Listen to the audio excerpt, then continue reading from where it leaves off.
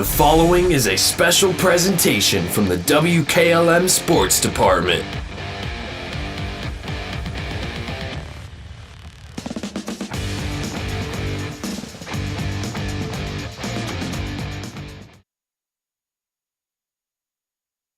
Morning from the dungeon here as it's time for the West Holmes Wrestling Invitational. Jake Sidle alongside Will O'Donnell for the day. Thank you for joining us today. We've got a lot of great wrestling action heading your way as we're getting set for this one. And before we go any further, Will O'Donnell, we had some sad news in the West Holmes community this past week. Yeah, we did. I know last time we had a match, we offered our thoughts and prayers up to the Day family, and it was sad to report the passing of Todd Day here this past week. Longtime teacher out here at West Holmes, longtime football wrestling coach, athletic director. A lot of people in this community know him, know that family, and it's our condolences we'd like to pass on to his wife Rachel and his son Blake and his daughter Emily as they prepare for those calling hours tomorrow at 11 o'clock out at Flying Ridge. And, you ask anyone that's been around West Holmes athletics for the past few decades, just how much the Day family means to them. You'll get all sorts of amazing answers. So our thoughts and prayers with the Day family and the entire West Holmes community. Yes, certainly. And, we'll be thinking of him today as we watch this wrestling. It's a sport he loved and coached for a lot of years. He was one of my coaches, and I had the pleasure to coach with him as well in wrestling, and just a blast to be around the guy.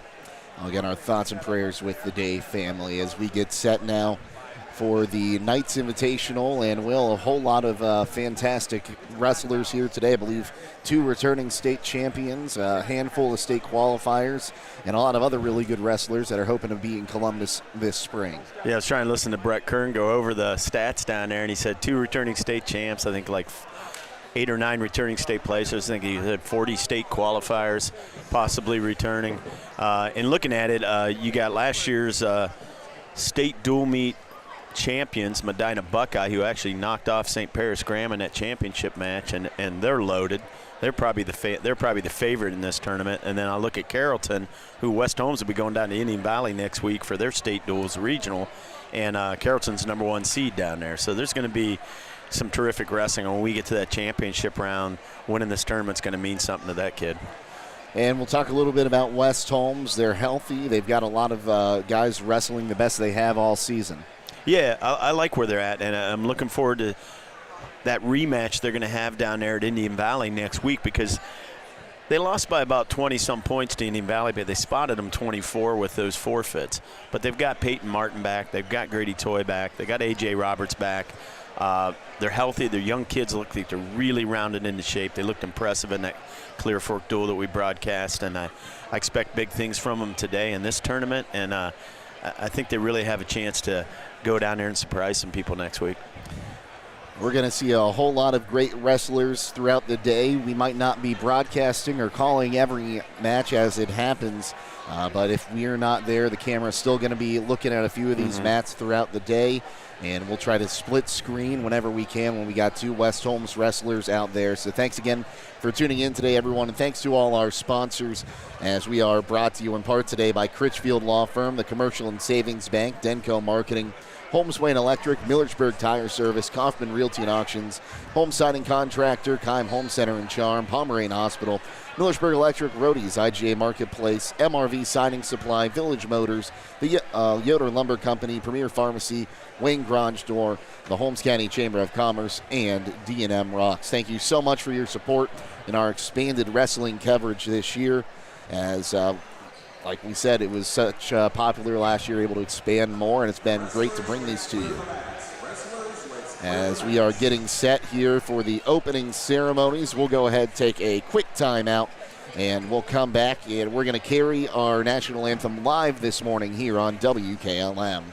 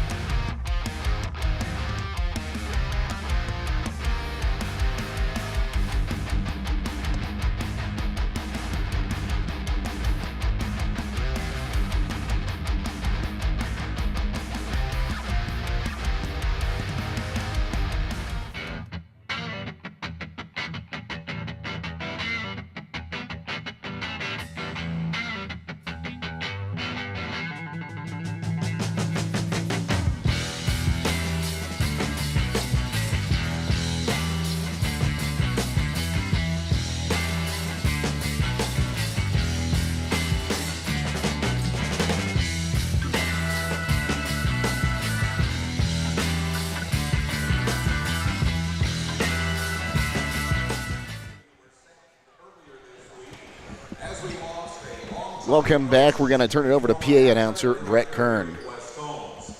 Todd coached for the West Holmes wrestling team for close to 30 years before he took over as the athletic director here at the school and was an ardent supporter of West Holmes wrestling.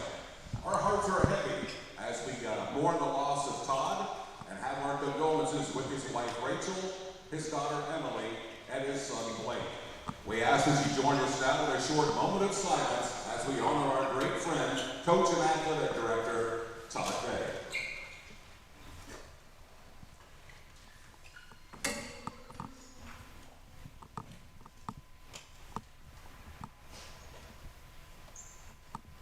Thank you.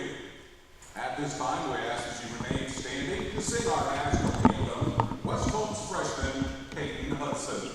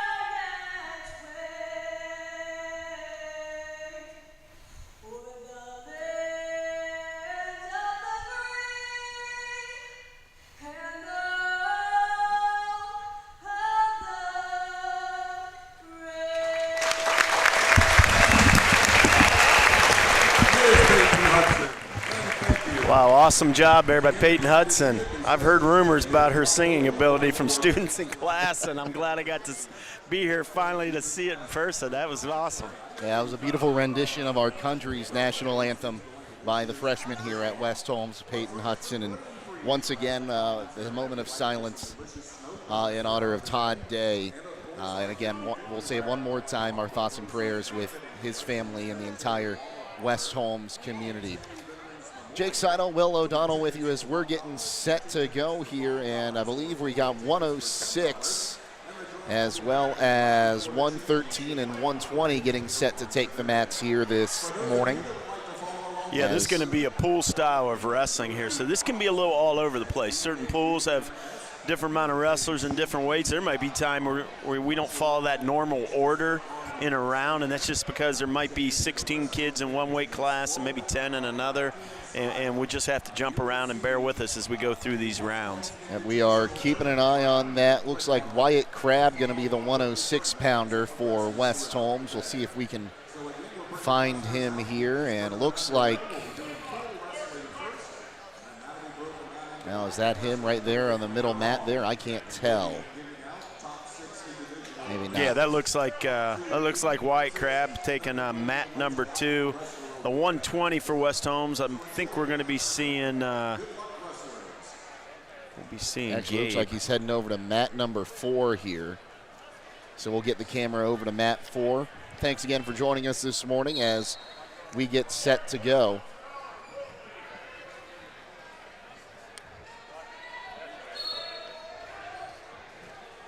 So we'll get you over to mat 4 here in just a moment.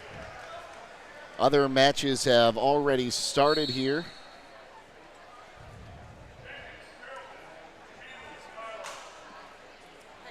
As they'll have to get the clock reset out there. Right now it's showing it's 2:55 on the clock.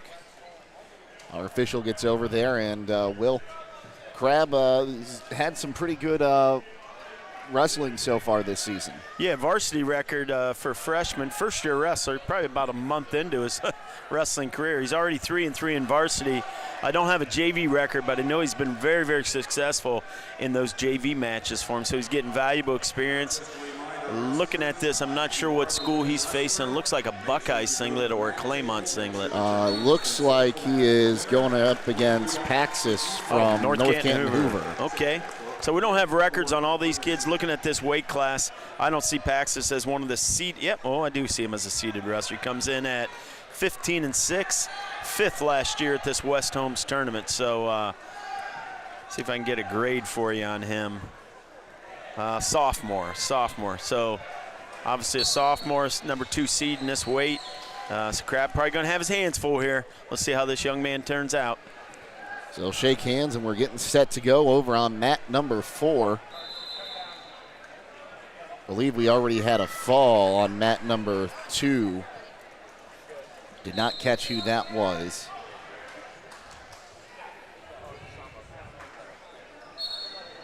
Crab takes that first shot, backs out. Really didn't get much penetration on that shot. Probably a good choice to get out of there. You know, that's something. Packs us in. He turns the corner right away, and he's going to kick Crab 2-1.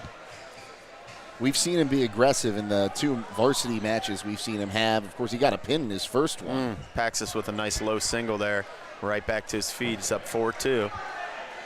Yeah, Crab's not lacking for aggressiveness. He'll come out there and go after you. And this is 3rd takedown already in the first 30 seconds. Paxis going to get an arm bar, maybe start trying to work for a turn here. He's up 6-2. He takes Crab over. And this is tight where he's at. He's got him stacked up. And that's going to be it. About 50 seconds into that match. And Crab's going to lose by fall to the number 2 seed. And we'll look for the next West Holmes wrestler this round. It looks like 120, Peyton Martin. It looks like I see Peyton Martin over there getting loose. That would be at 113. And he's kind of walking around over by mat 5, by mat 3. We'll see which mat he takes on there. Let's see here, trying to find him in 113. There he is. He'll be facing off against the Cloverleaf wrestler, Elliott Fowler. Yeah, and I'll tell you what, that's one of the deeper weights, 113. If you look at this, at the top of that weight class, Buckeye's got a sophomore named Blake Bardos at that weight. He was 4th last year in the state at 106. Landon Jenkins from Carrollton was 5th last year at 106. And then you got Peyton, who was 5th at the districts and a state alternate. Those 3 the 2 sophomores and the senior Jenkins, that makes for a terrific weight class. Throw in there, Carrollton's got a wrestler who's 15-2. He's just a freshman, entered as an extra. And then Claymont's got a kid, 15-5. Akron Springfield, 16-7. That might be one of the deeper weight classes in this tournament that Peyton Martin's in right now. Looking at mat number 3 right now. That looks like a Midview wrestler. And that'd be Robbie Hayes. Yeah, it looks like he's out there against a Carrollton wrestler, and he's a world of hurt there in that headlock. Cale Loudermilk. Yeah, I believe is who he is wrestling. Martin's got the warm-up off, so my guess is he's the on-deck wrestler. We'll see. And he's going over the scorer's table here. This will be mat 3. I think this is Martin, or is this Umstead? It's hard to tell with these headgear on. If it's 113, it'd be Peyton Martin, I believe.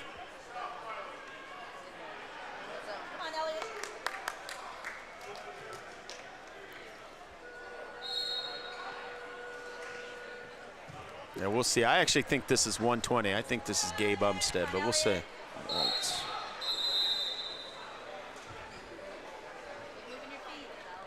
No, it looks like if he's taking on the Cloverleaf wrestler, I believe that is Peyton Martin out there. Okay, all right. Right in on that low double leg. Kicks him out right away, back to his feet. Beats that shot. Nice job getting behind the arm, spin around. That's an easy go behind. So he's up 4-1 right out of the gates. Looking for a tilt here, trying to scoop this with that leg. He's going to get the count. See if he can get the count to 5 and get himself 3 back points. Referee signals he did. He breaks the hold. Martin does a nice job here. You see him put his hands up to the referee to show him that he's breaking the hold so he can go to another turn. Now he gets a Turk. Because you don't want that just to be the same hold. Referee's not going to give you a new set. So he turns him, he does it again. That's smart wrestling. That's experience there for a sophomore to show the referee, leave no doubt. And he's already up 10-1. He's going for a double arm bar here. He's trying to dig it in. Looks like a center in basketball. Like, I didn't touch him. I didn't touch him. Now he's signifying, hey, this is a new hold. I let go of that bar. I let go of that tilt. And now he's up 10-1. And that's smart on his part. So he's looking to go another tilt. This is called a cowboy tilt. He's got this bar and he's around the waist, digging in. He's going to scoop it. That's a nice piece of technique. Martin's a hammer on top. And he gives kids fits on top. He can score in bunches like this. Same hold here now. He's going to try to stack it up and finish it if he can. He's got a lot of time. He's got about 30 seconds to work it. Cloverleaf wrestler just trying to stay alive here and send us to the second period if he can. Almost put himself in a more compromising position. Well, as of now, with 10 seconds to go, he gets the fall. I was going to say he's going to be up 13-1, but he gets the fall. Did a lot there in a short period of time by Martin. Good win, first round in that pool. He's probably not going to see one of those state-ranked wrestlers until he gets to at least the semis. He's probably a #1 seed in his pool. So a lot of your best wrestlers matching up head-to-head, you're not going to see that till semis. They should. If you're a stud, you should win your pool. You should come out of that pool as a champion in your pool, and then you get matched up with other pool winners and runner-ups, and that's when you'll start really seeing the level of competition kind of tick up. These early rounds, you can probably see a lot of mismatches. You can probably see a lot of tech falls, a lot of pins, and then we're going to get into those blood rounds. Well, looks like we're going to 120 next on mat number 2. They're in the third period right now. We've already got camera number 2 on mat 2 right now. Yeah, we'll just pick up. I don't know the schools of the wrestlers, but it's 6-2 right now for the wrestler with the red anklet. So he's up by 4.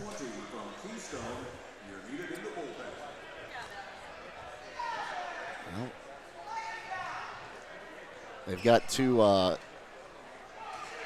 colors that are pretty common in today's matchups, actually.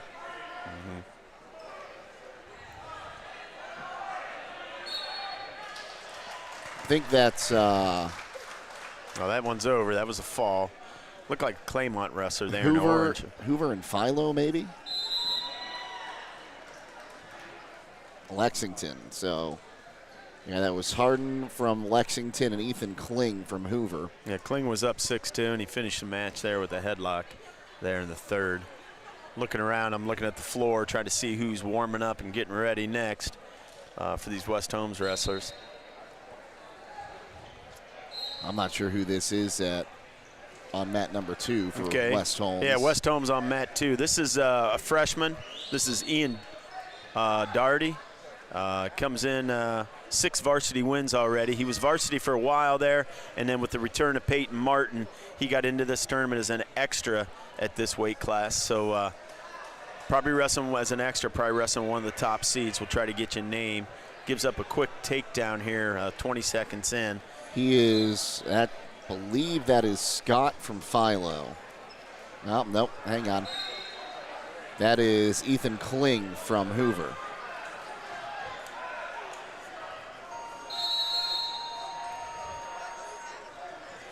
Okay, We've got another one over on mat number 1 here. If Carson, if we could get Carson.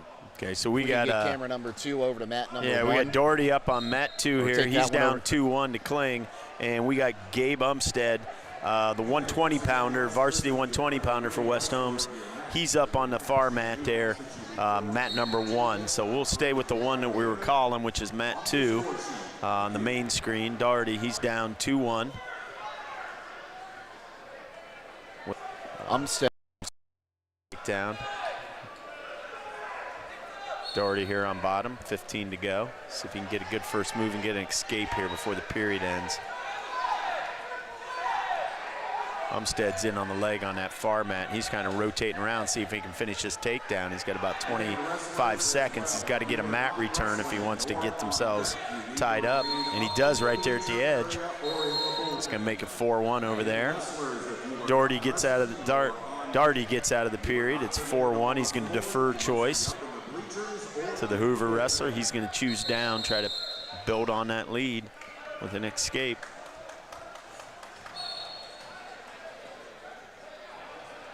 Nice little Granby there. He's got himself in a little trouble. He's got the leg, but no loss of control yet. Probably going to get something here if he pops that head out. You're going to come up with that leg. Looking for maybe a reversal here if he can return him to the mat. And he does. That's going to make it 6-1 here on mat number 2. Umstead gets through the first period down there on that other split screen, and it's 4-1 in that match as they go into the second. Choice to the opposing wrestler, and he's going to defer to Umstead. Umstead's going to stay on his feet. He's looked pretty good. He's got 2 takedowns in that first period. Probably a good choice there.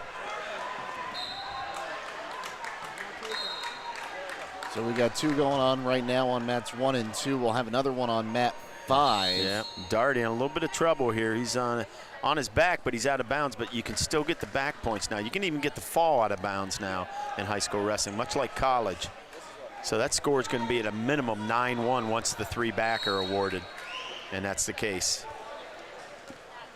I believe Toy is Grady Toy, yep. taking on a Downton wrestler over on mat number 5. Once we get a finish on one of the ones we're watching right now, we'll take you over to mat 5. Yeah, Toy comes in with a record of 17-10, a returning state qualifier, one of the 2 seniors on this team for West Holmes. And yeah, Toy the #1 seed at 126 here as the only state qualifier. A couple alternates in that weight. Darty here in some trouble. This is got about 15, 20 seconds maybe, if that, trying to survive this period as he bridges hard. Umstead upping his lead over on mat number 1. He's up 7-0, a minute to go in the second period. Toy looks to be up 2-0 over on mat number 5. Yeah, and we're gonna take that one camera if we can with the split screen. Maybe we can put that on mat number 5 over there with Toy, as the Darty match ended by a fall right at the end of the second period. We'll try to get that Toy match up to you, although Toy's got him locked up in a cradle right now after the opening takedown. With about a minute to go, we may not even get the camera over there before this fall. This is pretty tight. Looks like we got the camera over there. 9-2 for Umstead over on mat number 1. I'll keep an eye on that one.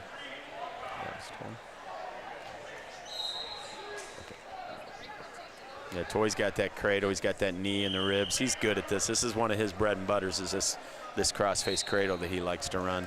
And he'll get the fall. Yep, he comes up with the fall. Umstead putting on a nice little takedown clinic over here. It's 9-2, and he's just been dominant on his feet here with 16 seconds to go in the second period, if you're looking at that match.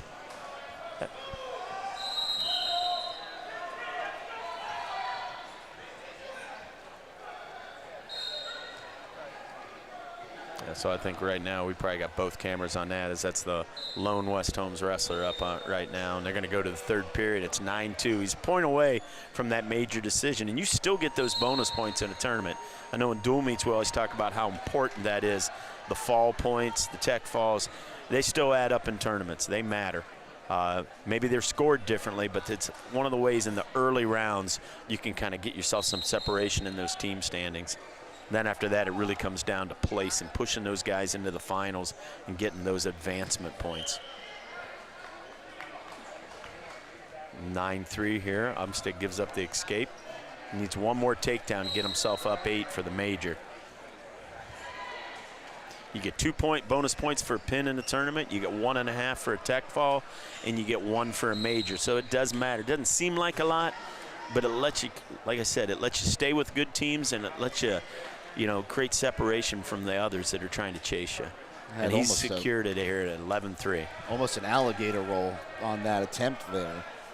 Yeah, Umstead's an impressive wrestler. I think he moved into our district this year. It's his first year at West Holmes, but I'm seeing him do some good things. He's already got 9 varsity wins. I believe he's either a freshman or a sophomore. He's one of those young wrestlers that West Holmes is going to be counting on for the next few years. It'd be fun to watch. And he gets to work out with, you think about where he's at in his weight class. He's got Grady Toy a weight above him as a state qualifier, and he's got Peyton Martin a weight below him. So those are great workout partners in the room every day. Cuts him loose again there. Yeah, cuts him loose. He's still up 8, though, so that's all right. He can get another takedown, but he's probably not going to get the tech fall. He would need to be up by 15, but he's up by 8 right now. He just wants to maintain this. Back in on that leg. Let's see if he can come up and drive through. Good job. That's a good job switching off. One of the things he needs to do is look for that half when he does that. When you're driving up through that guy and that guy's thinking about fighting that takedown, be aggressive sometimes and go out to the head and look for those what we call transition back points. So about 15 seconds left. He's up by 10. Yes, looking at that, I think it's 15-5. So, you know, 8 to 14 points is just going to be a major, but he's going to get the bonus point for the win. And he's going to move to 1-0 in his pool. So he'll move to 1-0 with 15-5 win over the wrestler from Claymont. He was an extra wrestler. Yep.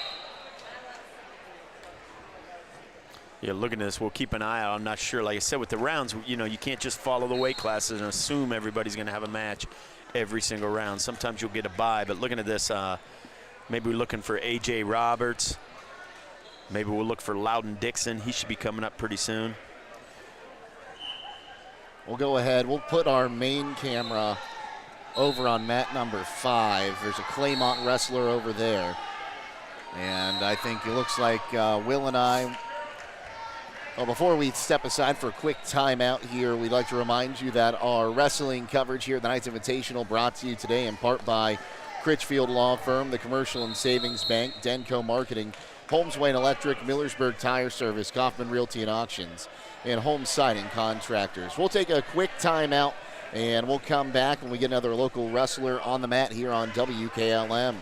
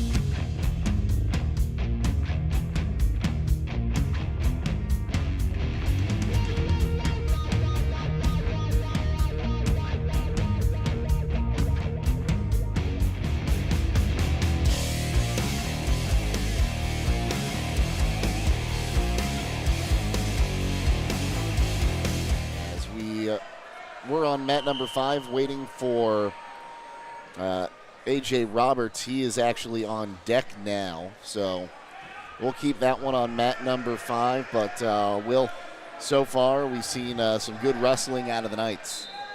Yeah, I mean, looking at it, Toy looked pretty dominant, and he should. I mean, early in this rounds, you're probably not going to have your 1 and 2 and 3 and 4 seeds running into really stiff competition until they get to the semis. And what you look for in these early rounds is your studs to go out and do what they should do, which is get your tech falls and pins early. And then really when we get to about round 4 of the day, that's where you make your money, pushing that guy into the championship. You get 9 advancement points alone just for getting your wrestler into that championship match. And that's really when you get 3, 4, 5 kids in the championship, you really can pile up some points. And that's where probably early in this tournament, it's going to seem close, but I think when you get done with about the 4th round, you're probably going to see the cream rise to the top. You're going to see teams like Buckeye, Carrollton, West Holmes start to separate themselves from the pack. The match we're watching right now over on mat number 5, or you have on your screen, I should say, is Aaron Cole from Midview and Robert Dorsey from Philo.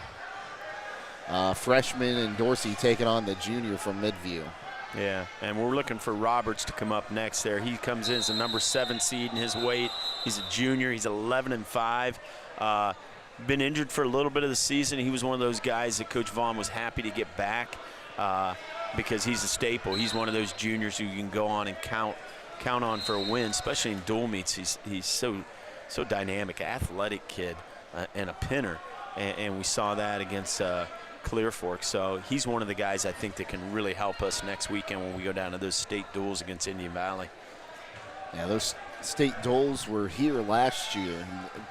West Holmes had a good showing there. They did. In fact, Coach Vaughn, I think for the last 2 years, has gotten his team down to Columbus with a chance to place in the state there.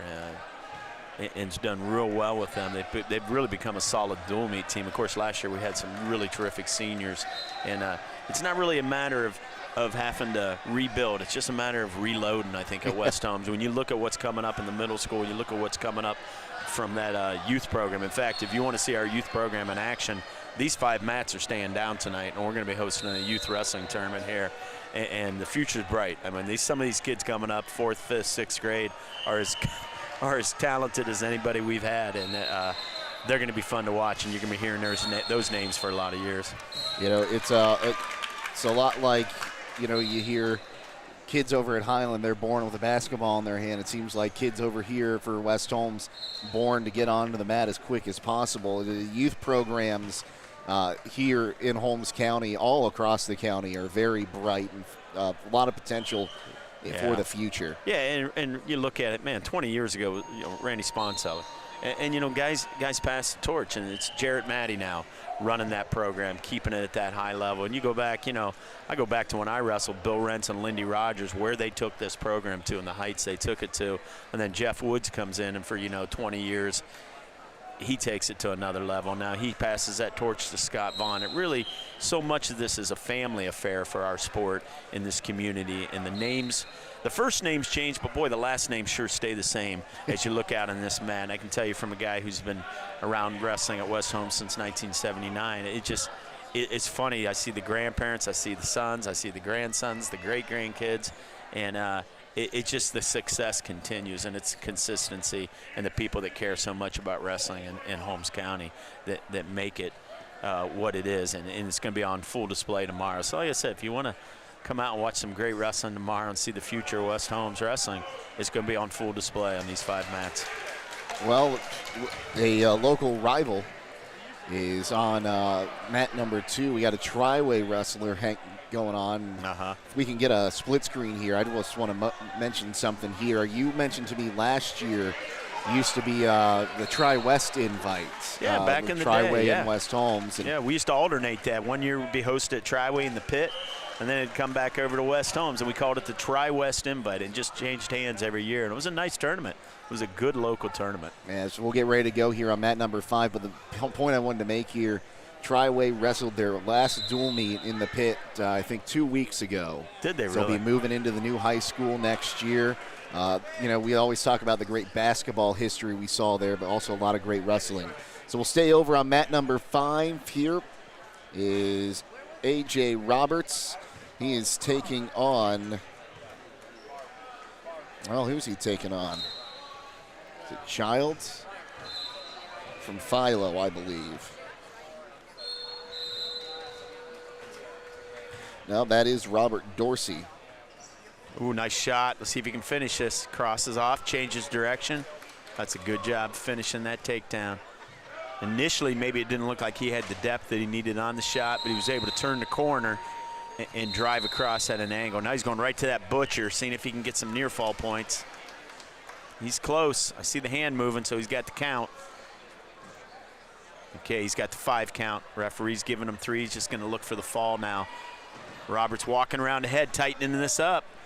See if you can scoop that head, pressure it down. Roberts not messing around in this match. Right out there in attack, right out there looking for the fall. He's got it. Boy, that took him about 54 seconds there, and that's those bonus points we talked about early in the rounds. Roberts getting us the win and 2 bonus points for the fall. Now, Go ahead, Coach. Oh, go. Oh, no, just looking around. I'm just trying to spy our next wrestler. I'm looking, 144 would be, if he's up this round, would be Lowden Dixon. He's a #1 seed at 144 as a sophomore. I'm trying to see if he's out there standing by a table or bouncing around, getting himself loose. And then after that would be 150, probably Hunter McCluggage, maybe, if he's our 50-pounder. Dixon will have Black River's freshman from Black River, Samuel Dilly, when he comes up in the first round. I don't see him out here right now, so we'll go ahead and take a timeout. But before we do, again, a thank you to our sponsors, as today's wrestling coverage brought to you in part by Keim Home Center and Charm, Pomeranian Hospital, Villageburg Electric, Roadies, IGA Marketplace, MRV Siding Supply, and Village Motors. So we'll take a quick timeout. When we see a knight get back on a mat, we'll come back here on WKLM.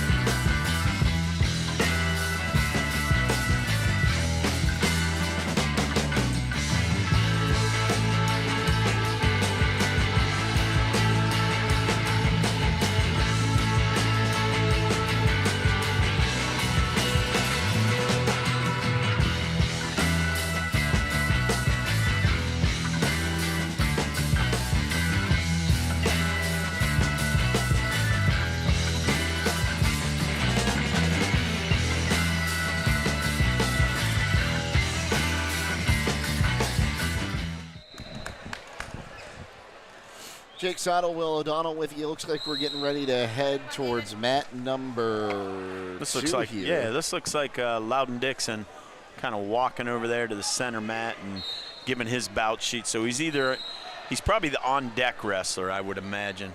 We're still looking for maybe Hunter McCluggage at 150. I kind of can, out of the corner of my eye, see his dad kind of looking at mat 3. So we'll see if Hunter comes up at the same time as Lowden. Lowden comes in sophomore Try to get your record here. Woo, 26-3. Returning state qualifier as a freshman. #1 seed at his weight. District champion. He's got a wrestler there from Buckeye who was a state qualifier at 132 the year before. That's the #2 seed. And a state alternate from Philo, Griffin Swartz, who was a sophomore as well. So, he's got some good competition he's going to see today. But I think Dixon's in a position where if he wrestles well and wrestles up to his ability, I expect him to be on the top of that podium today. We'll go ahead and give you an update on the team scoring as of this moment. Carrollton in first place. They have a score of 20 points. West Holmes right behind them with 15 points. Buckeyes in third with 12 points. Hoover in fourth with 8 points. Black River and Springfield tied for fifth at 7.5. Dover in seventh with 6 points. Claymont, Cloverleaf, Downton, Lexington, and Midview all tied for eighth with 4 points. Keystone in 13th, 3.5. Philo and 14th, they have 2. And Avon Lake and Triway tied at 15, neither team registering a point yet. Yeah, and we're going to see Dixon up right away. We had a quick fall out there in front of him. In the first period, it was 7-0 already.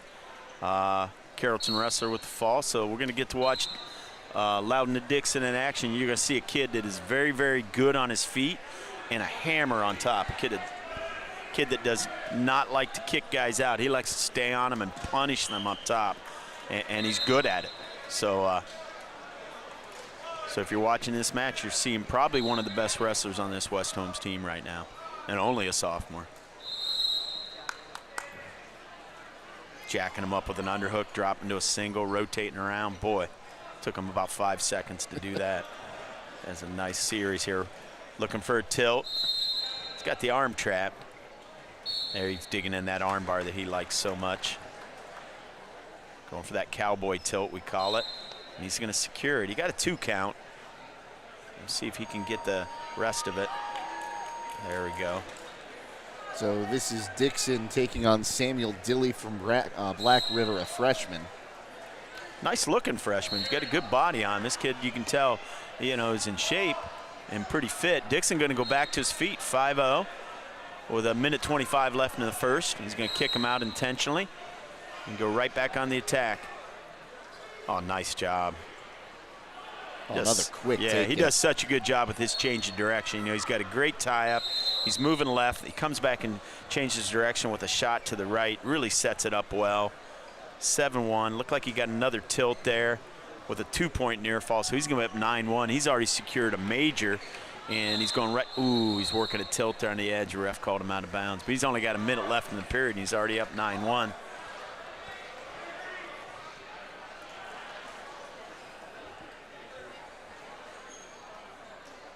Surprised he keeping him down here. Thought they might try to go back up, try to get another quick takedown. Yeah. Well, I'll tell you what, I'd rather see him go for the fall now. Another takedown, another set of back points. Now you're putting yourself in a tech fall situation, but get that extra half a team point with a fall. And I think that's what Dixon's thinking. He's got him right onto his back. This is tight, too. He's got a lot of time to work it. I think he's going to have to scoop the head, though, if he wants to get the fall. Took a quick look at the clock there. He did, and there it is, nice half. Now he should be able to get chest to chest and finish this. Let's get the fall here, Dixon. Let's get the points, because it's going to be 15-1 if he's able to fight his back. There it is. That's some nice wrestling, wrestled well, smart wrestling. Great change of direction on his feet. He is so solid with those shots. All starts with the tie-up and the movement on his feet, and he sets it up so well. I don't see any other West Holmes wrestlers making their way out onto the mat right now as we're getting close here. Yeah, the next weight class up for West Holmes would be 150 and 157. The McCluggage brothers, of course, the junior Hunter, and then the younger one, Cam. Hunter, of course, a returning state qualifier at 150, and his brother, a sophomore, returning varsity wrestler. Got a lot of good experience last year as a freshman. Both going to be taking the mat. Hunter, of course, a record of 23-6 and McCluggage with 12 varsity wins already as a sophomore. And that's a tough weight. 157 is not an easy weight for a freshman or sophomore to wrestle. You're usually running into guys that are juniors and seniors, and usually those are pretty tough weight classes in our sport. So again, our coverage today brought to you in part by Yoder Lumber Company, Premier Pharmacy, Wayne Garage Door, the Holmes County Chamber of Commerce, and D&M Rocks. So we take a look here, just going to do one more scan, and it looks like we're going to take a quick timeout, and we will be back probably with McCluggage next here on WKLM.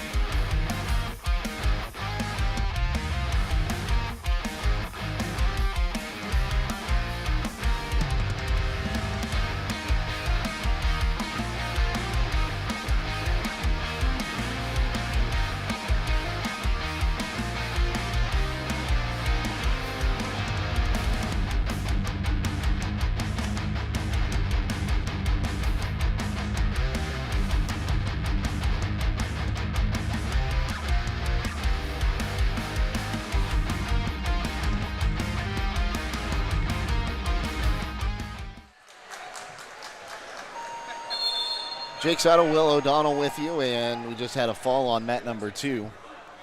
And that'll bring up Hunter McCluggage for the Knights. Will, how's McCluggage doing this season? Yeah, like I said, he's junior. He's a returning state qualifier. He's 23-6 on the year. In this weight class, let's see what his seed is. I got to believe he's got to be close to being the #1 seed. He's number 2 seed. We got a senior at 25-3 from Cloverleaf, who was 7th in the state last year at 150. So hopefully that's a championship match we get to see. But he's got to get through this pool rounds first. He is taking on Malachi Keller from Akron Springfield. At least I hope it's Akron Springfield, not a different Springfield. I can't remember if there's another one in Ohio or not. McCluggage, pretty aggressive wrestler in his own right. We talked about Crab and Roberts, how they're attack oriented. McCluggage is not one to ever lay back. He comes right out there, hits that fireman's right to a barrel roll, secures that first takedown. Throwing the boots in, I love this. Stretching him out. He's going to probably get a nice power half and see if he can work him over here. Now that he's got him flattened out. It's an arm bar. He's got one bar. Oh, he had the one arm up on the back, but now he's going to switch to a bar and a wing.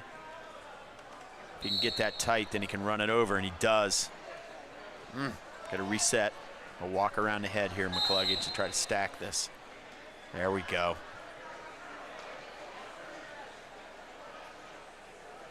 He's going to get his back points. Same hold, so here they go. Now they reward it. So it's going to make it 4-0. Only gave him 2 back. Right back to the legs. He's got to stretch him out. He's got that Turk, we call it. Try to put that guy's chin right in the crook of your elbow like you're holding a football. You just try to stretch him out. Do that one-arm push-up that he's doing there to keep the pressure on. So that's 3 back points. Yep, that'll make it 7-0. He just got to break the hold. He hasn't broken the hold, but he goes to a power half. Now he's going to get out to the side and try to get chest to chest, see if he can finish this. He's got that arm trap. That's good. He can't work that arm through. That's going to be what keeps that shoulder up. He's got 10 seconds to try to go for the fall. See if he can set it down. Referee's in good position. Got 3 seconds. 2. Got it. 1.2 seconds left in the first period. McCluggage with the fall. Another 2 bonus points for this West Holmes wrestling team. That's probably what got them when you gave those team scores earlier in this round. Reason they're in second is their guys are getting the falls that they need. And that's like almost having an extra wrestler win a match for you. We'll be heading over to mat number 3 next. I thought I saw Cam McCluggage making his way over there. He'll be taking on Colton Clever from Lexington. Yeah, I see Cam in the corner with his dad. He's got his headphones on, his hat, his sweatshirt. He's kind of bouncing up and down, keeping himself loose. And like I said, he's the little brother, sophomore. Sometimes those big brothers pave the way for those little brothers. Maybe it's at home, maybe it's in the room, but they definitely toughen him up, and he's got his bout sheet in hand as he's walking around to his table. We'll see where that takes him. I guarantee they've been practicing wrestling at home before either one of them was actually on a wrestling team. Yeah, and Mom probably had to break those matches up, if I imagine. But it looks like he's actually taking that bout sheet all the way over there to mat 5 is where he'll be. So he's probably the on-deck wrestler here on mat 5. Keep an eye out there. Looked like he was hanging out over it. No, there's still someone hanging out over there on it's tight quarters. It's tight quarters when you get 5 mats down here. Some of the wrestlers choose to go behind the bleachers here behind us. There's a little bit of room back there for these guys to kind of get themselves loose and be ready. Really, with 5 mats, there's not by the time you get your bullpen and your announcing table up, it's tight quarters here at the dungeon for today. We talk a little bit about Camden McCluggage. Like I said, 12-12, 12 varsity wins as a sophomore. Wrestling 157. You know, he probably could wrestle a little lighter, but he's got a big brother there at the weight below him. So, he's going to pay his dues at this weight, and he's been terrific. I mean, we go back to that, probably the most exciting match of the night in that Indian Valley duel. Down 12-4 to returning state qualifier, kid with 100+ wins, and he goes out there and launches him in the final minute and wins by fall, and I'm sure that kid hasn't forgot it. So he may remind him of that next week when they run into each other. Of course, Carson Zoller, our camera operator, student down in Indian Valley. I heard he made sure he didn't forget about that. He might have Cam's picture up in his locker. I know I probably would have after that. But hey, you know what? It was exciting. It speaks to his character because he's a kid that doesn't give up. He goes out there in a match and he's going to wrestle you for 6 minutes. You know, he's not going to get down on himself just because you're getting better at him. He's keep plugging away, and he looked for the moment. The kid made a mistake and he made him pay for it, and that's what he can do. So we're hanging out here waiting on either mat 3 or mat 5. Looks like we've got nights set to go on each. Yeah, and we'll just start with whoever takes the mat first. I think the wrestler looking at mat 3 is one of the extras for West Holmes. Jordan Gerber, 4-2 in his varsity record, though. So he's gotten some varsity matches. They've worked him in as an extra in different places, and he's competed well. He's just a freshman, but he's pretty well put together. He's a big, strong freshman. But he's in a tough weight there with McCluggage, and then weight above him is another freshman, Lincoln Gones. So I think, you know, what we're looking for in the next couple of years is separate some of these kids as they hit growth spurts and hit the weight room. We'd like to get all these guys in the lineup, and we'll because right now we got depth, but we'd like to see them all out there. It's just going to take a while for their body types to settle in and them to pick a weight class. So keeping an eye out here. Once again, our coverage brought to you today in part by Critchfield Law Firm, the Commercial and Savings Bank, Denco Marketing, Holmes Way and Electric, Millersburg Tire Service, Kaufman Realty and Auctions, and Home Siding Contractors. You know, one of the things I like looking at here, we talk about this being a family sport, it really is. And here's Hunter McCluggage, who just got done pinning his wrestler. He's over there on mat 5 with his brother. Little brother standing by him. I know he's probably in his ear talking to him, telling him what he should be doing, getting himself ready and coaching him up. So I love seeing that. And while we're on the topic, you know, we've mentioned this at every dual meet so far this season, but that brand new wrestling mat down, it's mat number 2 for us. J&J Welding. Yeah, Jesse and Josh Etzweiler, I believe, donated that to the wrestling program. Both of them wrestlers out here. Boy, tough kids. They were tough kids. I did not enjoy working out with those boys. You went home sore and, you know, had to take a bath with some Epsom salt after working out with the Etzweiler boys because they come after you. And they've been very, very successful in their lives as they've left West Holmes with their welding careers, probably following in their grandpa's footsteps, if I remember right. And should be proud of them, hardworking kids. And, man, that's one thing the sport teaches you is how to work and how to work hard and grind. And, you know, that's something when a kid graduates, we don't really have pro in this sport. We want you to take those things you learn from wrestling, apply it to your life and your family and your work. And that's why the boys have done that. And, boy, a big thank you to them. They don't have to do that. You don't have to spend them. Wrestling mats are not cheap. And thank you for doing that for this West Holmes wrestling family. I know it's appreciated, and, you know, we appreciate them. Yeah, I know we've been mentioning the brothers every time out here, and we're actually on the right side of the mat to be able to see the logo this time. Yeah, I got my glasses on. I can actually read it here. Last time I couldn't read it, and somebody kindly texted me. I don't know who that was. I don't know if that was an Etzweiler or not, but somebody had my number and let me know what the business name was. So, you know, you need some welding or something done, man, get a hold of those guys. They know how to do it. Just goes to show how much this program and this community means. Is we're going to go over to mat number 5. We got camera number 2 on mat 5 right now, so we'll head over to mat number 5. Yeah, and if we got a little injury time here on mat 3, so McCluggage right in on a shot here, not deep enough. The wrestler's kind of fighting this off. He's got to try to stay squared up to him, not give up this go behind. See if he can secure an elbow. That helps you come up out of there safely. He's kind of working up. They're going to be in a upper body position. Ooh, and he gets thrown. That's what I mean when you come up with that weight and you're in that over and under situation, you got to be conscious of the throw. And he took one there, and he's got to fight this off. This is tight. Oh, this is real tight. He's got to try to fight it off. He's got a lot of time, though. He's got 1:20, and he doesn't. He got his shot beat, and as he worked back up to his feet and was pushing in, they ended up in an over and under. And the opposing wrestler felt that and just let it fly, much like Cam did in that Indian Valley match. And sometimes in our sport, there's no forgiveness when you go to your back. So McCluggage finishes that one up. We'll head back over to mat number 3. Yeah, mat 3 had some injury time. We're waiting on Jordan Gerber, but you may even before that We have a 175-pounder, Cole Porter. Looks like he's on deck and warming up on mat 2. So we're probably gonna keep a split screen here. We're probably gonna have a 1 on mat 2 and probably 1 on mat 3, and we might have to call 2 matches at the same time. We'll talk a little here about Porter. Looking at him, he's junior, 19-12, so he's looking for win number 20. I'll see what he's at as far as a seed at his weight class. He's got to be a seed. Yep, he's a number 1 seed at 19-12. He was a state alternate last year, 5th at the district at 175, 5th at the West Holmes tournament last year. So Cole Porter, kid, is a junior. We've seen him in action this year quite a few times. He's looking to make that next step and get himself down to Columbus, that state tournament as a junior.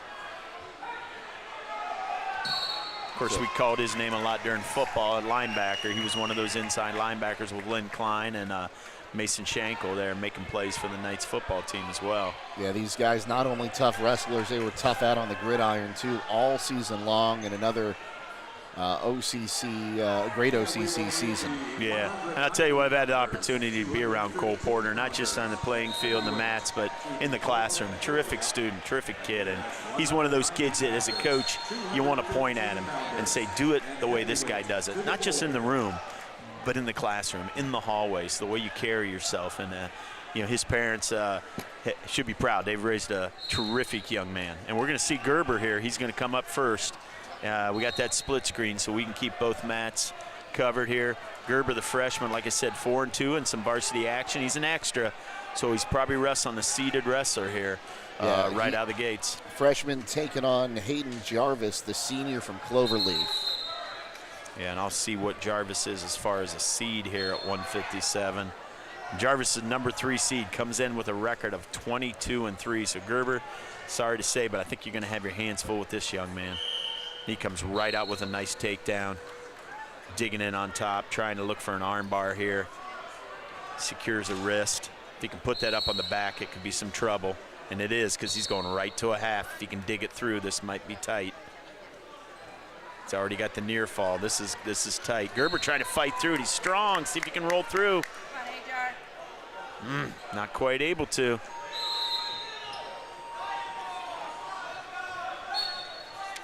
And that'll be a fall. That took about 40 seconds. Like I said, he ran into a buzzsaw. Number 3 seed, 22-3 on the year. And that senior makes quick work of him, which is what he should do.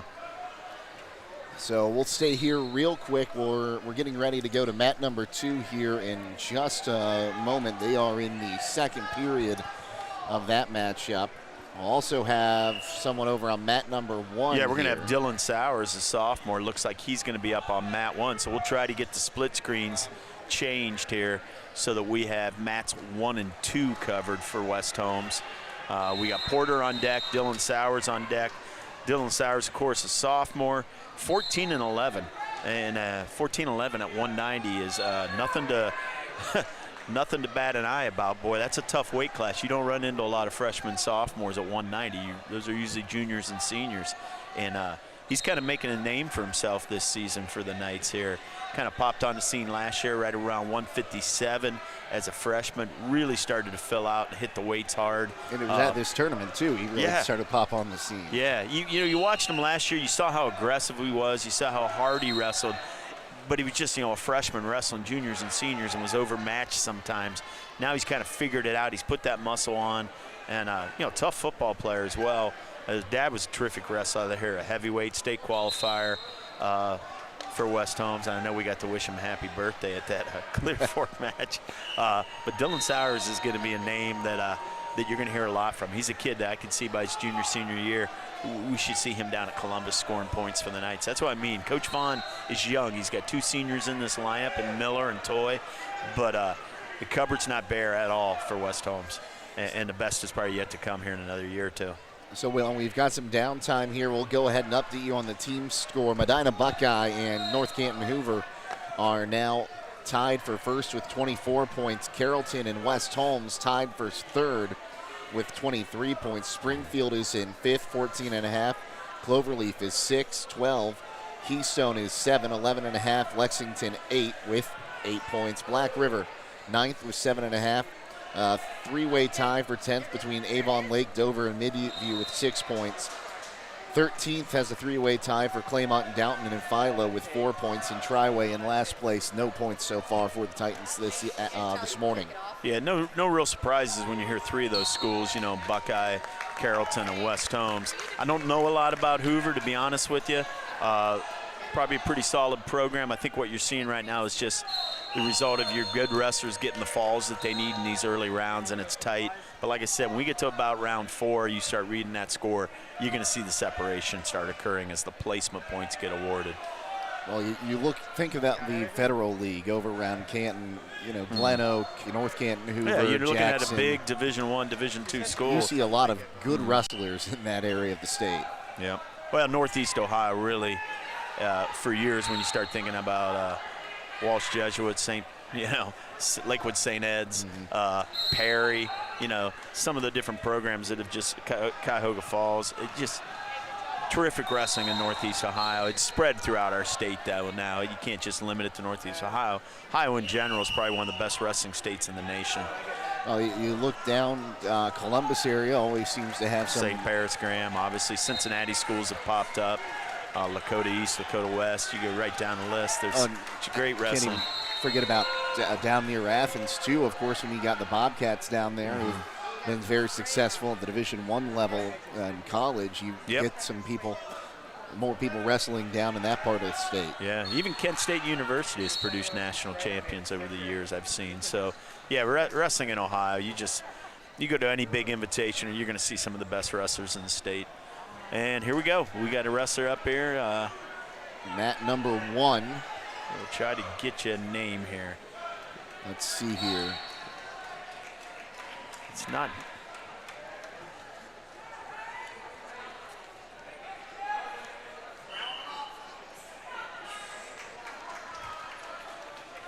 Is that Lincoln Goins out there at 165? No, that's not. I don't believe that's Goins. I'm trying to. Goins would be up before Sowers, but I saw Sowers warming up. This could be one of West Holmes' extras. I'm not sure here. Don't have a roster in front of me as far as match order. Looks like it's a Philo wrestler he's going against. Like I said, I think this is an extra for West Holmes. I'll try to get you a name here quickly as I can. Could be Cohen Wilson. This might be the freshman, Cohen Wilson. He comes in with a varsity record of 4-4. Yep, that is Cohen Wilson. He is wrestling against the sophomore Gibson Schwartz from Philo. As we'll go split screen now to mat number 1. As Porter gets ready to take the match here. Yeah, he's the number 1 seed, Porter is. And we also have a wrestler over on mat number 5 for the night, so we'll try to keep an eye on all of those. Yeah, I'll keep you posted. That's Dylan Sowers all the way over there on mat 5. We'll keep these matches in. Once Wilson's match is over, we can move one. Wilson's down 5-0, gave up another takedown and some back, so unfortunately the freshman's going to be down, I believe, 10-0 after those points are awarded. Porter goes out and gets a takedown right away.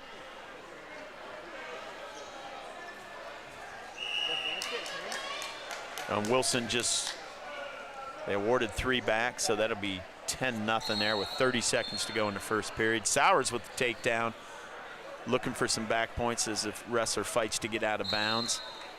No points awarded there, so 2-0 as they're going to return back to the center with about 1:21. I know we don't have a camera on that match, but we'll get one on it if we can here. Sowers taking on David Biggers from Lexington, an OCC rival.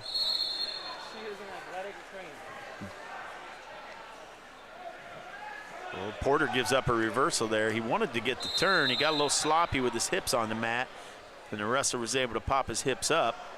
Porter right back to his feet. Just needs to get some hand control when he gets back up there. Going for a Peterson's. Don't roll across your own back, Porter. Sowers going for the fall down there. We don't have a camera on that. Wilson's match is over, so we're going to get a camera over there on Sowers. It looked like he was going to get some back points. He just locked hands, so we're going to see what this is if they sort it out. There's going to be a 3 back for Sowers, 1 for the locking hands for his opponent, and then the reversal. So after they settled the dust there, it's going to be 5-3, and Sowers is still going to be in the lead here at 5-3. Gets a reversal himself. Now he's back up 7-3. Porter's 2-2 here. If you're looking at the white mat here, mat 2. with 42 seconds to go in the first period. Porter with a good first move. Boy, he keeps wanting that Peterson. And he's trying to switch out to that, but he's getting his arm caught as he's doing that. I wish he'd just get his hand control and come out. He's got the hips on the mat. If he could pop his head out, he'll secure it. There we go. Gets that reversal. So he's up 4-2. He's got to stay off his knees on top. He's having a little trouble following the hips when he's riding because he's getting his knees on the mat. If you can stay on your toes, you can follow those hips.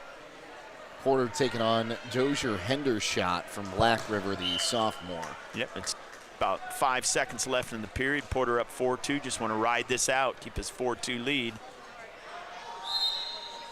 I said Porter, the #1 seed, came in at 19-12. Choice is going to go to the freshman. He's going to he wants to choose down.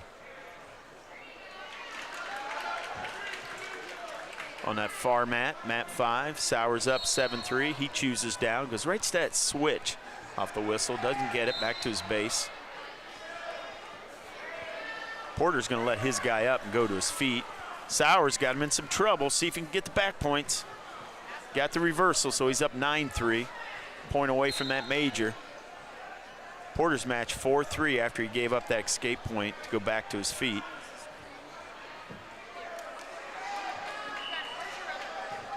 Nice shot, nice shot. Got to get up for your knees and finish this. Get your back points out of this. Get your back points. Got to, let's see if they give him back points, though. Definitely had the takedown. Oh, Sowers gets the fall on the far mat. Porter's going to be up 6-3.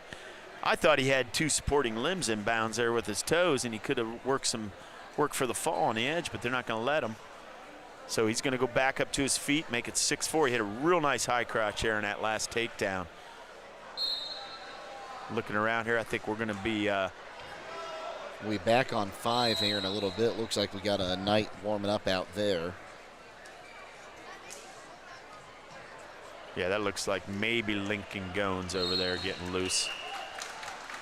Porter with another takedown. I think that's the key for this match for Porter right now, is to stay on your feet, secure those takedowns, and look for your transition back points off the takedown. Actually, I think we're going to go ahead and take camera 1 over to mat #1 and go back to split screen. Yep, we're going to have Grant Miller coming up, the senior. One of 2 seniors on this team. Grant Miller comes in, 23-5. State alternate last year. #1 seed at his weight. He's got another state alternate in his weight that's a 2 seed from Avon Lake, Josh Heath. Probably wouldn't run into him till the last round of the night, but we got to take care of business here in the early round. So 2 West Holmes wrestlers up. Porter up. Ooh, he does walk him over here with that bar. He's going to get some back points. So get the fall here if you can, Porter. Come on. There it is. There it is. That was big. That was a tight match at 8-4. Porter gets the fall, so you get the 2 bonus points. And that's what's keeping West Holmes in this match with Carrollton and Buckeye in those team scores. Are all these falls we're getting. Grant Miller already up 4-1 here. A takedown, near fall, and he kicked his wrestler. Good hard double leg. See if you can get the fall. Throw that half. Grant Miller up 6-1. Back to, tried to kick him out. Wrestler dove in on his leg as he felt himself being kicked out. Miller says, all right, let's see if I can run across face cradle. And he's got it locked up. There it is. Get the knee in the side. Stack him up. There it is. 1 minute. Nice work, Miller. Another bonus points for West Holmes. We'll head back out to mat #4 now, as they're in the second period over there. Looks to be a blood time or injury time over there, but that looks to be where our next night will be competing. Once again, our coverage today brought to you in part by Keim Home Center in Charm, Pomeranian Hospital, Millersburg Electric, Rody's IJ Marketplace, MRV Siding Supply, and Village Motors. Yeah, then looking at this, I see Grady Hawkins. He's an extra for West Holmes at 215. He backs up Miller. Sometimes they actually bump him up to heavyweight as they did in that Clear Fork duel. He looks like he's getting loose over there by either mat 3 or mat 4, or mat 3 or mat 5. I got to believe that's Lincoln Goins possibly over there getting loose by mat 4. And then the only wrestler yet for West Holmes that I haven't seen is our heavyweight Wesley Yoder. He would be, if he has a match this round, he would probably be the last wrestler for the Knights in round 1.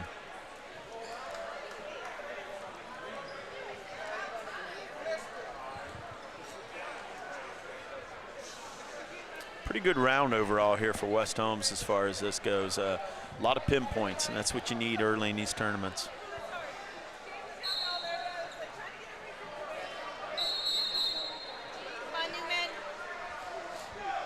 So Buckeye has taken sole control in the team scores. They are in first place, 32 points. Carrollton in second with 28 points. Cloverleaf and Hoover tied for third at 24. West Holmes in fifth at 23, although I believe some of those haven't been counted yet, so those team scores going to be moving around. Yeah, I'd say there's probably at least 3 pins that West Holmes received there recently that hadn't been added in as we update that. I'm sure as the round's completed, we can get you a more up-to-date picture. But like I said, I won't get too excited early. I really think after round 3, when the advancement points start to get awarded, that's when the teams are really going to separate themselves. And I mean, I think as expected, the 2 that you're going to see really are going to be Carrollton and Buckeye. They come in here with probably the strongest lineups of any team. In fact, Buckeye really could be a favorite again with what they have, if they're healthy and wrestle well, of possibly winning the state duels for a second year in a row and maybe even knocking off St. Paris Graham for a second year. We saw them here last year, and they were loaded. Yeah, one of their state champs is actually not here today at 157, and that was going to be a terrific match in the finals because we would have had 2 state champs facing each other from opposing schools, and that was a matchup we were all looking forward to. Of course, their other state champ is at 120, Limbert. He's only I believe only a junior, and he was actually the one that beat Mason Taylor here in the finals and then beat him for the state title. And we're going to be ready to go here on mat number 4. Oh, did you? Yeah, I know. They told us down here. Let's see here. Mat number 4. Oh, no, we're hoping. I was talking about maybe not. Hey, it's like they switched us around here. So we got a Claymont wrestler out on mat 4 now. And I don't see anyone from West Holmes getting ready to go here right away. So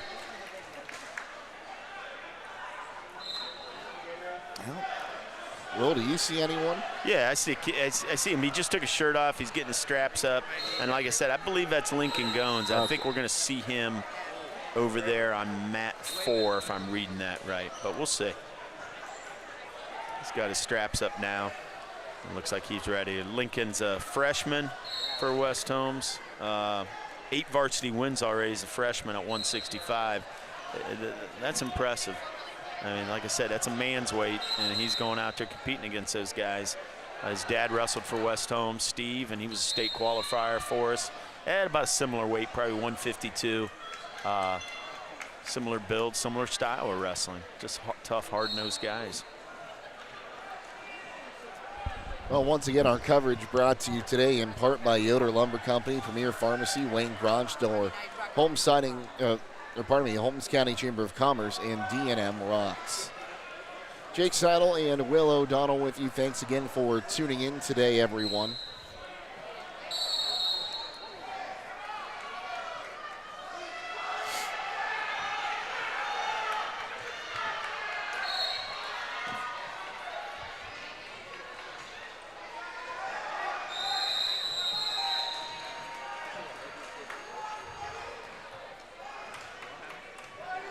Our crew today from Claxon Communications helping us on the video side. Sean Nicely and Carson Zoller. Coming up later will be John Williams and Logan McPeek. And of course, Will O'Donnell here helping us out with all the play-by-play action as we will get set to go now on mat number 4. Yeah, like I said, this will be the freshman Lincoln Goins. Not sure who he's wrestling. We'll see if he can get your name. We're no longer any semblance of an order here, so it'll take me a second.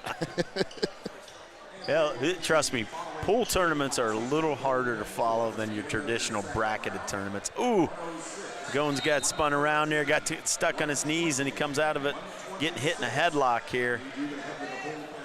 And he's got a lot of time left in the period. He does fight it. That's good. He gives up the back points. 5-0 though right out of the gates here in the first period. About a minute 30 left. He's taking on the senior Travis Ebby from Cloverleaf. I'll try to get you some information on him. Come on, Travis. Yeah, I don't see him as a seeded wrestler. You'll kick him, so Yep, Goins will get 1 point back. Yeah, 5-1. He kind of got on his knees after what really wasn't maybe the best shot he could have taken as far as position. And as he worked back up off his knees, he got hit in that headlock. We'll see if he can climb back in this match, just, maybe one takedown at a time. This would be a big one if he could get it to 5-3 before the end of the period.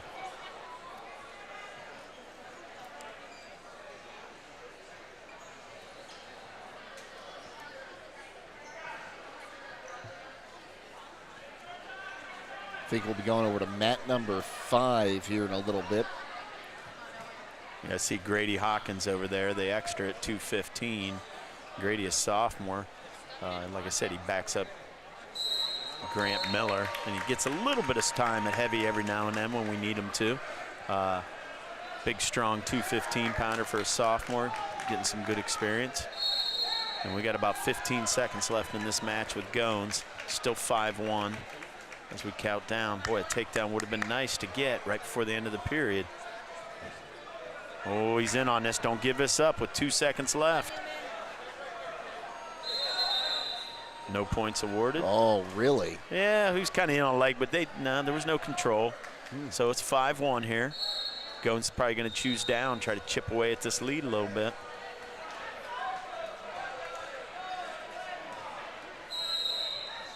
Like I said, it's tough sometimes to come back from a 5-point lead. I mean, in an evenly matched contest, that can be all it takes, is that just one big hold like that. Goins needs to get this escape and get back on his feet and start chipping away at it. Cloverleaf wrestler's got a leg in there, trying to work a bar on the backside. Legs out, but it looks like he's got that bar. If he can secure a backside wrist, he'll spell a little trouble here. Goins, got to try to fight that.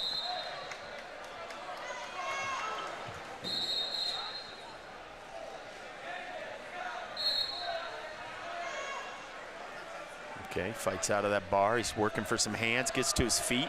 That's a nice job. That's a good job by the freshman there. Fighting that bar, getting that arm back free, digging in for some hand control. Now it's 5-2. Now that takedown could really get this back in it.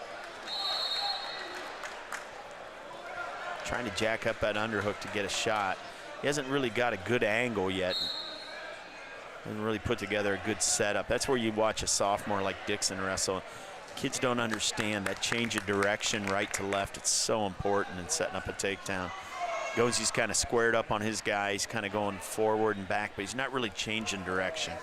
He beat the shot though. See if he can finish this. Careful as he comes up to that over and under. Cloverleaf wrestler took a shot. He was able to beat it and come up to a leg. That was probably the best chance he's had at a takedown yet. We got about 20 seconds left here in the period. He's got to get a takedown here, get himself back in it. You can expect that this Cloverleaf wrestler is going to take down to start the third and try to make it 6-2. 10 seconds. Over under, see if you can finish the bear hug. Got to trip it, you're running out of time.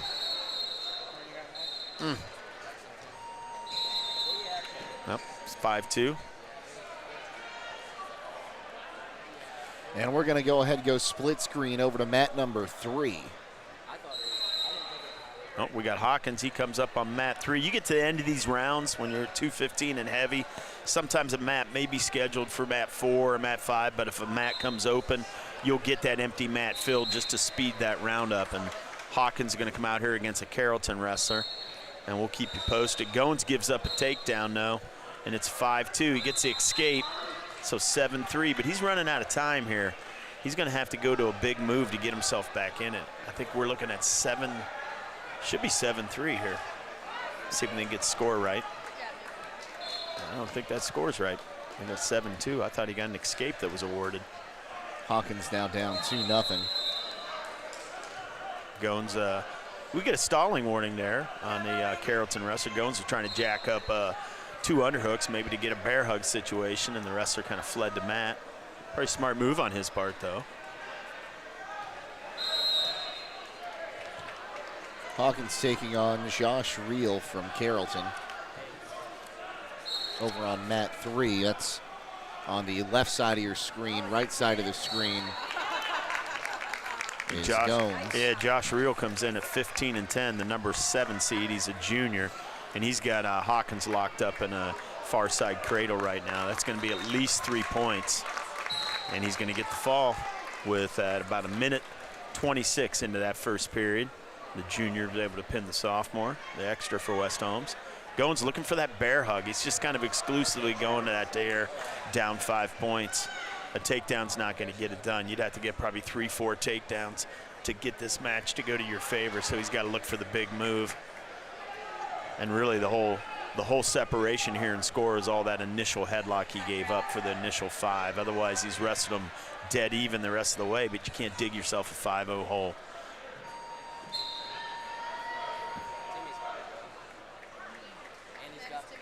He's down to about 20-some seconds left.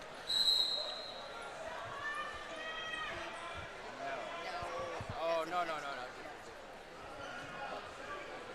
Looks like we'll be getting ready to head back over to mat number 5 here in just a little bit. Yeah, it looks on deck it would be the West Holmes heavyweight. We're down to 5 seconds in the Goins match. He's going to come up on the short end here, 7-2. And like I said, I know his dad, he'll talk to him about it, but really it was that one mistake in the first 30 seconds of the match, that headlock that dug him a 5-0 hole, and he just couldn't climb out of that. Just a little frustrated with himself. He knows he made a mistake, and otherwise that match should have been going overtime. It should have been trading escape points and going to OT, and maybe your conditioning wins it for you, but it's tough. In an even match, 2 even wrestlers spot somebody 5. And Wesley Yoder, the sophomore heavyweight, is going to be coming up here pretty soon for West Holmes to end this first round. Wesley's got 2 varsity wins on the season for the Knights and getting a lot of experience. First time in the lineup. You look at last year, he had the dubious job of backing up Elijah Baldridge, who is, of course, our all-state linebacker and third in the state heavyweight, who's now at Ashland College playing both sports. And trust me, nobody wanted to have to go to practice every day knowing you had to work out with Elijah Baldridge. So Wesley Yoder deserves some type of award just for putting up with that as a freshman, but he's getting his chance to get his varsity action now this season. You know, we saw Elijah Baldridge last year, 3rd in the state, but here at this tournament, he took on a very good Medina Buckeye heavyweight that was... Yeah, that was actually probably the match of this whole tournament last year at heavyweight. The number 1 and number 2 ranked kids in the state of Ohio, both undefeated, wrestling each other. And it lived up to its billing. It went triple overtime. It went to the ride-out period for 30 seconds. And I think the best takedown of the night was when he won and he tackled Coach Vaughn as he came off the mat. If he'd done that to me, we'd be calling the squad. But Coach Vaughn luckily was able to get up from that. But, boy, that was fun to watch, and he was fun to watch as he wrestled. Could have become a preview to the state championship match, and it'd be interesting to see if maybe we get one of those today as well somewhere along the line. We always seem to get a few really good matches out at the Knights Invite. Yep, and we're at looks like it's 6-0 over here as we go into the second period on this mat with these 2 wrestlers before as Wesley gets loose over there. We'll try to get you an opponent and let you know who Wesley's wrestling. Slacking on my job over here, Will. No. Trust me. I'd rather just look at the win-loss records on the sheet. I have 1 sheet. You have about 20 over there. Yeah. And those will get updated round by round. That's just 1 round of wrestling that you have. Oh, I've got the rest on the computer over here. So let's see here. Wesley Yoder going to be taking on the junior from Philo, Landon Gill. Yeah, and I'll tell you what, looking out here, I don't think we're taking a break. I see 103-pound wrestler or 106-pound wrestlers coming up right away over there on mat 5. So we'll just go right from Wesley right into the next round of wrestling. That's probably the way it's going to be for at least 3 rounds here, or until the referees get thirsty or hungry. Well, I'll let you do that. I'll take a break and go get myself a sandwich or some popcorn or something. I can't do it. When I come to these things, I have to think like a wrestler. You know, I might have some Gatorade or Pedialyte. I don't know. But, no, I can't eat. I've got to have my cat. Got to stay true to the sport. All right. Oh, I'm so sorry, Owen. Sit on your mouse here. Yeah, like I said, this match, we're seeing all the 106s start to come on deck and come out here. So right into round 2. So we'll see who's got a match. Some of these guys have a match every round. Some have buys. So we'll look for Crab. And we'll see if Crab or Peyton Martin walk onto the floor.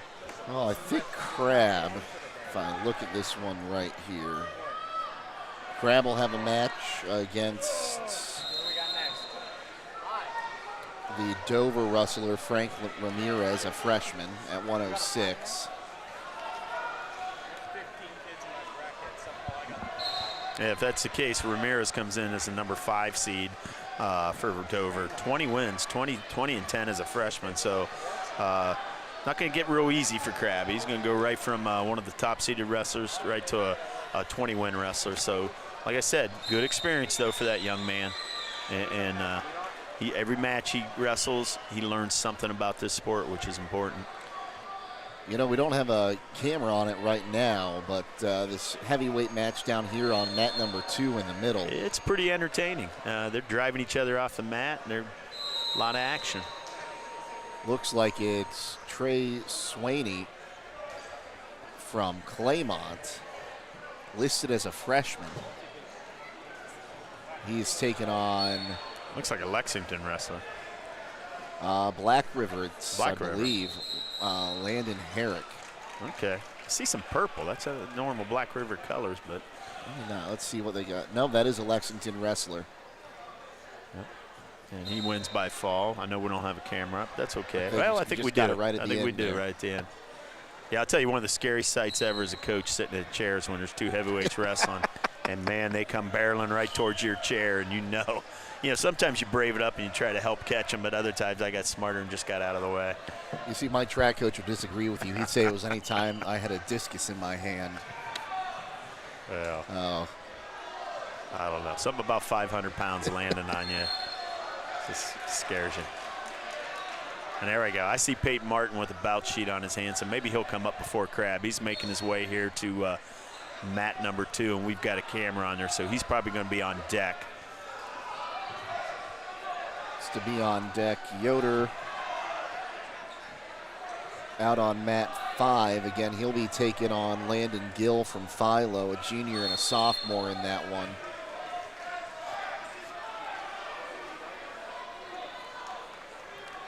As our referees have made the rotation, it appears. Yeah, we have 5 mats down here. We probably got 6 referees. You'd like to give these guys a break at least. You know, human nature does kick in sometimes. Referees don't take kindly to having 5 mats and 5 refs. That's a lot to ask somebody to do. But these early rounds go pretty quick. You get a lot of mismatches, like I said, a lot of falls. And they progress pretty easy. As we get in rounds 4 and 5, these matches are going to start going the distance. It's going to take a little longer. But this is, Coach Vaughn's been doing this a while, and with the help of Coach Woods and some of the other people, this is kind of a finely oiled machine here at West Holmes. These tournaments run pretty smoothly. Start on time, they end on time. They know what they're doing. As we'll get set to go out here on mat number 5 as they finish up that bout. And we'll see Yoder and Gill make their way. I see Yoder, I don't see Gill. I see him back there. There he is. just took a top off. Everybody's slapping hands, high-fiving their coaches, getting themselves ready. So, and we're going to have 2 guys up at the same time here. We just had a fall here on mat 2, so I think Martin's going to be coming out here any second as well. So we'll try to call both these, and I think we got a camera on each of them. Crab's making his way out to mat number 3 as well. I think he's going to be on deck, though, or he actually looks like he's going out to 5. He might be the next one up after Yoder over on mat 5. It's kind of weird, too. You see a thing, you think, why is a 113-pounder wrestling before a 106? Well, you know, sometimes there's a certain amount of rest time that a wrestler's required to get in these tournaments as well. And I know as these bout sheet comes in, one of the things is they write the time of the match down. And sometimes you just have to give that kid a couple more minutes if there was a fall in the match ahead of him to make sure he had 30 minutes of rest. So Martin and Factora from North Canton Hoover, both sophomores on mat number 2. They are on the left half of your screen, and Yoder and Gill. Yeah, of course, Martin, the number 3 seed in his weight. 2 returning state placers seated above him, Bartos and Jenkins. Martin with the first takedown, 2-0. Martin limited action this year due to a broken foot. He comes in, I only got a record of 1-0. I think his first match was against Clear Fork that we got to see him in action, and a tough match at that. Yoder, unfortunately, goes down to a fall 50 seconds into that match, so we'll be down to just the Martin match here. Martin's kind of kicked his guy out, wrestling underneath him. He's got that elbow, though. He's probably looking to maybe hit a barrel roll or something and get himself out. And we'll go ahead, we'll actually put the camera back over on mat number 5 in the split screen because Crab is getting ready over there at the 106.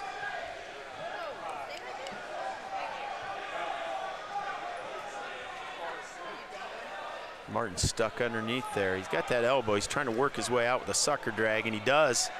Let's see if he can get some back points out of it. There we go. He's going to climb up on top. Lace those legs because he's going to try to bridge out.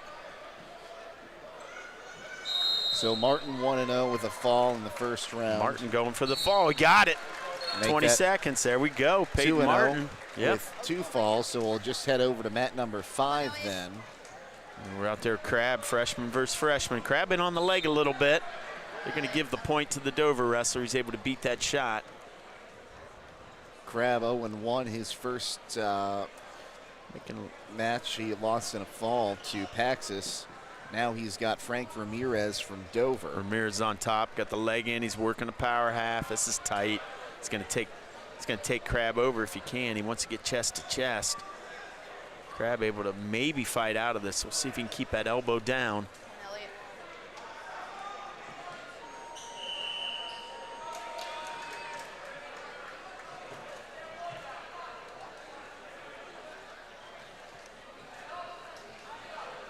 Ramirez bringing Crab back to the center of the mat. He's going to go right out to the head there. There it is. He chased the half. This is going to be tight. It's going to be hard to get out of. Crab manages to do it. That's not easy. Of course, he's going to get the back points, 3 of them, so it's going to be 5-0 here already. Right back. Ramirez is just aggressive on top, not giving Crab a chance to breathe, and he gets the fall, that time with the reverse half. It's been a tough day so far for that young man, but that's okay. Like I said, it's experience. He's only been about a month into his wrestling career, and there's a lot of natural ability there. He's just going to have to keep working in the room and add technique every time he gets the opportunity. I know we talked about what he did Indian Valley. That was impressive Valley. here. His Very first impressive. match, he got a fall. And looks like we have someone in the wings on mat number 3 right now for West Holmes. But that is it. Once again, our coverage today brought to you in part by Keim Home Center and Charm, Pomerane Hospital, Millersburg Electric, Brody's IGA Marketplace, MRV Siding Supply, and Village Motors. We'll go ahead and take a timeout. We'll come back here in just a minute, I believe, over on mat number 3 on WKLM.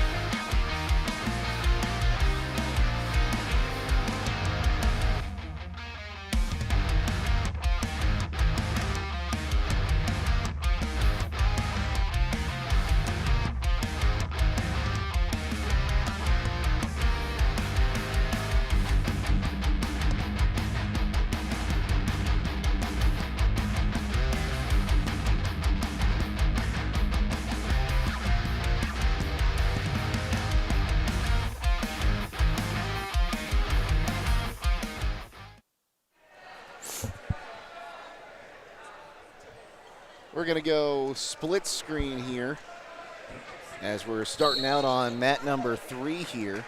Yeah, this will be the freshman extra at 113, Ian Doherty, wrestling his second match of the day. Doherty took the loss in his first match. He's going up against Nathan Scott, a sophomore from Philo.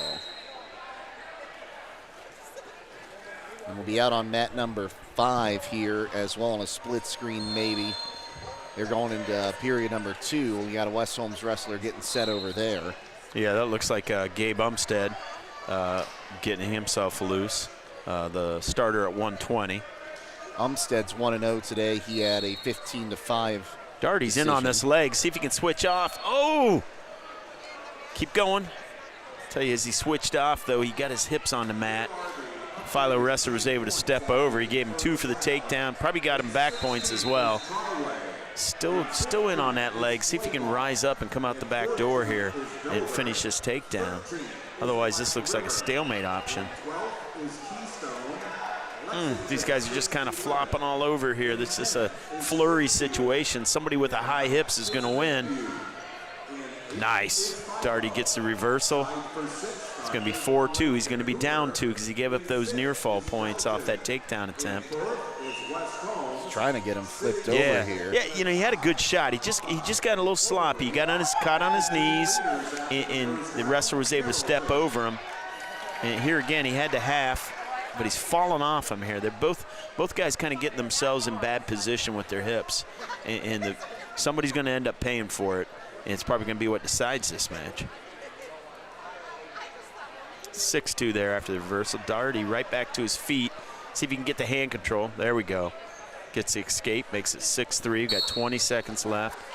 See if he can get a takedown here before the end of the period. And it looks like we're actually going to take camera 1 here over to mat number 2.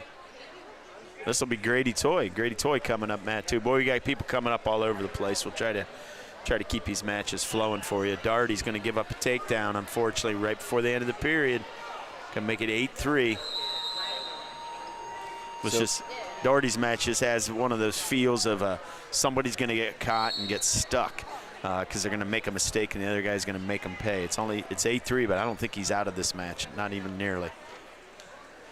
Toy's out here against looks like a Dover wrestler to me. Toy, trying to find Toy here on my sheet. There he is.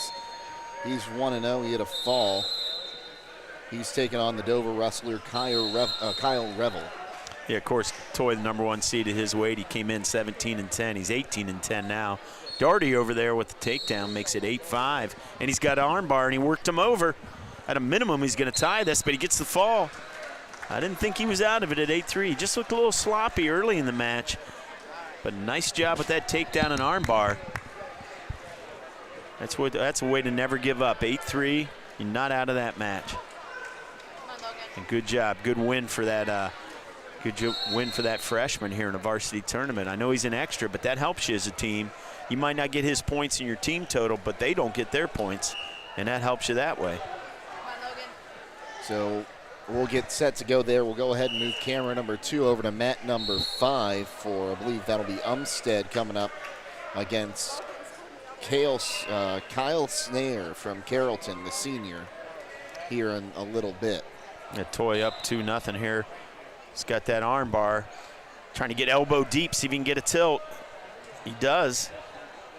The Toy is one of those kids that really makes you pay on top. I mean, if you get a scouting report on him and you're down at the state tournament, you've got to recognize that maybe you're going to have to take neutral, because if you take bottom, you might not get up. And he works him right over again. His bread and butter is that crossface cradle. But he showed a tilt, showed an arm bar there, and he's up 5-0 already. Right by there it is. There's the crossface cradle. Boy, he likes to get that, switch off to a butcher here and walk around the head. He does. This is tight. There it is. That's a nice series. I'll tell you, it's tough to defend. You get that crossface, and you feel that cradle coming, so you hip down really hard. And then he switches off to butcher before you have the time to switch your hip pressure the other way. And it's just, they work so well combination-wise with each other. You just take what the guy's giving you once you secure that elbow. And Toy's really, as a senior, kind of mastered that. So then we'll get ready for Umstead over on mat number 5 here. I believe that's Umstead.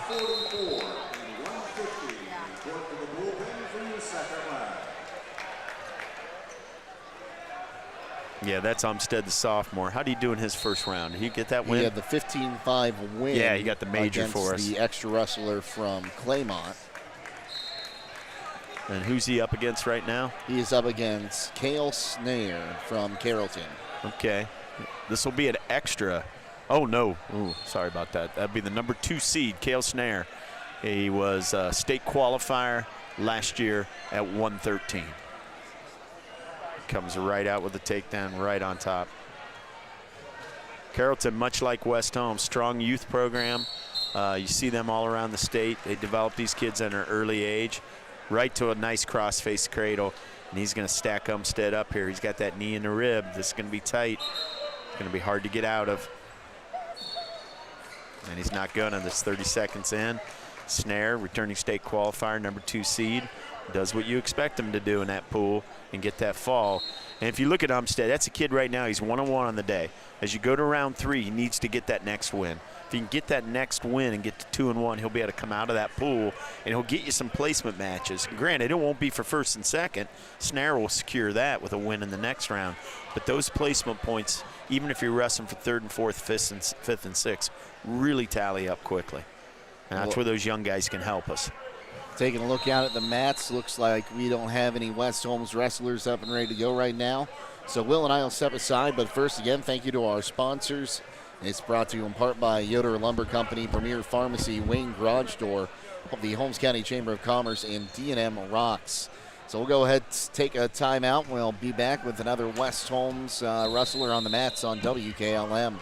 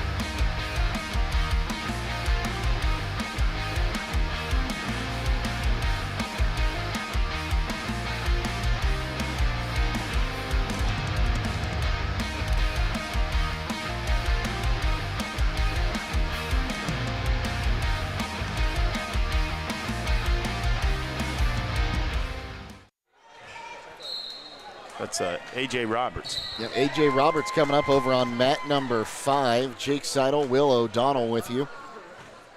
As we'll get you a quick update on the team scores. We'll get you the top 5. Buckeyes in first, 48 points. Then Carrollton in second, 43. Cloverleaf in third, 40.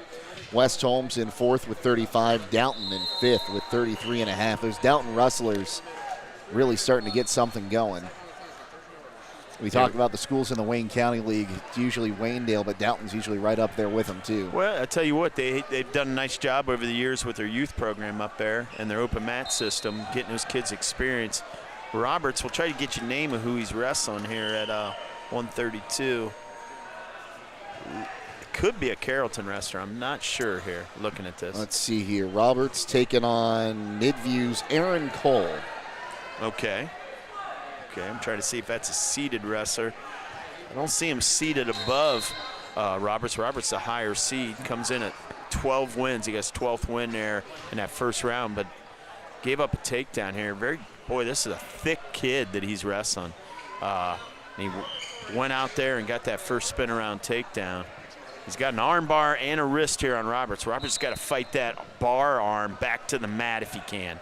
Don't reach back, post it on the mat. Ooh. He's trying to muscle him over here. Roberts still trying to fight this off. 1-0. Had a pin against the freshman. Oh, he's sitting up on him. Roberts got good hips. If he can pop out of this, there's no near fall criteria here. He's got to get his arm loose. He's going to try to sit back on him. Oh, they're going to give him some back points here. Got himself stuck there between his legs. This is not a normal pinning combination. You see Roberts was starting to get his hips up and starting to get this wrestler out of position. They're going to call potentially dangerous there. It's going to be 3 points awarded. It's going to be 5-0. Roberts is down. I wouldn't count Roberts out, though. He's the type of kid, he's got crazy hips. He's got great core strength. He's the type of kid that can 5-point you in a second. This is the kind of match where I could see him catching this wrestler and getting himself right back in it. He's got a leg in here, and he's trying to power half Roberts. Kind of getting sloppy with his own hips, so he keeps falling off a little bit. That's why I think maybe AJ could catch him. Put that leg in. Roberts needs to try to shake him off here. Got 10 seconds. They're going to end the period there. 5-0. Roberts going to, we'll see what the coin toss comes up to. It's his choice. We're going to defer. Wrestler's going to take down. Roberts going to be on top here, down 5-0 though. Needs to start climbing back in this match, a couple points at a time.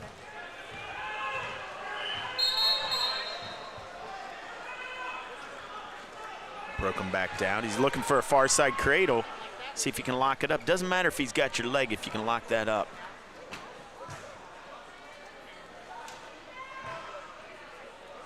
A little bit high, kind of falling off him here. A little bit of trouble. Boy, if he pops that head out, this is going to be a problem. He does, and it's going to be 7-0.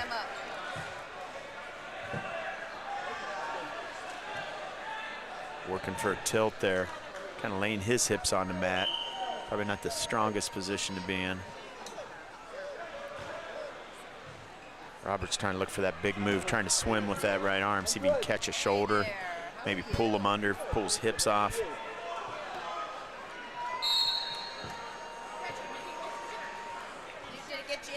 This is a strong wrestler at 132. You look at him, he's got a build to him.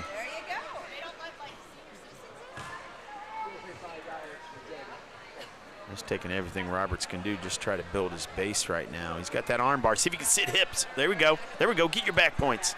Keep that low leg. Keep that low leg. 7-2.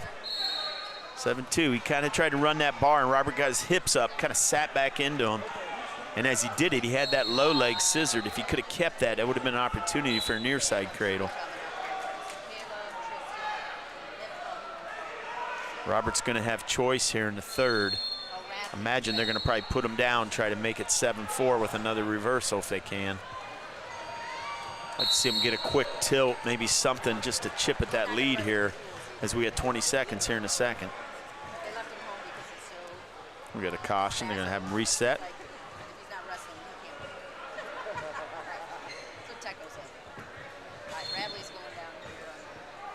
Roberts looking for that butcher.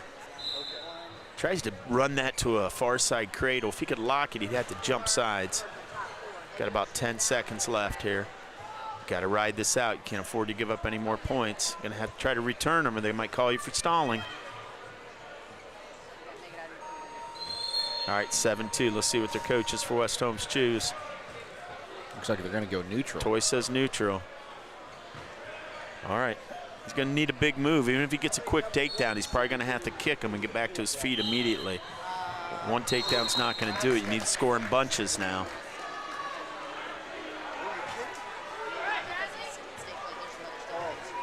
Robert's a kid with big move ability. He can hit throws just like we've seen some of these other guys. He's going right upstairs with them, trying to work him back into the center.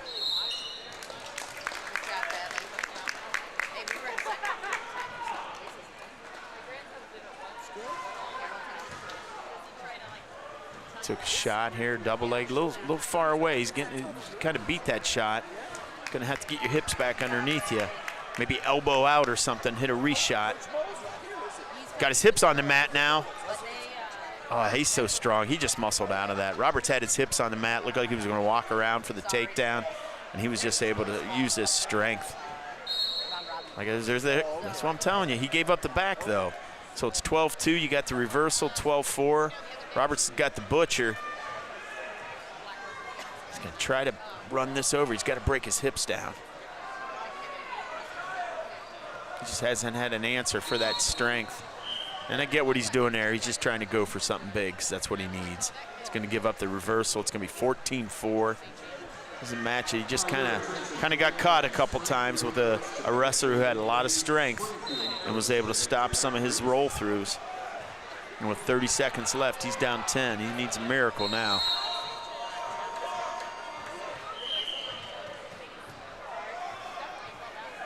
Right back to that bar. You can see Robert kind of baits this, lets him start running it. He gets his hips up and he tries to sit back into him.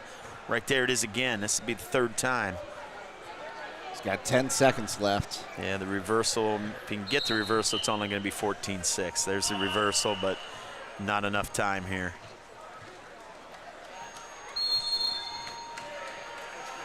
Like I said, too big 5-point move, a 4-point move, just had enough strength to catch him. Robert's not happy with that match. He knows that that was one that maybe if things went a couple things go a little differently, he could have pulled that one out.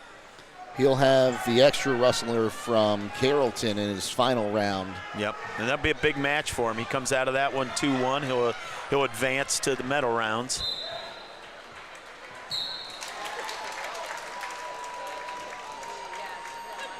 Yeah, looks like we got a West Holmes wrestler setting up camp out behind mat number 5 right now. They'll be on deck. I think that's Dixon, Lowden over there, getting his stuff off and getting himself warmed up and ready. I don't see anyone else right now out on the mats, so we'll go ahead and take another timeout. But first, again, our coverage brought to you today in part by Critchfield Law Firm, the Commercial and Savings Bank, Denco Marketing, Holmes Wayne Electric, Millersburg Tire Service, Coffin Realty and Auctions, and Home Siding Contractors. We'll take a timeout and be back here on WKLM.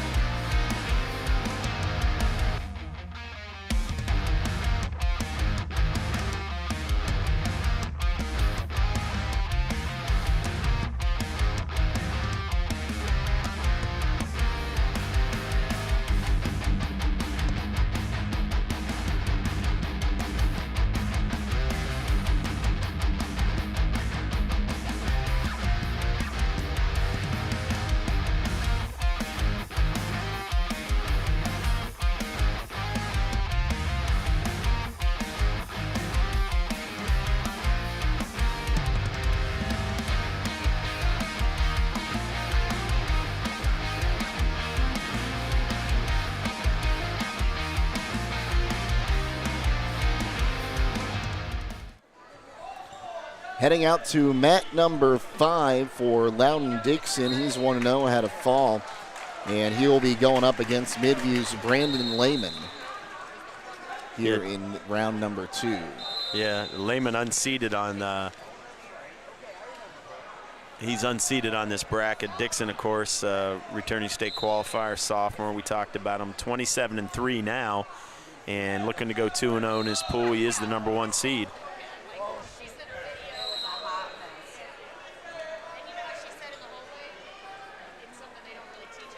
Fast and furious right out of the gates there. Yeah, I just like watching his style of wrestling. You know, his tie-ups, he's got good inside control. He moves right to left. He's attack-oriented. Right there, great takedown shot. Always looking for the bar, though. Always looking for that arm bar on top. And he's got him right to his back. It's going to make it 5-0.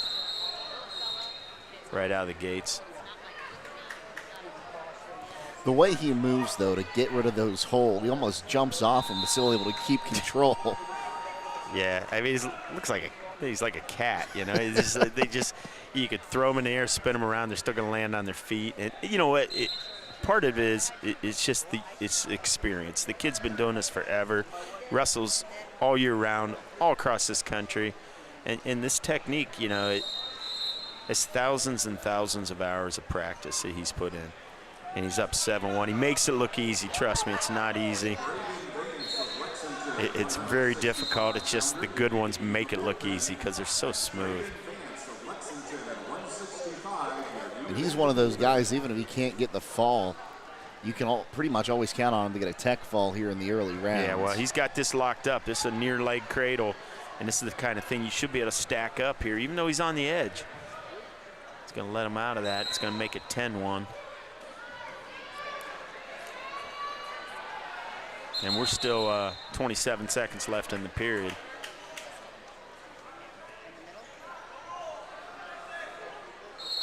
He's going to go neutral. You know, he does such a good job of his takedowns, too. We talk about transition back points. Right from the takedown, right to the fall. And right in on that leg. Let's see when he lifts this, see if he chases the head off the finish. Because there's going to be an opportunity there. They're going to give him the 2, and they're going to say out of bounds. The way he's been getting those takedowns, he's almost putting them flat on their back every time, getting them close to that fall position. Well, and that's position, though. That's, you know, he transitions, he comes up through the body as he switches off from a single to a high crotch to a double. He's got that shoulder in the ribs. It's creating exposure literally on the way down. And that's just good. That's just a product of good technique. And that bar, once again, right around. Got about 5 seconds. You're going to need to finish this. Thought he had him there for a second. Boy, he was close. Referee needed to be in position. He wasn't.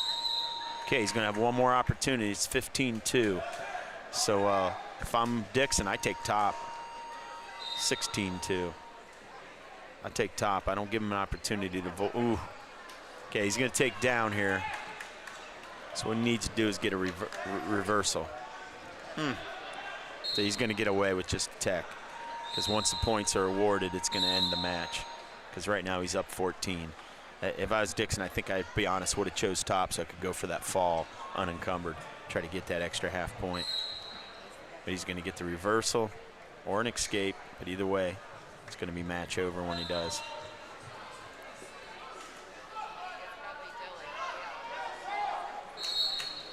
Well, he went right to a near fall, so they won't stop the hold. You're allowed to go for the fall if you go right to the near fall situation. So he's got a chance. There it is.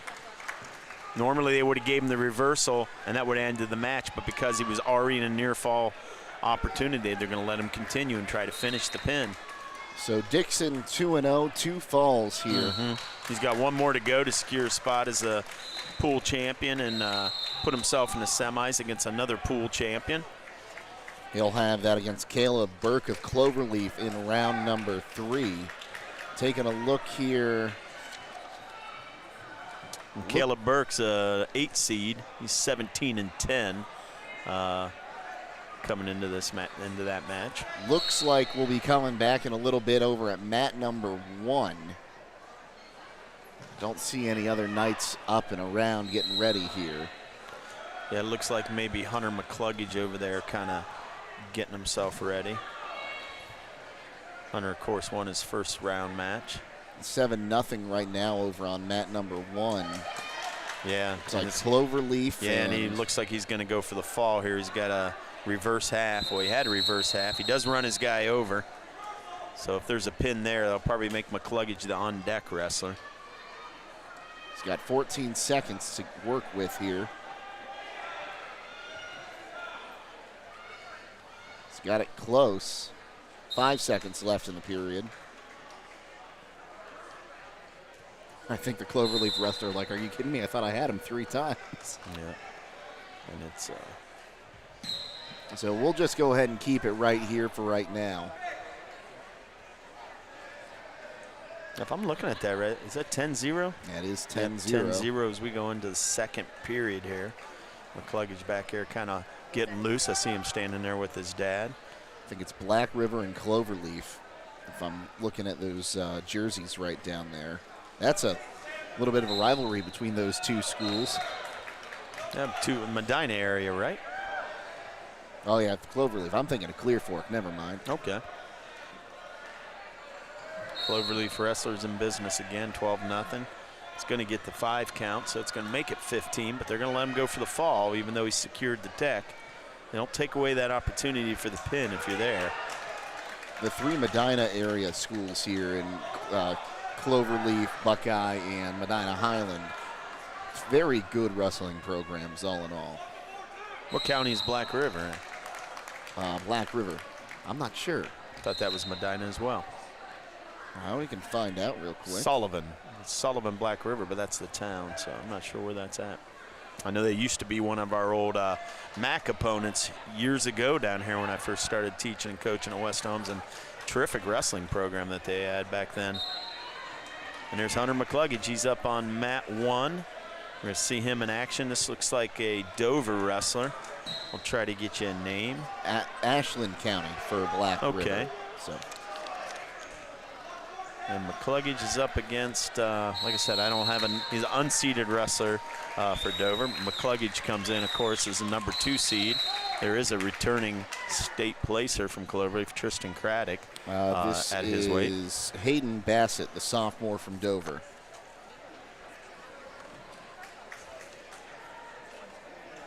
Like I said, when we get to those championship matches, you're going to see state champ versus state placer versus state placer, state placer versus state qualifier. It's going to be a fun championship round here in the dungeon tonight. McCluggage got that takedown. You know, he's one of the few knights that really likes to wrestle with the legs in, and it's kind of interesting. Oh, we got someone because over he's on mat number one of the 5. shorter wrestlers, and up there on mat 5, down 2-0. Try to get you a name here. It's not Cam, is it? No, I don't believe. This might be Gerber, the extra that we have in at 157. Jordan Gerber, I think it was. And I think Gerber's going to take another fall on the chin there 23 seconds into that match, unfortunately. McCluggage kicks his guy out. It's 2-1. He's got about 45 seconds left. See if he can expand on this lead. Now Cam McCluggage, we're going to have him coming up. Hunter does get that takedown. He's up 4-1 with 30 seconds left in the first, and Cam McCluggage is up over there at 157 pounds. Talon Bailey, the wrestler from Philo, will be his opponent. McCluggage 0-1 so far today. Took that fall, lost the Lexington wrestler Cleaver in the first round. Yeah, and this is Talon Bailey, you say? I believe He's so. if that is, that's a number 2 seed. He comes in at 29-3, and he was a state alternate last year at 150 pounds. Hunter McCluggage will get the fall there. McCluggage doing his job with the fall. We've had a lot of pins here in these 2 rounds for West Holmes, and it's keeping them in it, keeping them right in it with Carrollton and Buckeye. So Hunter McCluggage 2-0, 2 pins today. Once again, he's another wrestler. Win that next round, he'll secure himself along with Dixon and Toy as a pool champion and an opportunity to be in the semis against probably a pool runner-up from another pool. That's usually how they pair those up. A champion versus a runner-up out of each pool, and then you like to get the pool champions wrestling each other in the finals.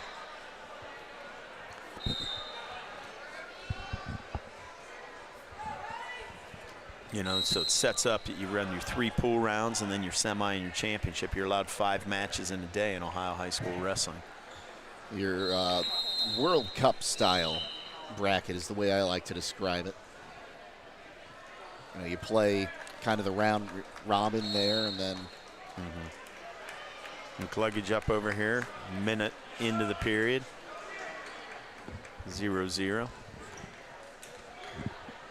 You know, in some of these matches we're seeing today, you know, when you look at a school like Philo, you look at a school like Carrollton, these are teams that West Holmes are going to see in their sectionals and districts. So some of these matches are matches against quality opponents that you're going to need to beat in the district, maybe even to go to state.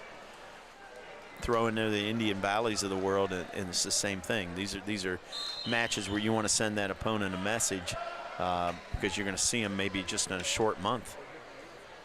McCluggage is down 2-0 here. Philo wrestler's got a leg in with about 25 seconds to go. Right there on the edge, so if you feel yourself getting in trouble, you know, you can kind of scoot out. They're going to give 2 back points there for that power half he had earlier. They're waiting for him to break the hold, so it's 4-0 now. McCluggage is down.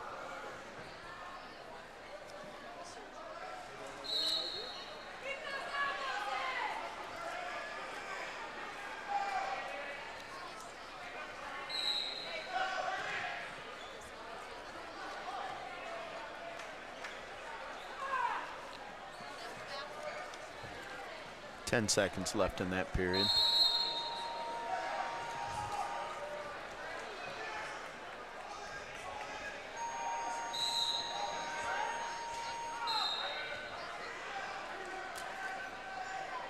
Looking across mat 1, just watching some of this action here, I see one of the greats out here in our coaching staff in West Holmes, Lindy Rogers, standing next to Brett Kern. Lindy, a longtime head coach here at West Holmes in the early 80s up into the 90s before he turned it over to Jeff Woods, and Lindy really took that program to another level out here at West Holmes, started producing our first ever state placers and guys like Mike Chapman and Bill Miller, and I think one year maybe got 7 to state. Wow. And yeah, and I think that still stands as a record tied by Coach Vaughn a couple years ago. So great job by McCluggage there. Yeah. Grabbed by the ankle to keep it from I'll tell escaping. you what, this is actually a higher seeded wrestler, I believe, than what he saw last round, and he's really hanging in here.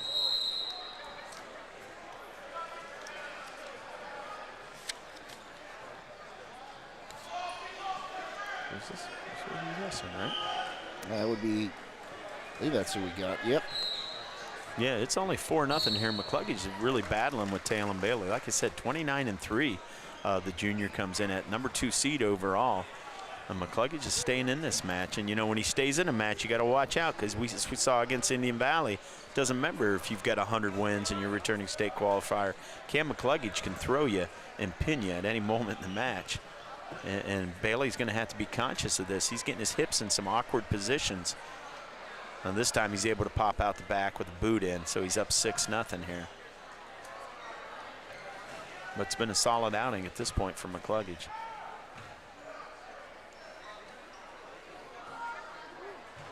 Bailey's looking for that guillotine. He's got that elbow. He wants to put that over his head and lean back with it. It's not a move you see very often anymore, and a lot of times the referees will stop it out of an abundance of caution. A little sloppy with his hips there falling off like that. Not really what you want to do when you get those boots in. You want to stay tight. Keep your hips in the pocket, as they say. Oh, he's got the arm bar if he can walk around the head. McCluggage slips it, though. I think that was only a 1 count. No points awarded, still 6-0 with 10 seconds to go here. Keeping yourself in striking distance if you can.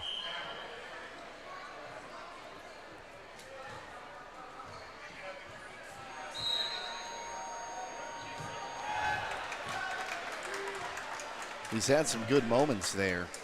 Yeah, he had a couple situations there where it looked like he was going to create a little flurry situation, maybe pop out on top. We're going to go neutral. Like I said, he's not afraid to throw. If he can get in the right position, get the opponent pushing into him, maybe he'll have an opportunity to let one of those fly like he did against Indian Valley. And that's probably what it's going to take, as he's down 6-0 here.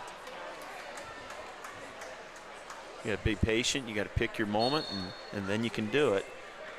Bailey here going to a Russian armbar here, trying to climb up there and see if he can get himself in an angle. Ooh, tried to do a little sit through there. McCluggage ready for it.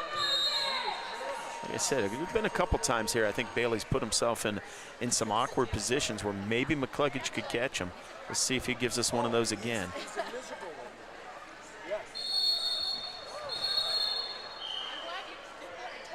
And McCluggage is upstairs where he wants to be. This is an opportunity. Just needs Bailey to push in. Bailey with a throw of his own. That's a nice job. That's a nice job, and he gets the fall. McCluggage had it where he wanted. He was upper body with an over and under, trying to get him to push in. Bailey felt it, though. Give him credit because he's the one that let it go first. And that's what McCluggage needed to have happen for him, and it didn't. But that's also why that kid's 29-3 and the number 2 seed. So McCluggage will drop to 0-2, 2 fall losses and 2 very hard-fought matches for him. Yeah, he ran into 2 tough kids right out of the gates. You know, 1 and 2 is probably not going to get you out of your pool, but at least you maybe in that 3rd round you can score something for your team. Sometimes you have to wrestle for your team instead of yourself. Once again, our coverage today brought to you in part by Critchfield Law Firm, the Commercial and Savings Bank, Denko Marketing, Holmes Wayne Electric, Millersburg Tire Service, Kaufman Realty and Auctions, and Home Siding Contractors. We'll go ahead and take another timeout. We're keeping an eye out for some more West Holmes nights. We'll be back on WKLM.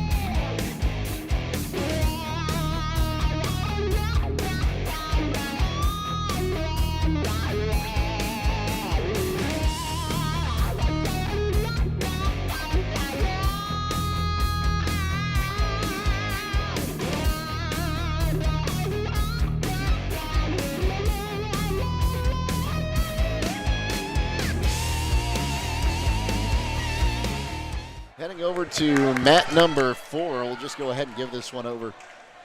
To you. Lincoln Goins, a freshman. I'm not sure who he's wrestling. Gave up a quick snap down, spin around, takedown right out of the gates. Goins lost his first match 7-2. Remember, he dug a 5-0 hole. He got caught in a headlock in the first 20 seconds. He wrestled a good match, battled him the rest of the way even, but couldn't never come out of that hole. Here he's down 2-0. Like I said, first 10 seconds, just a snap down. Opposing wrestler got him to his knees. Now he's got a half. This is Dylan Badeau, or Badeau. I apologize. He is the senior from Medina Buckeye. No, he's a Buckeye wrestler. Of course, the guy below him is a returning state champ. He's not here today. Badeau comes in at 17-6, number 2 seed. So Goinsey probably running into the top seed in his pool after that first round match. And he's on his back here with a tight reverse half.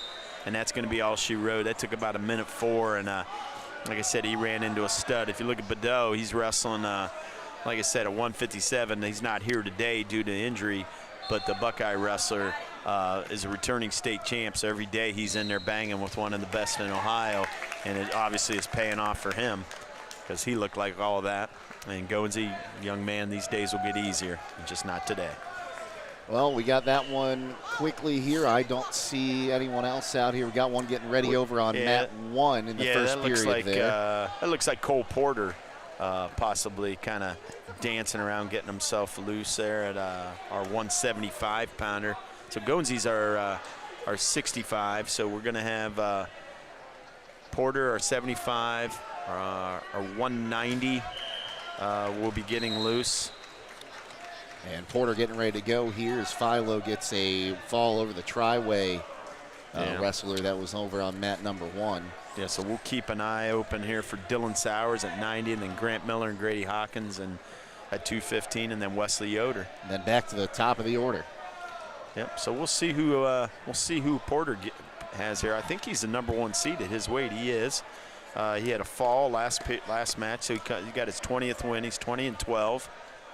And do you have a name on this kid or what school this is? Let's see here. He's got Patrick Ternosky is going to be my best guess there from Springfield. He's a freshman. Okay, he's an unseeded wrestler. So Porter looking to move to 10-0 or 2-0 in his pool. And folks, if you're tuning in, I do apologize if I get the names wrong. You can send those pronunciations to Sidle at WKLM-FM.com. Yeah. Don't give him my number. I'll just say the West Holmes name. It's 555-867-5309, right? I think that's Matt Croy's number. Porter's going to give up that takedown to the freshman now, right away. Oh, I'm sorry. This is not Cole Porter. My bad. Cole Porter is now up on mat 3. These kids all look alike with their headgear. I apologize. That's Cohen Wilson, the freshman. He's the extra at 175, and he's the one that gives up the takedown. Porter's got this white T-shirt on today under his singlet, so I can should be able to tell them apart now. Wilson's on his back down here, unfortunately. Wilson taking on Felipe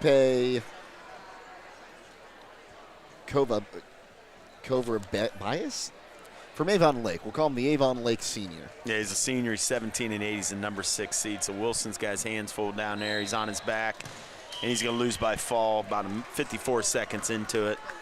We'll go back over to mat 3. We got Porter secures that takedown. He's up 2-0 against the freshman.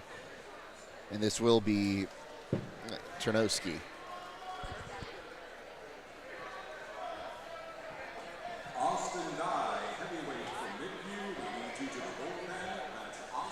Porter's got the bar. He runs this over. Oh, he got the fall. Well, that was quick. Referee got down right away, looked in position. Freshman was trying to fight it. And Porter's going to move to 2-0 with 2 falls on the day for the Knights. And I'm looking over this Wilson match. I'm not sure what's going on there. That looked like a pretty cut and dry fall. Coach Goins is arguing something. I don't know if he's saying he was out of – I'm not sure what he's arguing. They're going to go back and they're going to shake hands and they're going to raise the hand of that wrestler. Like I said, Coach Goins got his point across. I think he just wanted a clarification on something. I'm not sure what it was, though.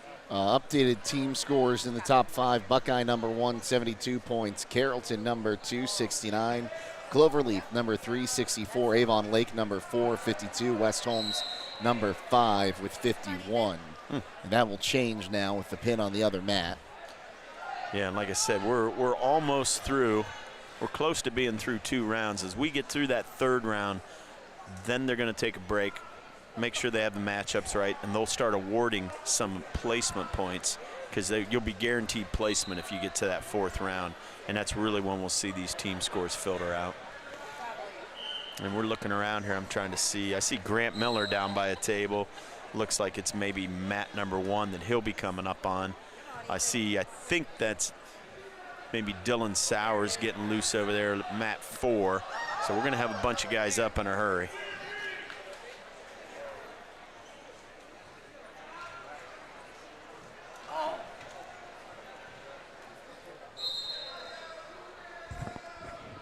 Miller will be looking to go to 2-0 on the day. Sowers will be looking to move to 2-0, the sophomore. He got a win in that 1st round. So we got someone set up out on mat 4 as well.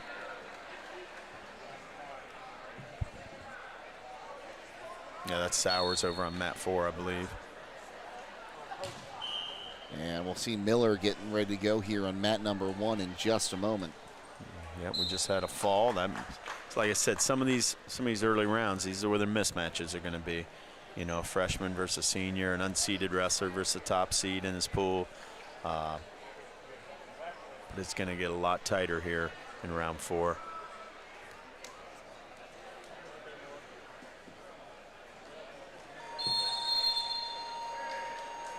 Sowers also getting ready to go on 4. I think he's up right now. There we go. We'll see who he's wrestling here. This looks like a Claymont wrestler, if I'm not mistaken, based on that singlet. Well, let's see who I can find here.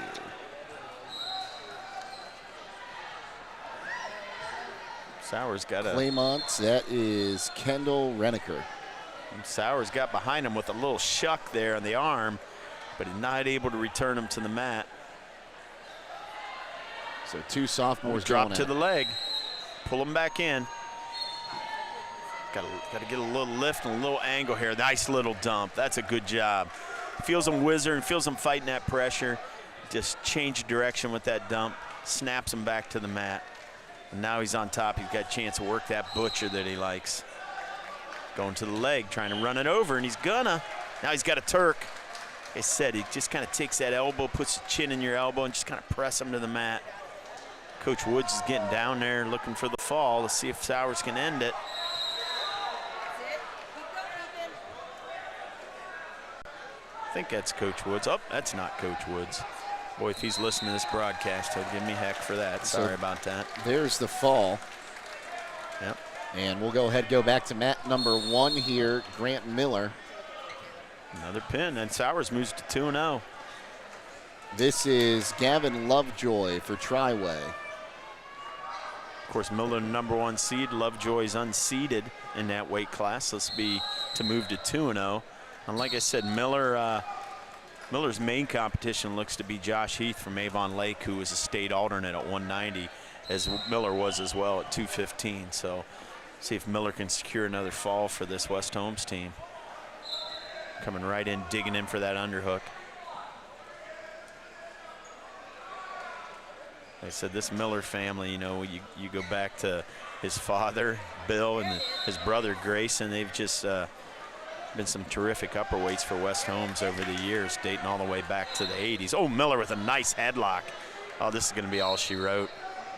That was tight. I know his coach sometimes gets mad when he throws that, but I'll tell you what, it's devastating, and he can throw it at any moment, and there's going to be a time when he's going to need it, and it'll be there. And that'll be all she wrote. He's about 34 seconds into that match. So Sowers and Miller both get the fall quickly in their matches here in round number 2. Yeah, we should have 2 more wrestlers for West Holmes this round. We should have Grady Hawkins, and I kind of see him walking over, looks like to mat 1. So he's probably going to be on deck over there. And then we're looking to see if Wesley Yoder, the heavyweight, the sophomore, see if he can get another match this round. I haven't seen him on the floor yet, so I'm not sure if he does. Yep, but Hawkins is making his way over to that scorer's table on 1. So we're going to have him up over there. Hawkins had a fall loss his first time up. Yeah, he's entered as an extra here at 215. Like I said, he's a big, strong kid. He gets the advantage of getting to work out with Grant Miller every day. So it's helping him improve. And when Grant graduates, there's going to be capable hands moving into that weight class with Grady Hawkins. We'll also see Wesley Yoder coming up here in a little bit. He'll be taking on Avon Lake's Clay Broadhurst, the senior. And Hawkins is going to be up. We have a fall right away in the first period there, 28 seconds on mat 1. So we're going to get Hawkins on the mat sooner than later. So Hawkins going to take on Avon Lake's Josh Heath, the senior, at 215 here. Yeah, and of course Heath, he's the number 2 seed in this weight. He's a senior. He comes in at 21-8. And like I said, state alternate last year at 190. So Grady, just do your best, man. It's not getting any easier. But these matches are about experience. And if you're Miller, I think I'd sit around and watch this match and kind of see what my opponent does, what he's got. Scout him a little bit. Over there at the scorer's table, just watching. Yeah.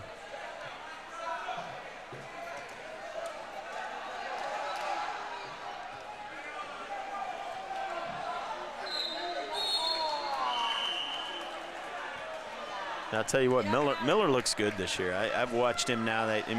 One of the matches I saw him lose a really tight match to Burkhart from Indian Valley, and Bircher, and he was the 5th-ranked wrestler in the state. Miller was there toe-to-toe. In fact, he had the lead in the 3rd period, and he just looks like a different wrestler this year to me. Confident, physical, strong. Boy, I'd be shocked if we don't get him down to Columbus to compete this year. Heath has lost his headgear twice already early on. Yeah, note to self, Miller, grab the headgear.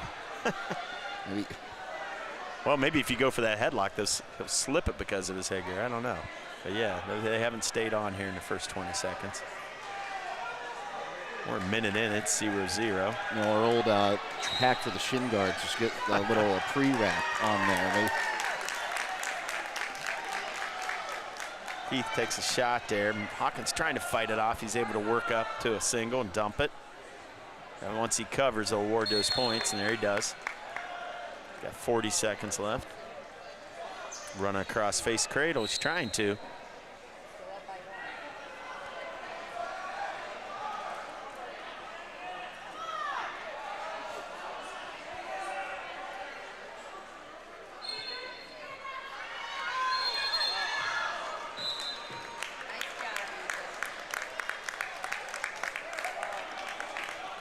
Got a leg in. He's trying to power half him over, see if he can expose those shoulders. No back points yet. See if Hawkins can fight this off. There it is. He got the 2 count. About 4 seconds left. Got to try to survive the period, Grady. Okay, he does. It's going to be 5-0. He was doing a good job defensively there, just trying to hold him off. Yeah, he had a good stance in the first period. He was squared up to him. He's fighting for inside control, and Heath really wasn't able to get a great shot off. He did get that one off, and he was able to climb it up to a single and then change direction with that dump. Grady's gonna go on bottom here. He's gonna have to watch those legs. So you feel that coming in, try to catch it. And I'm hearing the 106s and 113s for round 3 get called to the bullpen, so no rest for the wicked. We're going to go right into this 3rd round, Coach. I know he was.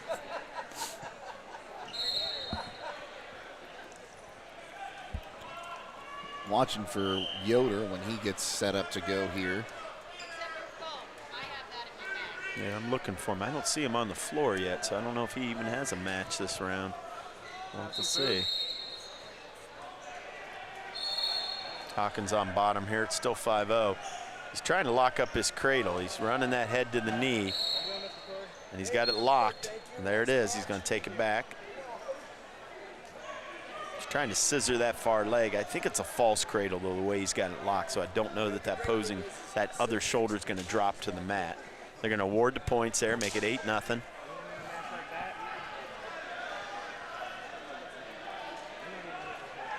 He's right back on it. Just trying to crunch that. About a minute left in the period.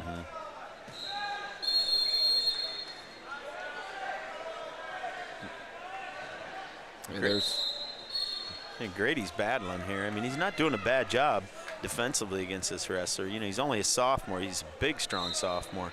And he's out there trying to fight this cradle.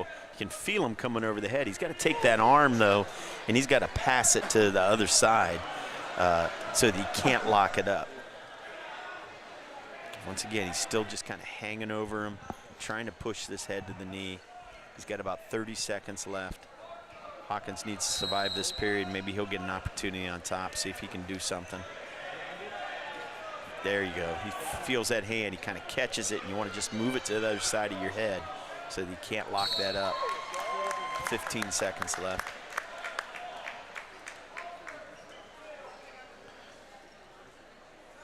Switching off to a power half now. So Yoder's going to come up here in a little bit on mat number 2. Okay, yep, he's on deck here. Hawkins survives that period. Like I said, Hawkins is a strong kid. He's trying to run that head to the knee, and that's the way you do it because that leg's stronger than that neck. But Hawkins strong. He's able to fight that off. He's going to go neutral. Let's see if maybe he can find a big move of his own. It'd be nice if he had a headlock like Miller he could let fly in this match.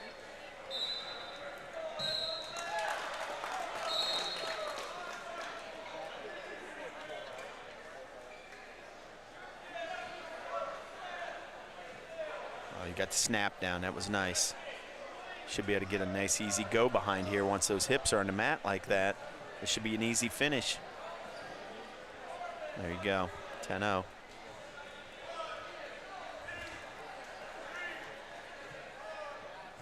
I said, if you're watching this and all and you're Grant Miller, you know when you're on bottom what he wants. He wants a cross-face cradle. Yoder's going to be coming up here on mat number 2. They just finished up the match before him. Yoder will get you a name of who he's wrestling here at heavy. Yoder will be wrestling, that is Clay Broadhurst from Avon Lake, the senior. Number 6 seed, he comes in at 26-8. So probably one of the number 2 seed in that pool. And out of bounds over there with 45 seconds to go. Hawkins down 10-0. He continues to battle. I know 10-0 sounds like maybe a bit of a blowout, but he's actually wrestled pretty well against this young man. West Holmes and Avon Lake right now, they've been battling back and forth for 4th and 5th place in the teams. Once we get through the heavyweights, we'll go ahead and get you an updated team score. Oh, nice low ankle pick there against Yoder. You see ankle picks at heavyweight weight class, and that was nice. Ooh, Hawkins in a little bit of trouble here. He got a leg in, was able to power half it over. That'll be 3 more back, 13-0. He's 2 points away from a tech fall there on mat number 1. He's got a half in here on Yoder. If he can get it over and get chest to chest, he's going to be a lot of trouble. And there it is. 35 seconds in. Yoder's going to go down to fall to the number 6 seed, the senior. And 3 seconds left, 2 seconds left. Hawkins trying to stay in there. You don't want to get tech fall, and he doesn't. Good job. He battled hard for 6 minutes against a good opponent. Yeah, and sometimes you just got to wrestle for pride, and he showed a lot there.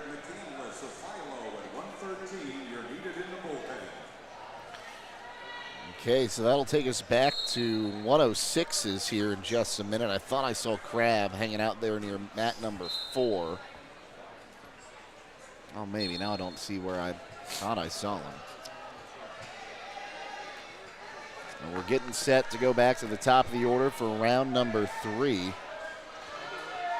Yeah, like I said, we get through this round, we'll know who our pool champions are, we'll know who our runner-up are, and we'll know who our placers are.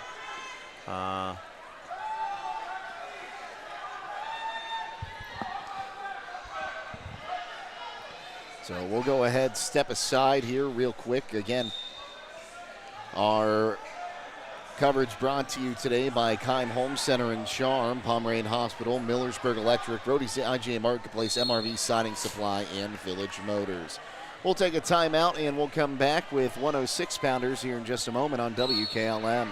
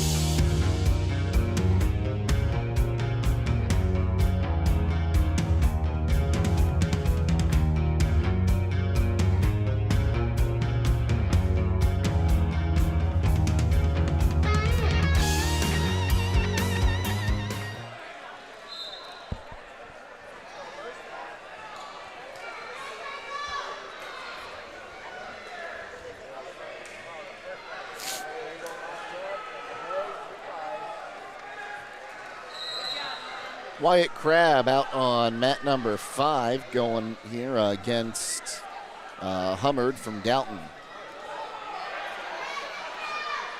Yeah, Hummard is 12-8. He's a freshman from Downton. Crab, freshman as well.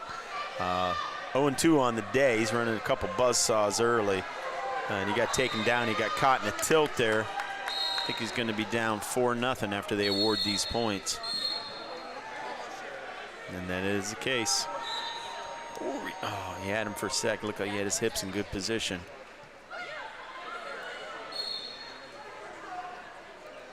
Looks like we'll stay on mat 5 after this one as well. Yeah, it looks like Peyton Martin getting loose over there. Looking around, we're into, Crab is stacked up here in a near side cradle, and that's tight. When you get a far side cradle, sometimes you can get your shoulder through and keep it from being a fall, but a near side one, they're usually gonna stack you up, and he does. So he's gonna be 0-3 on the day, and that'll probably be it for him. You're not gonna get out of your pool with that record. So unfortunately, he's not gonna place or score any points for the Knights today. Just continuing that journey of getting experience. So we'll stick to mat 5 here. Peyton Martin, he's 2-0, 2 fall wins, and he has got Trevor Alford from Springfield. Okay, Trevor Alford comes in number 6 seed. He's 16 and 7, I apologize. And he's a junior, so this will be best competition of the day so far for Martin, who's looking to win his pool. Martin in one of the tougher weight classes in this tournament with 2 returning state placers, and Blake Bardos and Landon Jenkins from Carrollton in his weight.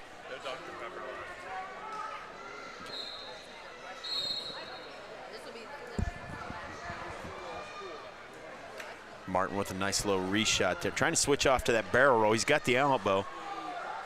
Not able to keep it though. Don't leave that arm hang on his back. That's a good way to get wizard and thrown. No points yet. He's got to return them. There he does, right at the edge. It's going to make it 2-0.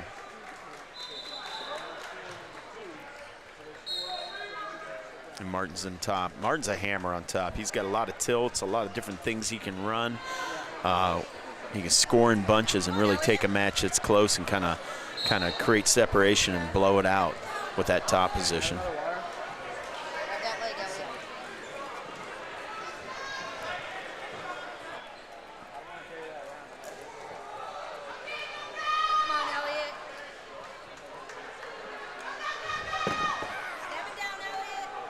Having a little trouble breaking Alford down here to get to the bar series that he wants. He's kind of crawling forward there. There we go.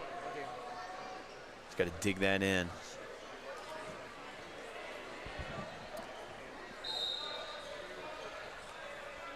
Got about 40 seconds left here in the first period. 2-0 Martin. Trying to get a leg in there if he can. He's looking to scoop a tilt. There it is. Should be counting, should be counting. It's all right. He rolled through, but he was able to get the 2 count. And they're going to award the points, so it's going to be 4-0. Doesn't take many of those to give you a lead, a bigger lead here. He's got that bar now. See if he can get one more tilt in the final 15 seconds.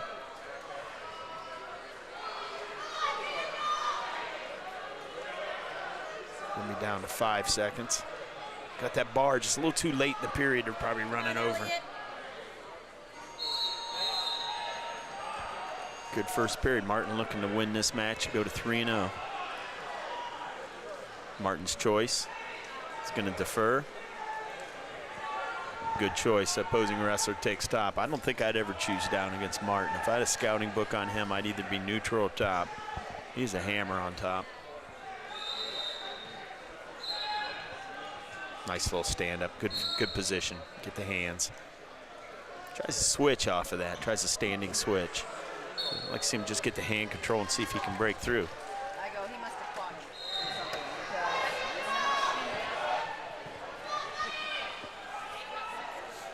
Still 4-0 here.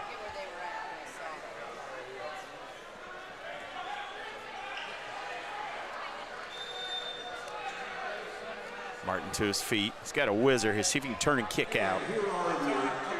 We're going to head down to number 2 here as well. This will be the extra at that weight. This is Ian Doherty up on mat 2. 1-1 on the day. Down 8-3 in his second match, and he came back and won by fall in the second. So we'll see what he can do here. 2-1 would get him out of his pool and place him as an extra. Hoover in 8. Dalton is 7. Philo is 6. Right in on a good shot. He got the takedown. Ooh, Martin, they got legs in. Hopefully they stop that potentially dangerous. He's trying to guillotine. He had the leg in. He takes that far arm over his head. But boy, that's really, referees are going to watch that with caution. It doesn't take much for them to stop that hold. It's potentially dangerous. Martin unable to get off bottom yet here. 4-0. Good choice taking top here by the opposing wrestler.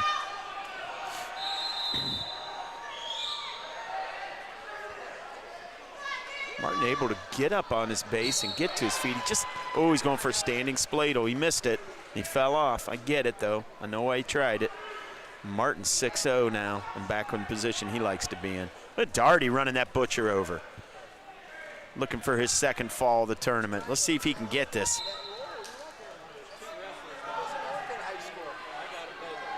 Oh, it's tight. Come on, Darty. See if you can finish this. He's going to get 3 back and be up 5-0. Martin getting more fall points. 5 seconds left in the period. They're going to award 3. Looks like 9-0. He's got a major. He's going to choose neutral. I wouldn't go bottom. Either go bottom or top, or neutral or top if you're Martin. Darty with 15 seconds left in the period. He's up 5-0. Like I said, he's got a pretty good varsity record. He's probably going to letter this year for the Knights looking at that. He's wrestled 17 varsity matches coming into this tournament. This is his 20th varsity match, even though this one's as an extra. But that spot in the lineup was his until Martin was able to come back from that broken foot. Martin's going to finish this double leg, hopefully right to his back. It's going to be 11-0. He chases that. Get a half. Ooh, just missed it. Darty takes bottom, 5-0. See if he has a good stand up here. And he does. That's nice. Got to get hands, though.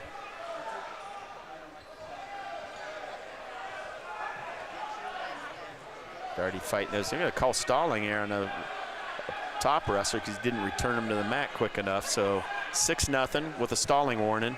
A shot that he just beat, and he's up 8-0. He's got a major decision already. Martin's up 11-0. He's got a half here. Let's see if he can actually finish this and get us the fall points as we move into that championship rounds. He's got 3 more. Yeah, that makes it 14. Same hold, so they're not going to award the points yet. He's just trying to get the pin. Settle back. There you go. Scoop the head. And he did. Got the fall. It's Martin 3-0 day. Doherty with his second fall of the day. He moves to 2-1. Nice job by the freshman. Going in there as an extra and probably getting out of his pool and entering those placement rounds. So 3 fall wins for Martin. Second fall there for Doherty. So at that weight class, we've had 5 pins already. Now those points don't score for us from Doherty, but it keeps the opposing team from scoring points and racking up. You don't get the extras points. So Umstead going to be up next, we believe, for West Holmes. Yeah, I see Toy warming up over there on mat. Looks like mat 5. He's warming up, so he's probably on deck. And he might be up right away because there's already a fall opportunity in front of him. And there is. So Toy's going to take off that jersey and go to the scorer's table. So we're going to be up right away with Grady Toy, the senior, state qualifier, #1 seed in his weight, looking to move to 3-0 on the day. And we're flying through these rounds, I'll tell you that. There's a lot of pins going on right now. Logan.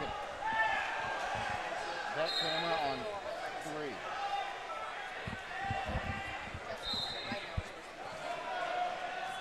Looks like we'll be getting set to go on mat 3 here in a little bit too. Yeah, so we got Grady Toy up here. We'll get you a name, see who he's wrestling. Grady's got an underhook. See if he can jack this up and finish this. Ooh, going for an upper body throw, and he gets it. He's got him right to his back. Toy looking for the quick finish. Maddox Mitchell of Black There we River. go. He scoops that head.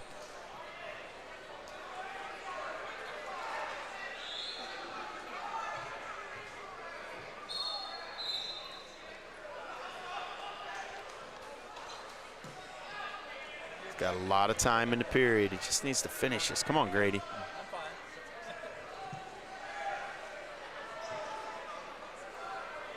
A lot of time. We got a minute left in the period still. I think his dad, Andy's saying, why aren't you slapping the mat, ref? This looks tight. Just switch off to a half instead of a reverse half. Look up, Grady. Arch your back. There you go. That tightens it down. Andy said, what took so long? I see him over there. The Toy moves to 3-0 in his pool, just like Martin. And those 3 falls are going to help out the points totals. Yeah, some of those guys that are, you know, Martin and Toy, Grant Miller, I mean, they're living up to their billing. They're doing what we needed them to do as a high seeds, and that's pin your way through your pool. Cole Porter included in that. Hunter McCluggage as well. So we got some guys that are doing the job and are going to be in those championship matches. Looks like we've got someone getting ready. Thought they were going to 2. Now looks like they're going over to 1. Yeah, that's A.J. Roberts. I see him kind of standing there on deck. He's I believe that's A.J.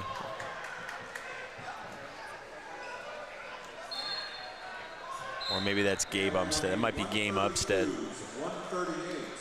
So they've called for 132s. Yeah, so that's Umstead warming up. He's a 120-pounder. He's one-on-one on the day. And 2-1 would probably get him out of that pool, hopefully. Sometimes you come out of a same record, 2-1 as somebody else, and it comes down to some tie-breaking criteria, head-to-head being the first option, but sometimes you got to go to some other things like most falls in the least amount of time as a tiebreaker. And that's something they go over before they start that 4th round. They bring all those coaches in. They go over the people that advanced out of the pool. They make sure they got that right. They make sure everybody understands why, if there was a tie-break situation. And then we get going. So we'll get a little bit of break after this 3rd round. Once again, our coverage today brought to you in part by Keim Home Center and Charm, Pomeranian Hospital, Millersburg Electric, Rody's IGA Marketplace, MRV Siding Supply, and Village Motors. We're going to go ahead. Actually, we'll keep it right here. We got about a minute left, and then we'll probably be going over on mat 3.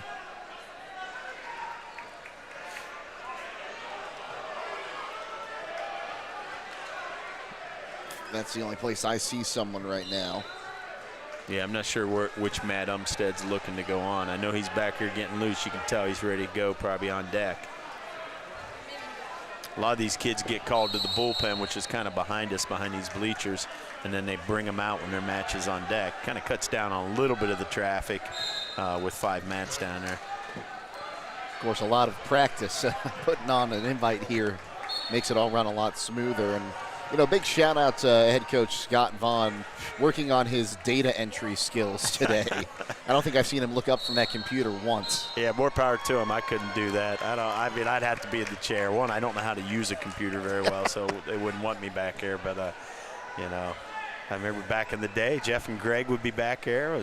You know, in fact, you know, we talked about him earlier, Todd Day, his wife Rachel used to be back here running those bout sheets. Back in the day when we did them by hand and had to write them out. Again, all the coaches-wise would be back here diligently writing out those next round bracket sheets and bout sheets before we had computers and printers. And, boy, I'll tell you, it used to be quite an operation to put on a tournament back here.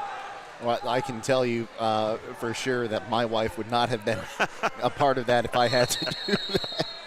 Well, I'm sure there's other places they'd all like to be, but sometimes with this sport, man, you're married to a lot more than just the husband. The sport is just sometimes all-encompassing for families.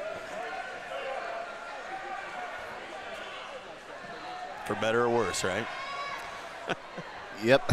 We've got 7 seconds left on mat 3, and then we'll get Umstead over there. And here, yep. What grade's Umstead? Do you have him? Is he a sophomore? Umstead, I've got him as a sophomore. He's looked good today. I mean, he ran into a buzzsaw early in that 2nd round, but that first match, I thought he looked really good when he got that major. I'd like to see him come through with a win here and get himself into those placement matches. 1-1 with a major decision and a fall loss. Let's see who he's facing here. He's an unseeded wrestler. It'd be something for him to come out of this bracket. He'll be facing off against Midview's Carson Morris, also a sophomore. Okay, so he's an unseeded wrestler. I mean, I'm looking at the bracket sheet. It's It's really strong at the top. It actually could be one of the better weight classes in this championship. We got Colin Limbert, returning state champ from Medina Buckeye, and he'd be going against Cale Snare out of Carrollton, who's a returning state qualifier as well. And that's a highly anticipated match if that one happens, but it'd be nice to see him come through this bracket in place. Okay, so we'll get things going again here on mat number 3. In round 3 of the day, finishing up pool wrestling. We're finishing up pool play. Try saying that 10 times fast, Will.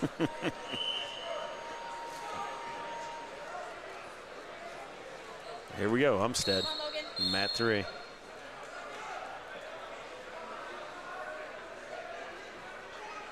So there's a chance that Umstead and Darty will both get through here at 120. Yeah, Darty being well, Darty's he's an extra, but I don't know if he's an extra at 120 or 113. I've got him on my sheet at 120 Okay, because he's been a 13-pounder for a great deal of the year until Peyton Martin came back, and I know that was a tough weight loss. It was a tough cut for him. So he might have decided to bump up to 120 and make it a little easier on the weight loss for him. But Umstead gives up that first takedown, and they're going to go out of bounds. And I know those two battle. Boy, they battle on their wrestle-offs. They're tight. They go back and forth. So those two, you know, they always say steel sharpens steel, and those two are going at it and making each other better every day in the room. And it's showing here on this varsity mat today.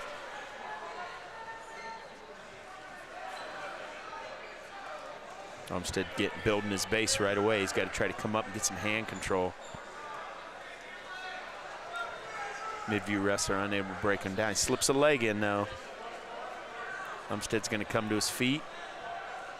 Still got his base. Got to get up there and get some hand control. Some of these guys bail a little early on their escape attempts. They try to switch off to a switch, and they don't need to do that. Just keep hands.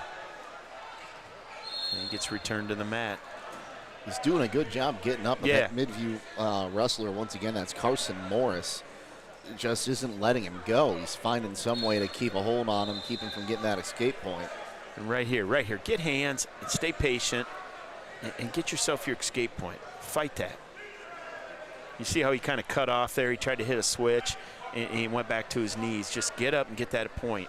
You got about 10 seconds left. That's what you need here. Ooh, come up, keep going. He hit a little Granby roll, had him out of position. Okay, gave up that first takedown and got ridden out. We'll see what he chooses here in the third. Going to defer, I hope. Yep, he defers.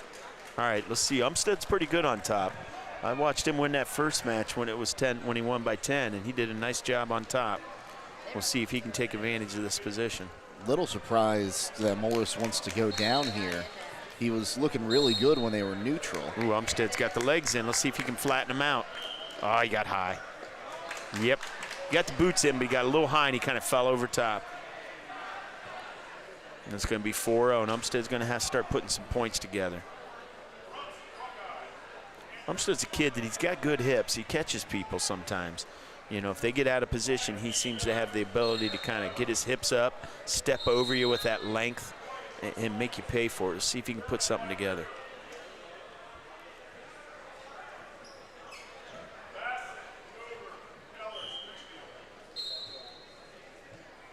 He's got a butcher. He's trying to walk that over. He got a count. He's shaking his head. I thought the referee counted twice, but it looks like he's taking those points away. Umstead's squared up on him. Let's see if he can come out of this with a point. Get back to your feet. Oh, good reshot, though. Nothing awarded yet. This is one, out of bounds. 4-0. That was a good job reshot. Umstead had come up, looked like he was going to get the escape before he could really square up and get a separation. The midview wrestler was able to dive in back on the ankle. Ooh, and surprisingly, he's going to kick him out, 4-1. Takedown would be big here for Umstead. Make it 4-3, and he'd have choice in the third, but he's got to get this takedown. Beat the shot, he's flattened out. Let's see, he needs to have a reshot here. Locked up a near side cradle. They're going to give him the points, and it could lead to more. Yep, he's going to get back points. Still got the same hold. I don't know if I saw the ref count. Well, he did. He's definitely going to get back points here. So it was 4-1, so he got the takedown. They haven't awarded the takedown yet. It should be 6-1. And there's going to be back points awarded as well. So it's probably going to be at least 9-1.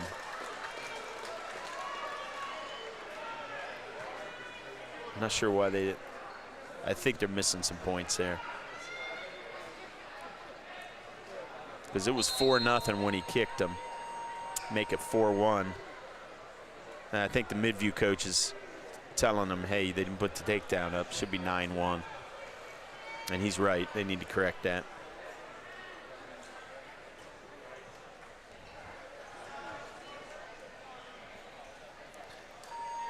Some of those mini scoreboards they have, those bucket buttons can be a little temperamental sometimes. Yeah. Well, I think just, sometimes, in our sport, things happen in a hurry sometimes. And sometimes, like you said, you didn't see the referee put the hand up, and maybe he didn't. So, the guy on the scoreboard operator gets confused. But, usually these coaches, have a stat sitting right by their chair with a book, and they're keeping track. And he got it fixed. He got it right. It's 9-1. Umstead's going to go neutral, and he's pretty much got to look for a throw at this point. He's got to try to tie his opponent up, maybe look for a headlock or a throw. But he really hasn't been able to get his offense going yet in this match. And part of that's a Midview wrestler. He's been aggressive. Right there, he drops that leg. Does a nice little finish. He's up 11-1. He's got a major decision at this point. And 1 and 2, like I said, 1 and 2 is not going to get you out of this pool. I'm not sure what they're doing there. I think they might have had the clock didn't start. Yeah, well, I think they didn't have the time right on the clock. They got to get that fixed. But it is 11-1 is going to be the score. There's probably about a minute. They probably got it right now. It's probably about a minute 40 left in this period. And nothing short of a big move and a fall is going to get you out of this match.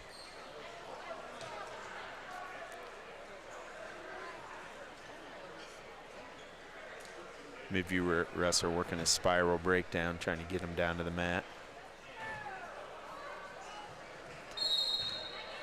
I'll tell you what, Umstead does a nice job getting up to his feet. When he cuts away, because he doesn't have hand control, this Midview wrestler just reshoots immediately and doesn't give him the chance to get the separation and get the escape. And that was a good example of there. He just shot right in on a double leg, hit a lift, right back down to the mat.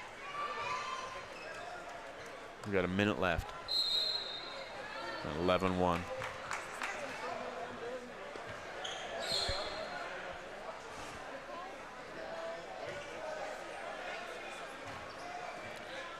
Looks like we'll be heading to mat 1 next.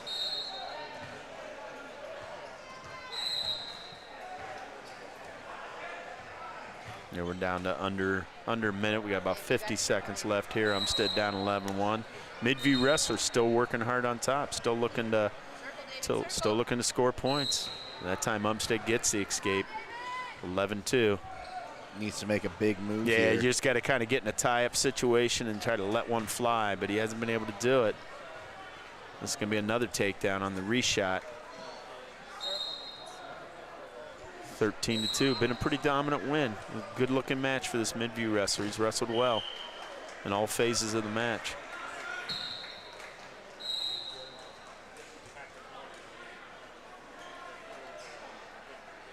He's got about 10 seconds left over here on the edge. He's got both boots in, looking for a power half.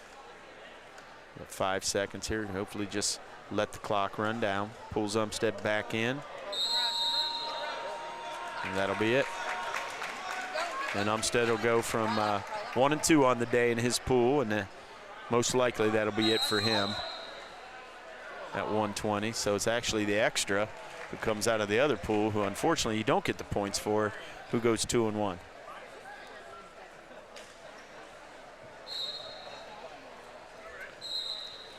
So mat number 1 right now looks like North Canton and Cloverleaf battling there.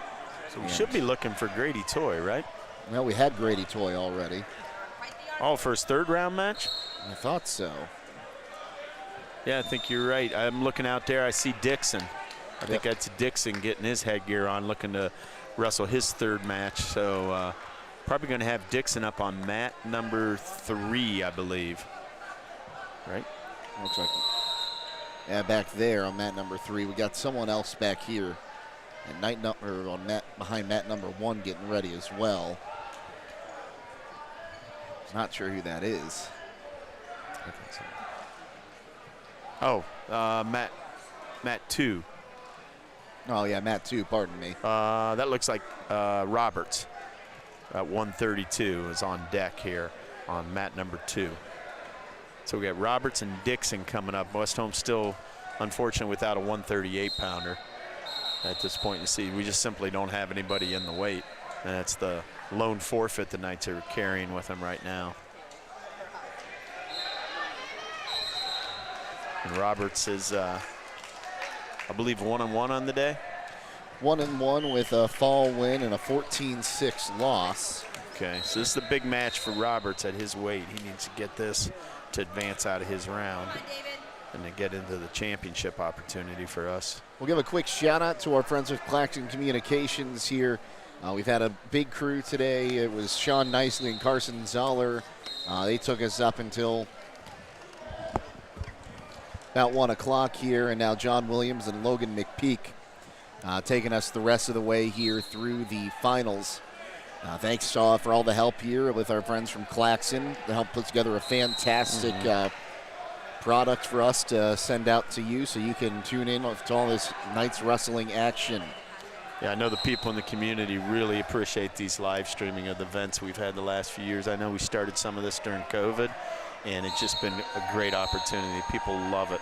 And it's one of those things where, it was so weird having games, and I called games during COVID where you'd have 50 people in the stands for a high school boys varsity game. Now, the stands are full, but people still able to watch it at home, able to go back and watch it. It's one of those. Yeah, it really is a win-win. There's people who just physically cannot get out to those stadiums. They can't make it out there, and it's opened it up for them. And,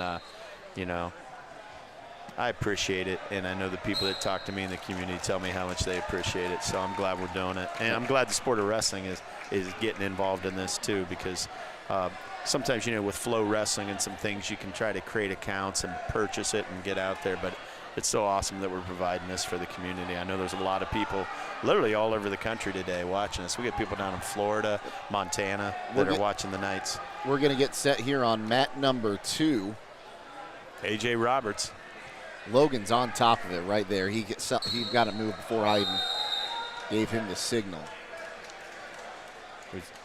And let's see, we'll try to get you a name for Roberts who he's wrestling. Is going to be going up against John Childs from Carrollton. He's an extra wrestler. Okay. Yeah, the Carrollton starter at that weight is Josh Carman. He's a #1 seed, 4th in the state the previous year, and 27-3 at that weight. So Roberts is wrestling his workout partner probably right now, which probably isn't going to be an easy task. Ooh, I'm not sure what that was. A weird front headlock. He tried to step through and maybe create a throw opportunity there, kind of slipped off it. And Carrollton wrestler is going to make him pay for that. And he's right there on top of him with a wrist and a half. Tried to create some near fall opportunities, not letting up either. And he's got this. I saw the hand move. There it is. Well, that's tight too. He's got a lot of time to try to fight it. He's going to switch off and scoop the head instead. Robert's going to have to try to work off his back with about a minute to go in the period, and he's not going to be able to. Tell you what, he had a little funky move. He had a front headlock, and he tried to step through it. I think he wanted to throw it, and the Carrollton wrestler, he was able to slip out of it, and when he did, he just pounced on the head.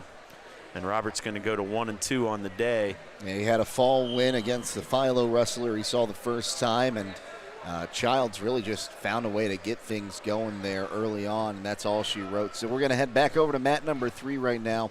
We'll let you watch that one there in the first period, and then we are waiting to come back on here with, I believe, Lowden Dixon heading in over on mat number 3 here in a little bit. We'll go ahead and step aside before we do that. Again, thank you to our sponsors, Yoder Lumber Company, Premier Pharmacy, Wayne Garage Door, the Holmes County Chamber of Commerce, and D&M Rocks just to name a few. Stay tuned. We got more wrestling action heading your way next here on WKLM.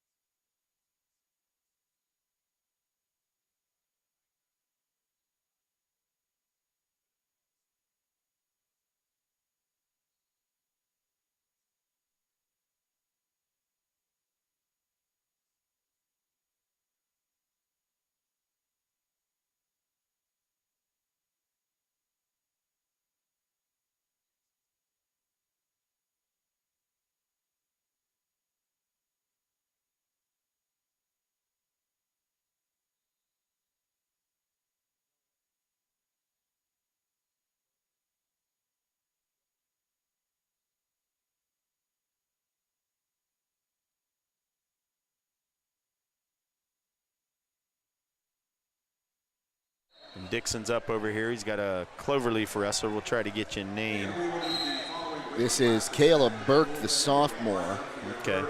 He's an unseeded wrestler in this pool. Dixon looking to move to 3-0 on the day. Quick takedown right to that arm bar that he likes so much. Dixon 2-0, 2 falls so far for the Knights. Yeah, and it wasn't like he just took him down and pinned him at 2-0. I mean, he was up like probably by 14. I think the one match he was up 14 points when he decided to go for fall. So Dixon likes to get his points, score a lot, and then work for the fall after he scored about 10 or 12 points. At least that's been the pattern today. You're looking for that cowboy tilt again, which is you get that bar and you go from the other side of your body across, and that's tight. That's tough to hit. It takes a lot of strength. It's not your classic tilt that you see. Still working that bar, trying to feed it through and see if he can walk back with it and scoop that head.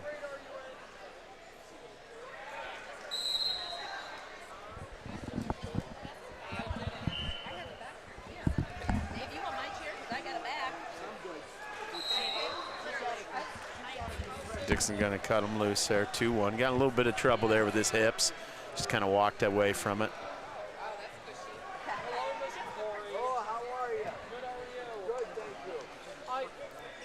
About 30 seconds in the period.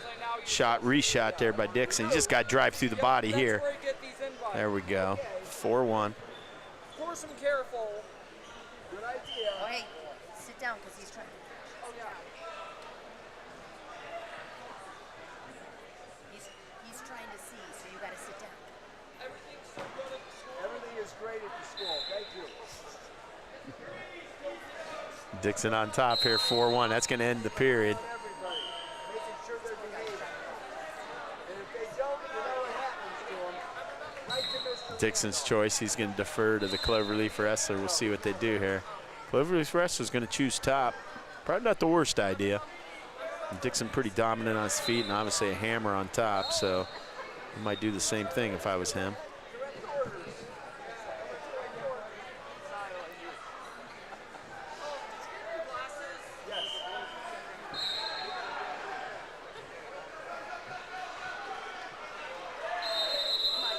Oh, nice hips. Caught that arm, see if he can keep that. Take this back for a tilt, maybe. That's what Dixon's thinking. Yeah, watch, they bend that back, they'll probably stop that hold. Yeah, they'll go potentially dangerous on that. But 6-1. Dixon back on top. Hasn't really been able to turn the cloverleaf wrestler yet in this match. We'll see if he keeps trying to work these bars or if maybe he switches to something else.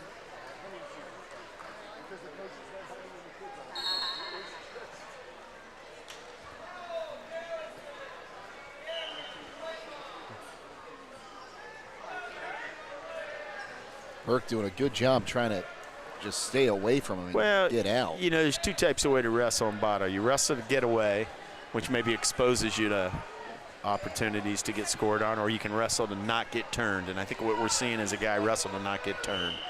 And that's keeping him off his back and limiting Dixon's scoring opportunities. Kind of clamming up underneath there, squaring up, turning with him when he feels him jump sides. But, you know, that's where maybe Dixon should just probably kick him and score in bunches on his feet for a while. because he's letting him kind of keep it closer than need be. Now he's got the bar. Now he's running it over. See if he can get it there. Oh, this could be tight if he can stack it.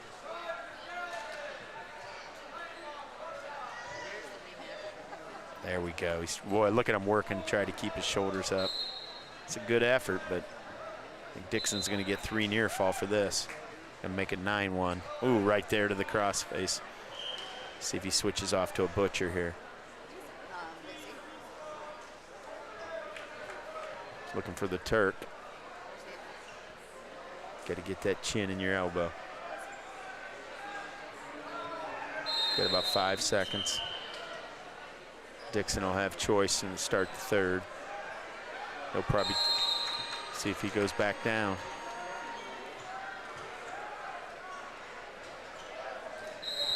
Burke's starting to look a little winded out there. Well, Dixon will do that to you. He doesn't let up. I mean, there's a lot of pressure on top. He makes you work on bottom. I mean, I know he's not trying to score. He's just trying not to get turned, but he's keeping the pressure on you. Dixon going down. Yeah, he got away pretty well. He did a little hip thing and was able to hip over. This time he's going to work to his feet, see if he can get the hands here. Burke trying to work the edge here a little bit. Dixon, nice series there. A little reshot, see if he beats the shot here, and he does. He's got to get this leg back. Should be 10-1. That one escape point should have been awarded already. And then it should have been a takedown, so 12-1. He's got the major decision secured.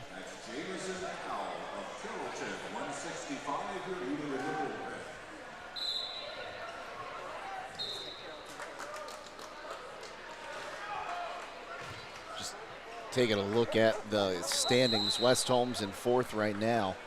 Major decision's going to help them if they can get that pin. That would help out a lot more. Yeah, Dixon's been racking up some big leads, then getting the fall. Right now he's at 12-1 with about a minute to go.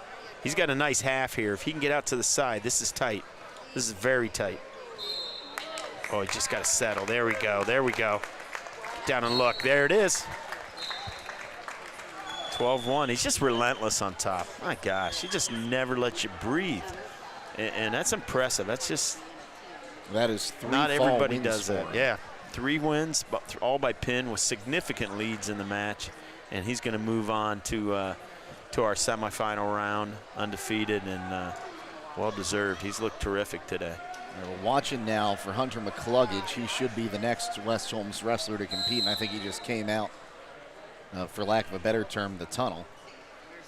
Yeah, like I said, they keep these guys back here in this bullpen area, and then I can hear them back there calling for them, and they tell them what mat they're going to, and they give them their bout sheet. Looks like he's heading either over towards 3 or 4 here. We'll try to get you a name, see who he's wrestling. Sending over to mat number 1 here. He should be wrestling against Black River's Mason Caberna. Okay, Caberna comes in as a sophomore, number 7 seed in this weight class. He's 8-5. So that'll be who McCluggage needs to beat to go to 3-0 and move into the medal round. Of course, McCluggage is number 2 seed on the day, 23-6 coming in, now 25-6. And he would probably most likely face the number 1 seed, Tristan Craddock, eventually, who returning state placer, 7th at 150 last year, who came in at 25-3. So that'll be a nice matchup tonight, hopefully. So we're waiting on him. Match ahead of him right now in the first period. I don't see any other knights out there in the wings, so we'll go ahead and step aside. Once again, our coverage today brought to you in part by Critchfield Law Firm, the Commercial and Savings Bank, Denko Marketing, Holmes Wayne Electric, Millersburg Tire Service, Kaufman Realty and Auctions, and Home Siding Contractors. We'll take a timeout and be back on WKLM.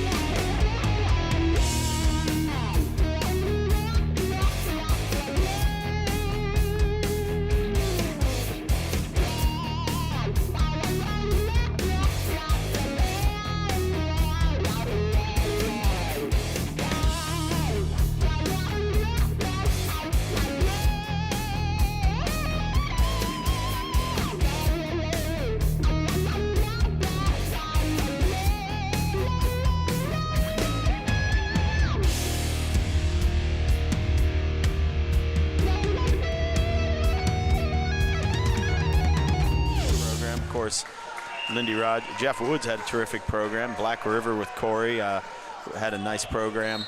And, Clear Fork was always tough. So, yeah, there was good wrestling in that conference for us.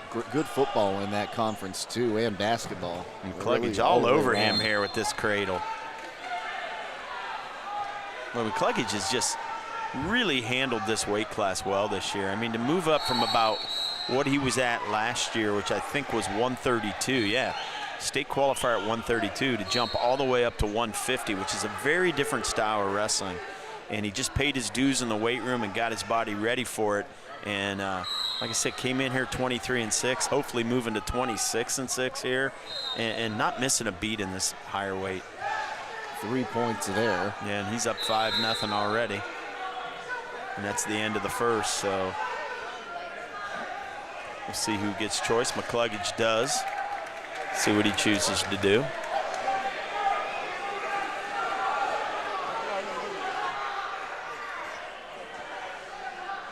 Gonna go neutral here. Yep. McCluggage is tough on his feet. He's aggressive. He's got a lot of good shots. He's not a kid who lays back and waits for things to happen. He's gonna get in there and make it happen. And he doesn't care who you are or what your pedigree is or what your accomplishments are. We saw that last year as a sophomore. He'd go out and wrestle guys that were state qualifiers, state placers. Didn't matter. He's still on the attack. Some guys, when they know their opponent's resume, they kind of hold back a little. They're cautious. McCluggage doesn't wrestle that way. That's not his style. It's a nice snap down to a takedown again. He's up 7-0.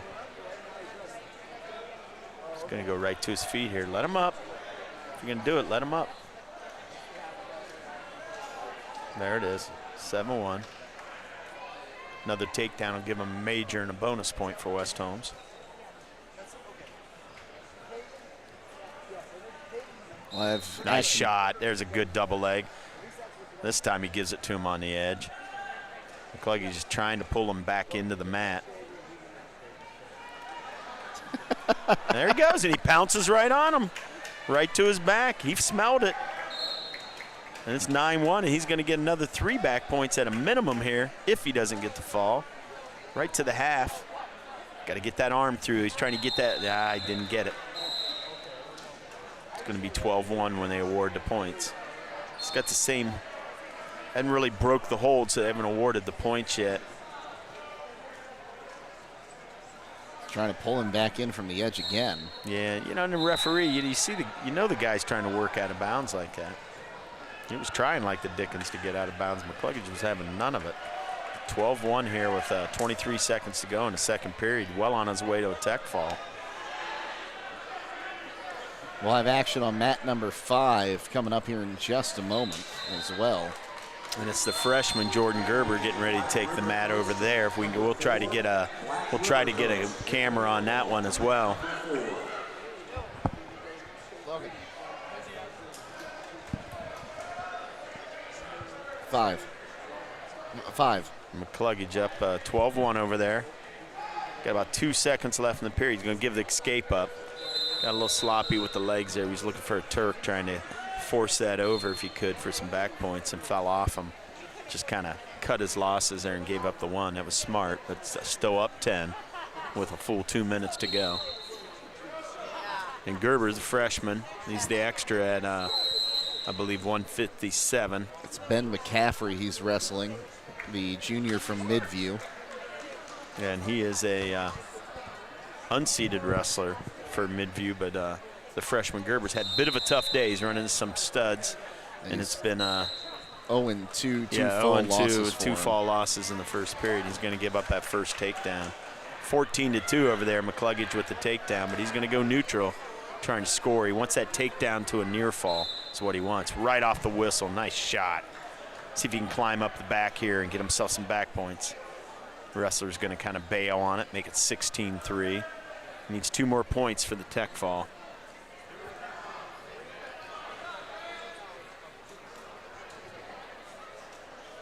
Got 1:30 left. And Gerber, unfortunately, is back on his back over there.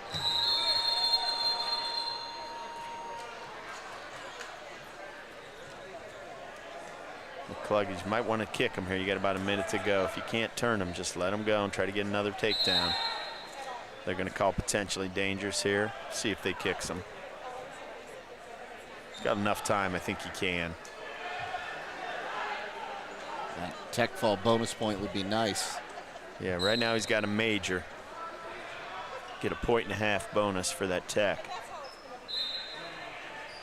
Gerber holding his own out there on mat 5. Yeah, down 5-0. He's able to fight off his back there. McCluggage, once he gets these legs in, is what he wants. He wants that in a power half.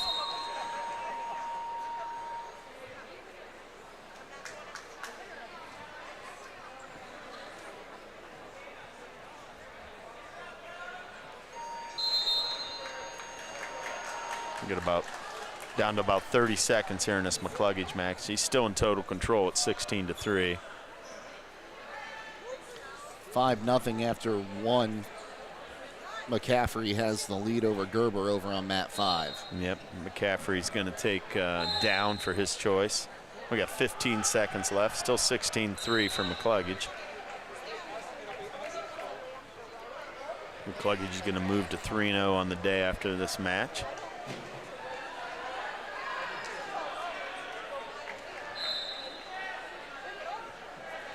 Chooses an optional start, kind of pounces on him there. Still working for the turn. He's got 5 seconds. And he's going to secure that win, and with that win, McCluggage is going to move to 26-6 on the day and into those championship rounds undefeated.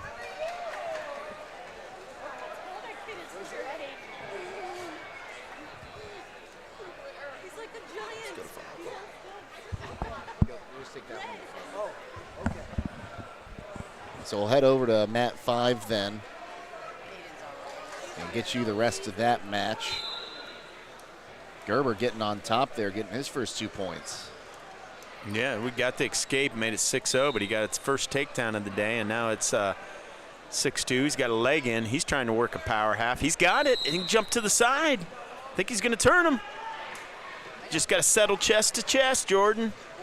If you can get chest to chest, you got an opportunity here. Just got to get back on it. There we go. There we go. Don't let that arm get through. Ah.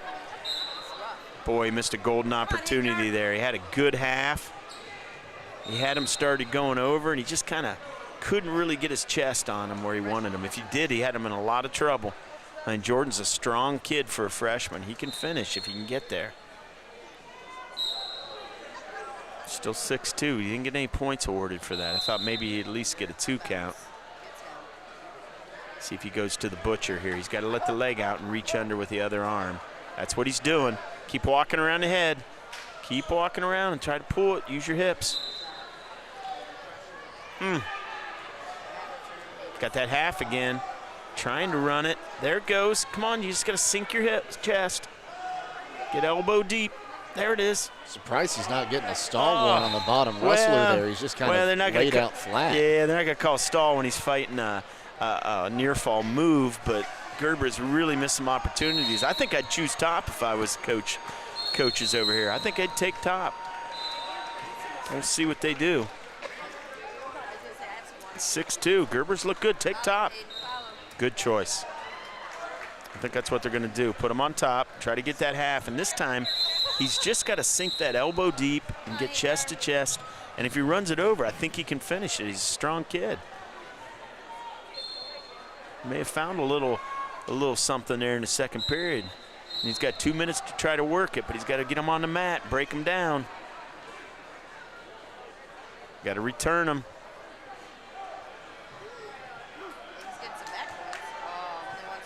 He got back to his feet. All right, he got 1 takedown. He needs to get another one. We're going to go ahead and go split screen over to mat number 4. Okay, this is going to be Lincoln Goins over here at 165.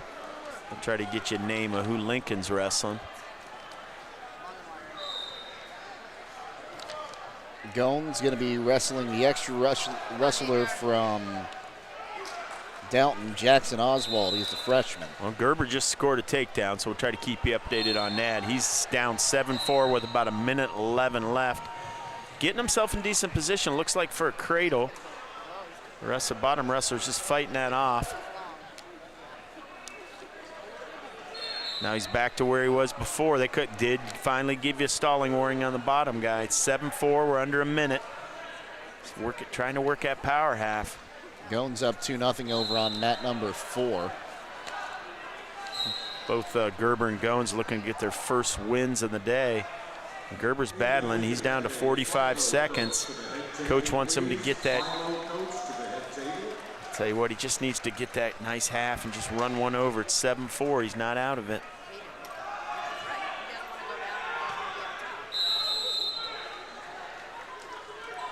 He's got the half, he just got to jump out to the side and run it.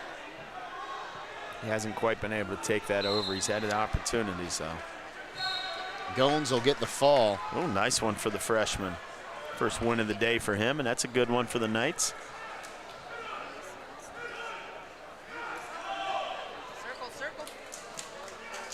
Gerber's going to get reversed there right at the end of the match. Going to make it 9-4. And that was probably his best match of the tournament. That was a winnable match. He battled, got a couple good takedowns, just couldn't quite get that half to go over for him. That's a confidence-building match as you move on through the season. Yeah, that's improvement. That's, you know, sometimes you get pinned twice early in a tournament. It's real easy to get down on yourself, and he didn't, and he showed up for that match, and that's encouraging.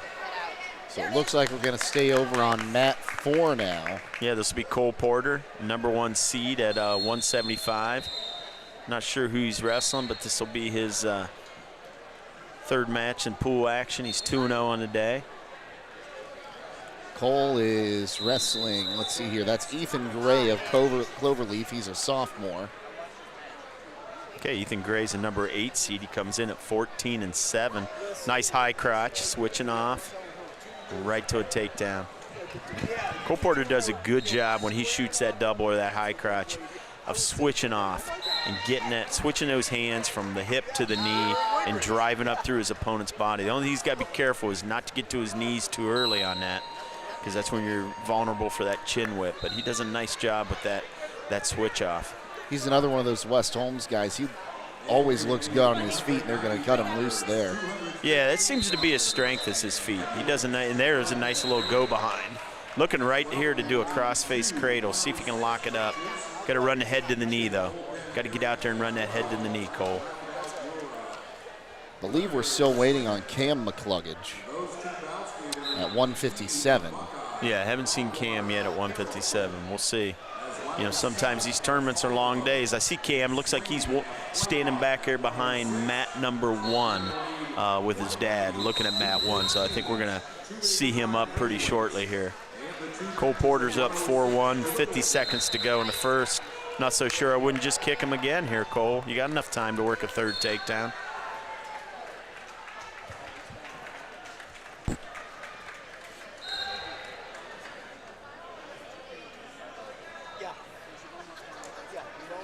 Still looking for that cross-face cradle.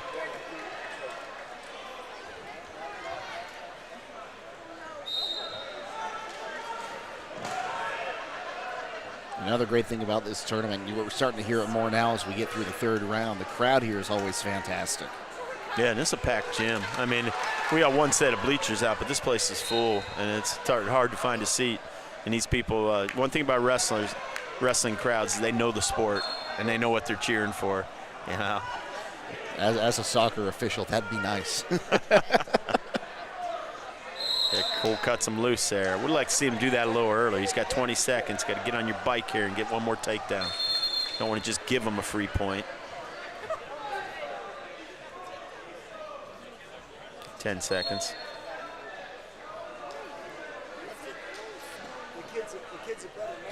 There it is. Get that shot off. Got the takedown. There it was, 6-2, good period, 3 takedowns.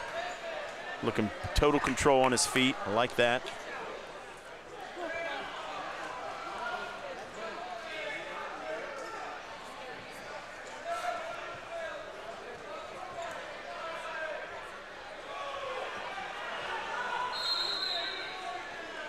So 6-2. Porter's going to stay on top here. Yeah, he's been pretty dominant on his feet. He wants that cross-face cradle in that Butcher series. He hasn't been able to run it. The Cloverleaf wrestler's been able to fight that off. I think Cole's best opportunity for back points is probably right off the takedown. We'll get you an update on the team score at the next break we have. Yeah, right now we're looking at 6-3 Porter.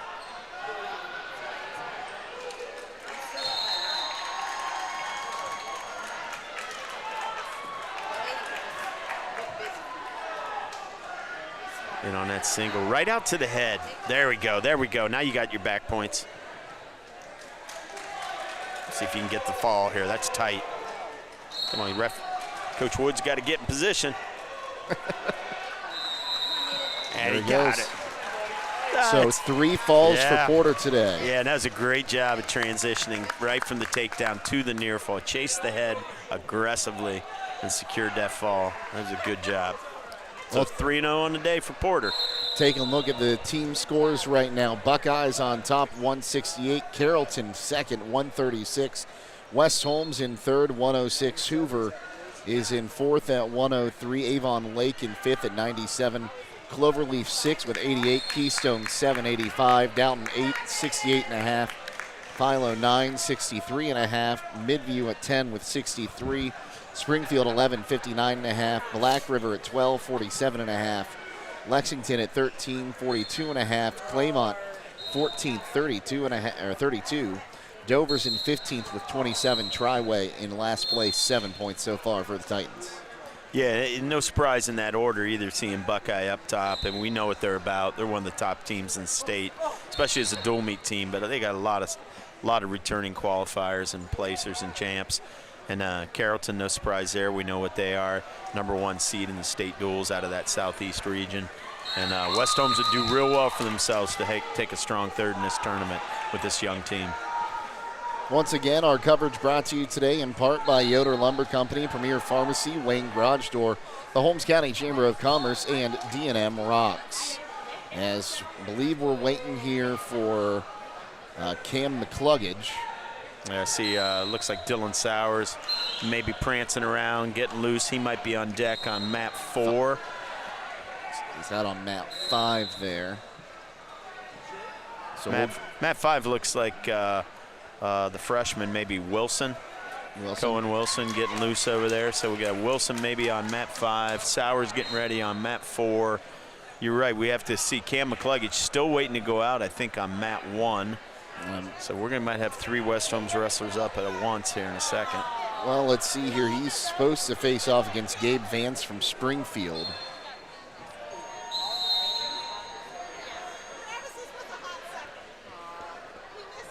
So we'll go ahead and start in the third period over on mat number 5.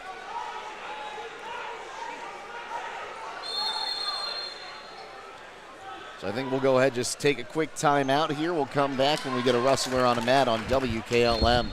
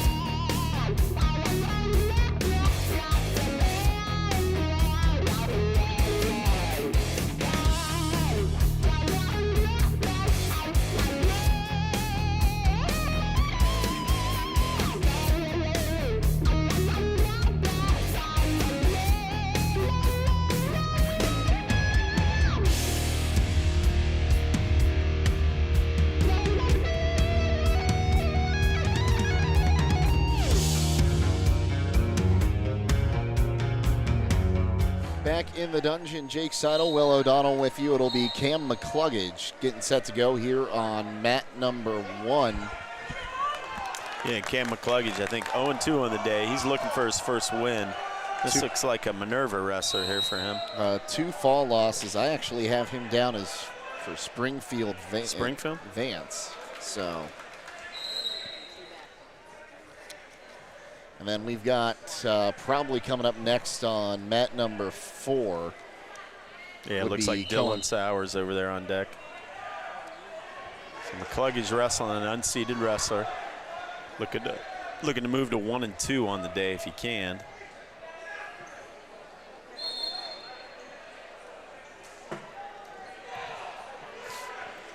Wrestled the number 2 seed in that last round. Wrestled him tough. Just got caught in a throw there at the end. It was a better match actually than his opening round match, but he's had a tough weight class today.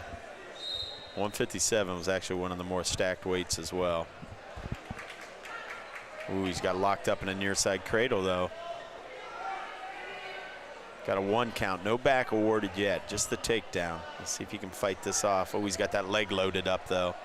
That's tight if you can keep that in there.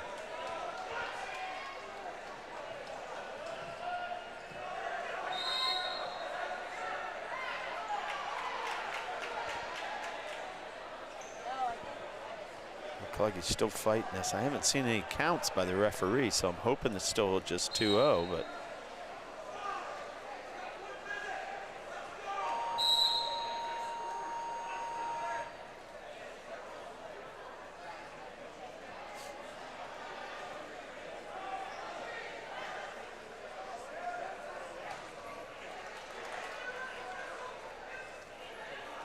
well, he definitely has back points there. Maybe he's already made the count and he's knows that he's given 3 at a minimum, but this is tight.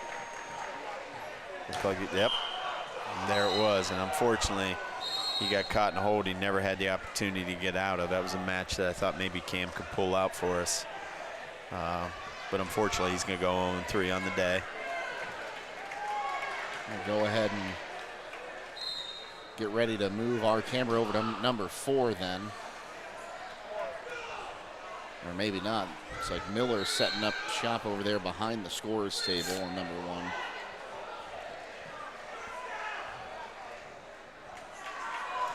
Oh, I thought I saw someone over on 4. Yeah, I see Grant Miller over there warming up. We had Dylan Sowers over there in his far corner. I don't know if that's mat 4 or 5.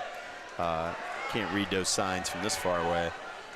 We still have Cohen Wilson to wrestle at 175 as well. Yeah, Cohen Wilson's over there by mat 4 kind of bouncing around, so with his headgear on, so I assume he's close to being up. Grant Miller has got his headgear on and he's in his usual bouncing around, getting ready, so he'll be up soon. And we'll probably see Grady Hawkins. He'll probably get one more match as well, the extra at 215, and then we'll round it out with Wesley Yoder. So we got about 5 West Holmes wrestlers yet to go here in round 3.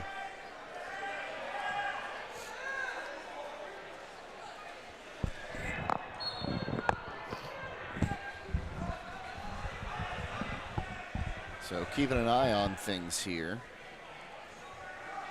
And just a reminder, we're going to be taking a break after the group stage is done here, before they get in to start working off on the bracket side of things. And we'll have you all the way through until the final West Holmes wrestler goes.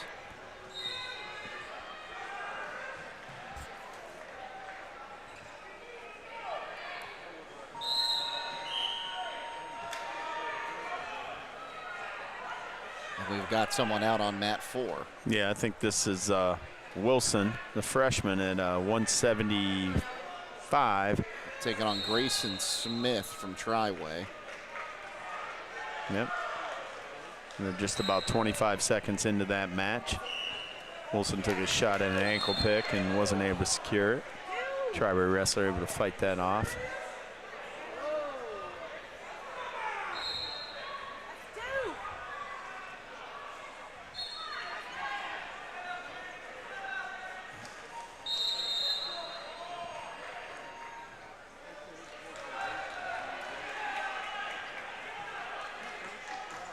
Wilson in on that ankle again. This time he's going to finish it.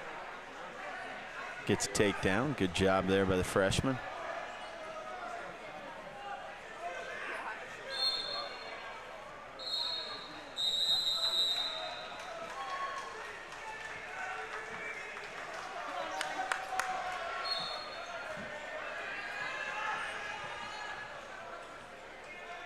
Oh, he's got, just on the edge. Had him a little bit of trouble there. So we got about 36 seconds here in the first period. Wilson on top, 2-0 lead. Wilson 0-2 so far today. He's had 2 fall losses, but he's looked good a few different times today.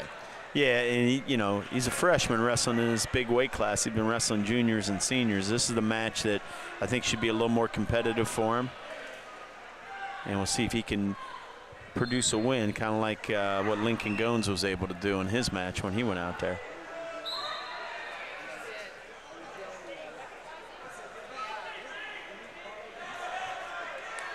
For some of these freshmen entered as extra, this is about experience. And this is a varsity tournament and a good one. So they're maybe in some matches a little in over their head. Other matches you expect to see them compete, and Wilson's doing that in this one. And it's 2-1 there at the end of the first.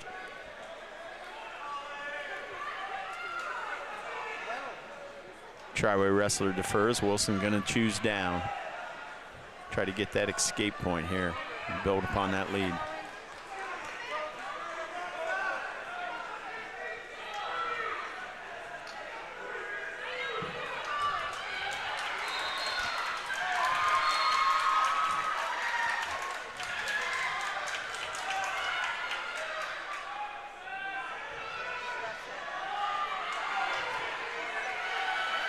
Oh, nice job there. Wilson got back to his feet, had good hand control, got the escape, up 3-1. Minute 44. That was a good job on bottom. Got to beat that shot. He's got the front headlock. See if he can chase it. Get the hips on the mat. Oh, he's digging in, trying to dig in. He's got it. He should be able to finish it right here, chest to chest. Get the fall. There it is. That's a nice job by Wilson, bouncing back from that 0-2 start. We're going to head over to mat 5 now then. Okay, this will be the sophomore Sowers. He's wrestling. This looks like a Buckeye wrestler. Looking at that singlet. That is Medina Buckeyes, Eddie Knightenbach. Okay, Eddie Knightenbach comes in at 25-1, a senior. 3rd in the state last year at 175. So Sowers going to have a good competition here. This is a guy probably with dreams of being on top of the podium in Columbus. And Sowers, of course, came in 2-0, did the job they needed to do in those early matches. Knightenbach already up 4-1. Ooh, right to a head and arm. Got a cement mixer here. This is tight. This is going to be hard to get out of for Sowers. And that's all right, though. You know what? That's a match, as a sophomore, you don't expect to wrestle a guy that's 3rd in the state and come up on top. You want to go out and do your job in the early rounds against the matches you expect to win, and he did that. So he's 2-1. Knightenbach's probably obviously the #1 seed and picked to win this tournament. So if you're Sowers, come back, battle hard, win these next 2, and take a 3rd place for the Knights. We're taking you over to mat number 1 now. We'll see Grant Miller coming up next in this one there in the 3rd period of this matchup. Okay, so we got Wilson that got a pin. Sowers is over. So we got Hawkins we got to look for, Grady, and Wesley Yoder and Grant Miller. So down to 3 wrestlers in this round for the Knights.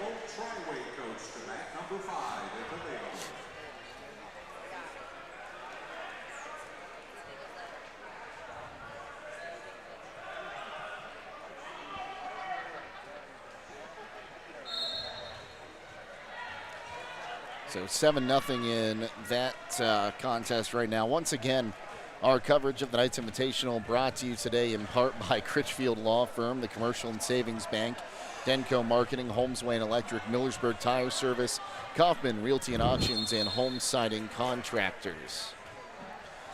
As all in all, looks like we're going to have a good chunk of Knights moving on into the next round here. Yeah, this is going to be this medal round. We're going to see a lot of guys. This will be fun for West Holmes. You know, Peyton Martin going 3-0 in the day. Grady Toy 3-0 in the day. Cole Porter, Lowden Dixon. We're hoping Grant Miller will join that. Hunter McCluggage. So yeah. I mean, I think we're probably looking at hopefully 7, 8, 9 wrestlers in those championship rounds for the Knights, and that'll make for a busy championship round.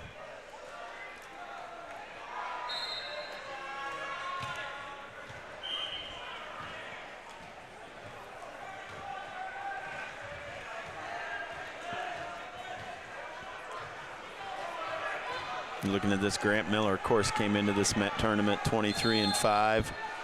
He's now 25-5 in this season, and he's the #1 seed in this weight.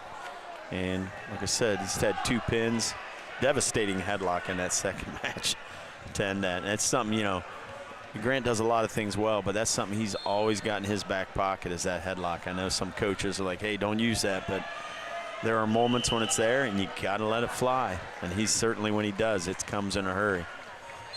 So that match is done. Grant Miller will now get in, and he'll be taking on Black River's Colton Moskal. Okay, Colton Moskal comes in. He's the #8 seed, only a freshman. Comes in at 6-6, so that is a seedable record. 500s can be seeded. And Grant Miller's going to come out here and do what Grant Miller's does. Miller came into today 20-3. 23-5. 23-5. Looked at the wrong side there. Mm-hmm. Oh no, that's his falls. He's got 20 pins. So when he wins by pin.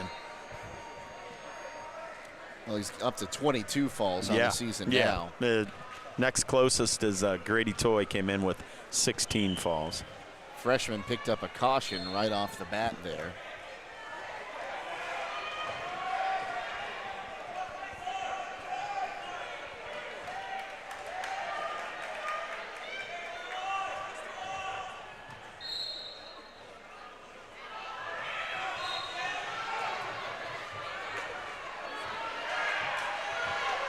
Well, Miller's got the head down. He snaps him to his knees. See, you got to get that go behind, but he's got to get it before he's in on that leg. Got to free that leg. Good job breaking the hips down. Now he just kind of high legs back. 2-0 Miller. Right to a cradle. Trying to drive that knee up to the head. Power half. Let's see if he can crank this over. And he does. And if he can just stay chest to chest, he should be able to end this. There we go. And there it is. That took about a minute. I'll tell you, he's aggressive on top. You can see why he's got, 23 pins now on the season. And he's going to go 3-0, and we'll see him in the next round as well. So 2 wrestlers left for West Holmes we're trying to look for here. Grady Hawkins and Wesley Yoder. I don't see them on the floor yet.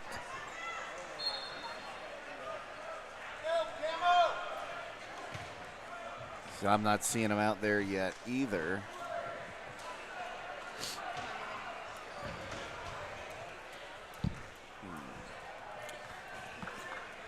Don't see him in the bullpen area either, so they're here somewhere. Yeah, sometimes this, like I said, we assume they have a match, but sometimes as the tournament wears on, guys get banged up, guys get hurt. You don't always know if every match is going to come off as the tournament progresses. Some guys have to default out. We'll just have to see if those matches that were scheduled still come off. So Hawkins scheduled to take on Dover's Alex Heaton in 2:15. And Yoder scheduled to take on Josh Basinger, the extra wrestler from Springfield, the heavyweights. Mm-hmm. Yeah, we'll just, there we go. I see Hawkins walking across with the Dover wrestler, and they're going over to map 4. They're going to be on map 4.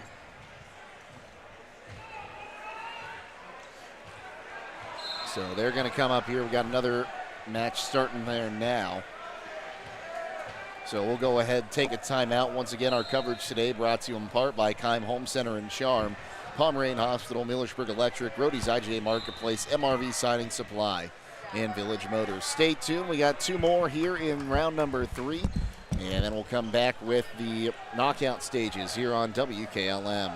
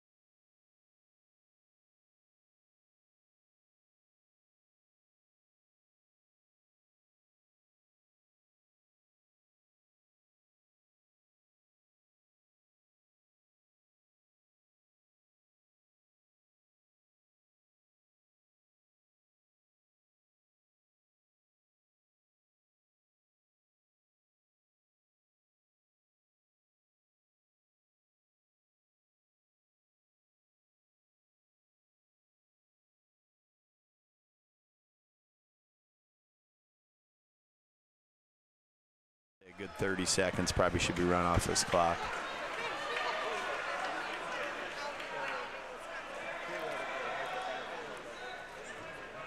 Hawkins still up 2-1.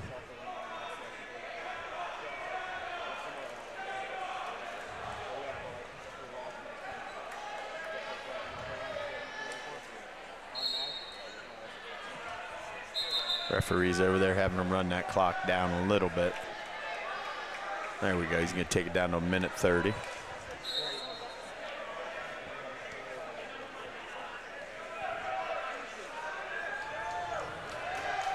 Making sure both coaches okay with it.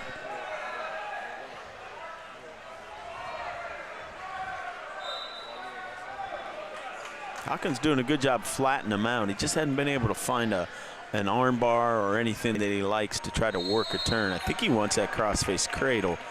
He might need to switch off to something else after he's broken him down. Try to get a wrist or something.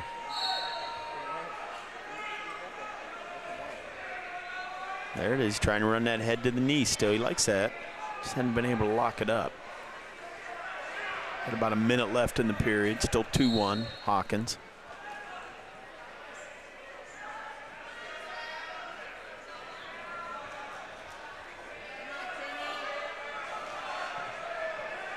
About 45 seconds left. Doing a good job flattening him out. Just got to get a bar or a half and stay active. You don't want the referee to call you for stalling on top.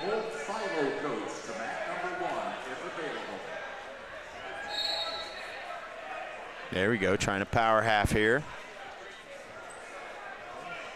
Down to about under 30 seconds. Calling stalling actually on the Dover wrestler that time. So stalling on the bottom man.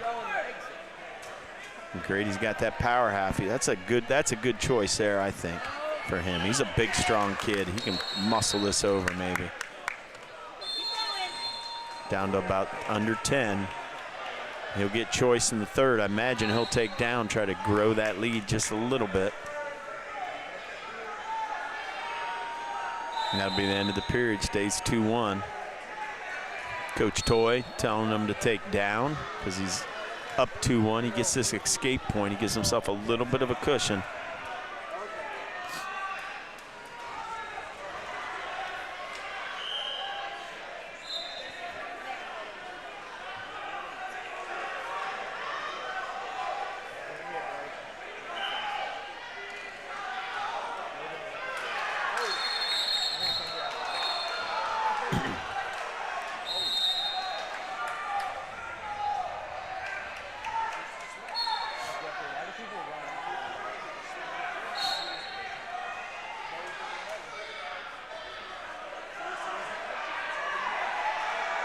Dover wrestler looking for a power half of his own over there. Still 2-1 Hawkins with about 1:20 left in the period.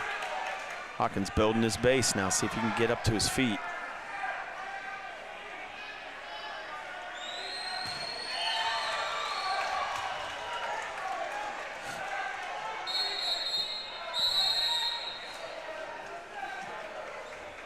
There he goes. It's up 3-1.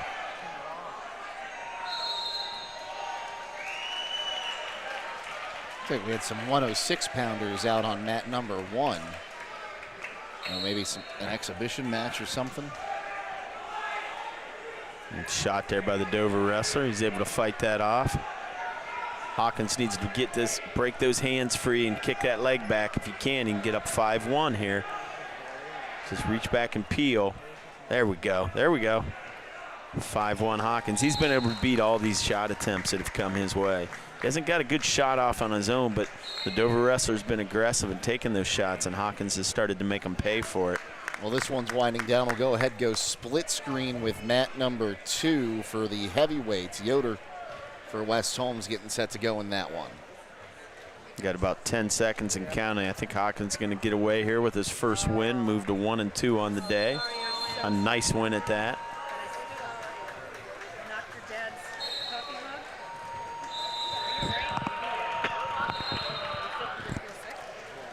And 5-1 for the win for Hawkins. And Wesley Yoder out here. Looking for hers, hopefully looking for his first win of the day. We'll just head back over to mat number 1 here.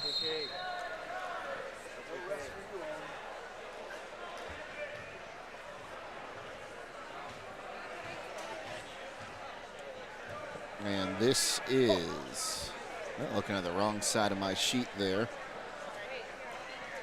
Josh Basinger, he's the extra from where is it?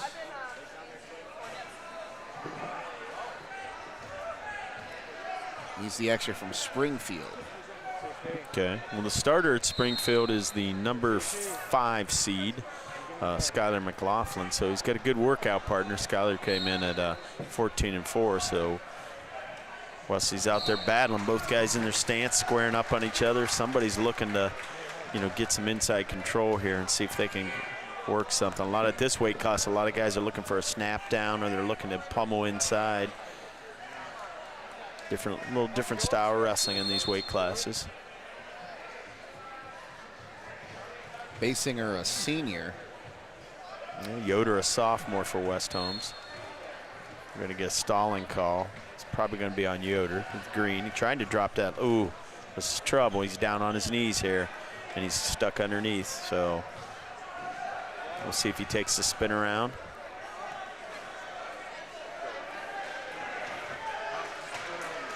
He's going to get the takedown there with 15 seconds to go in the first period. Right to an arm bar. Trying to put it up on his back. We've got short time here, about 2 seconds and counting. Oh, and he survived the period. Whew. We're going to give him 2 back, so it's going to be 4-0 as we go into the second. And if you're Yoder, you might want to take top. There we go. Heavyweight's a little different there, strategy. You weigh 260, 280 pounds. Sometimes getting in that second period and winning that coin toss where you can choose top is everything. Try to break him down, see if he can work a turn of his own. Ooh, he's getting himself out of position here. Gave up his leg. Got to break him down first before you go out that high.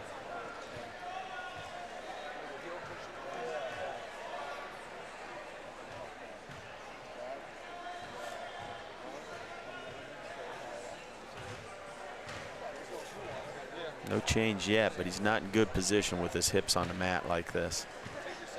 Best he could probably hope for would be a stalemate call, but I think he's going to, yep, there it is. He pops his head out. He's probably going to go right back to that arm bar that he ended the first period with. Did a nice job. He puts it up on the back, and he's trying to feed the other arm through. And he's right back to where he was. If he locks this up, it's going to be really tight. And there it is.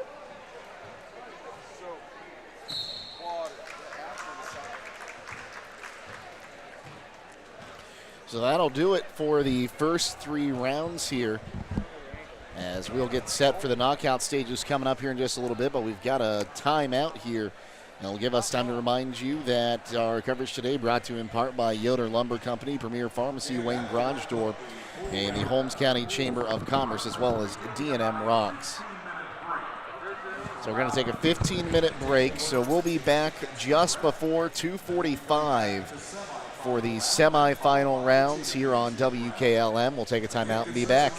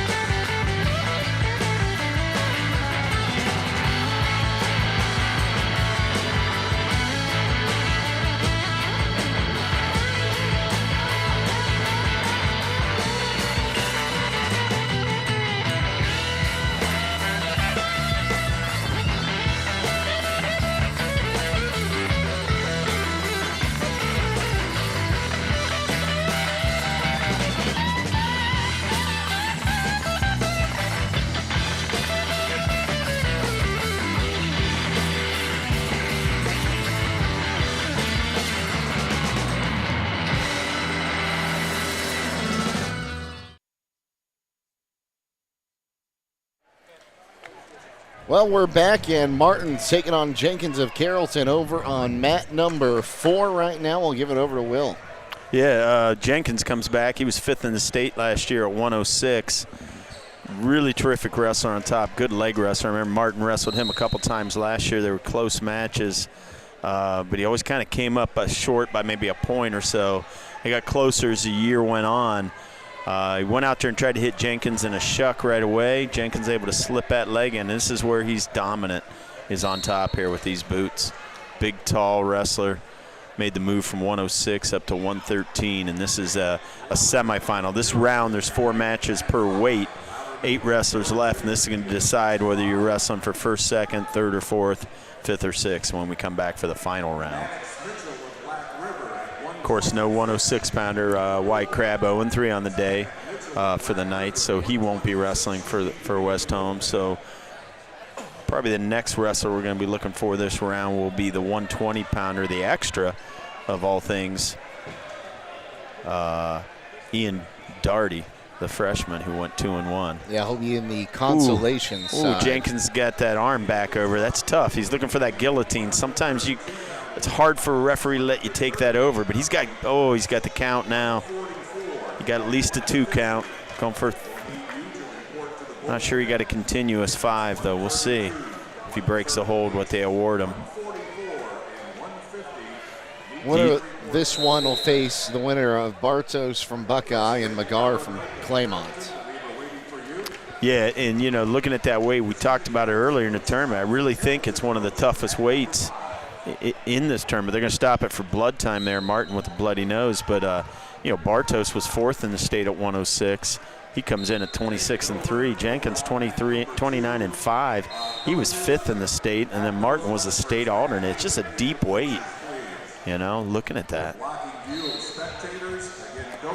But Jenkins up 5-0 already. He got that shuck takedown, slipped that boot in, and then was able to crank it over.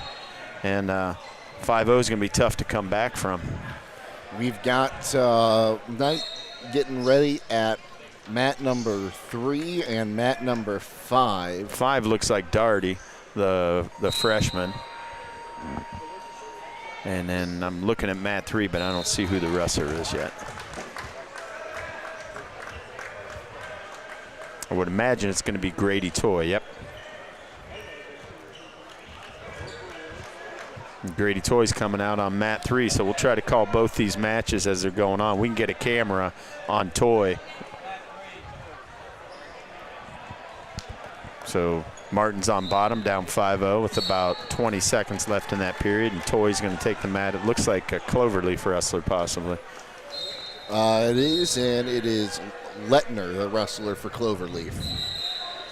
Martin gets up to his feet. He's got to get that hand control. Ooh. Jenkins got him locked up in a near side cradle. Luckily, nothing out of that. Lettner 3-0. Lettner 3-0 in his pool. Toy. 2 falls and a 6-2 decision. Toy, of course, undefeated in his poll. Gives up the first takedown to Lettner. Lettner comes in at 20-3. He's only a sophomore. And he got the first takedown. So Martin's going to go on bottom here. We got another one starting out. That's a Darty consolation matchup back on mat 5. That'll be. We got about 44 seconds left in this match with Jenkins. Still 5-0. Martin trying to get himself out of here and see if he can get a reversal. Darty is wrestling Morris from Midview. Jenkins survives that scare. He's back. I know he's sitting on his hips, but he's a leg wrestler. He's really comfortable in here. Just kind of got him in the pocket there. It's actually 7-0 right now. Martin trying to get under that leg if he can, but he's down to about 10 seconds under that in the period. Jenkins in total control here at 7-0.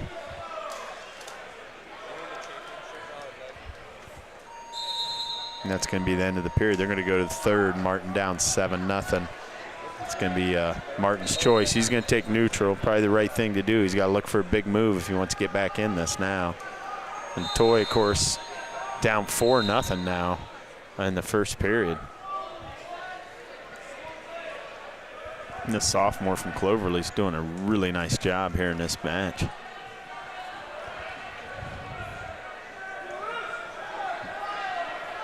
Jenkins still on top. You know, these guys that are comfortable with their boots, they just don't panic when they're in those uncomfortable positions.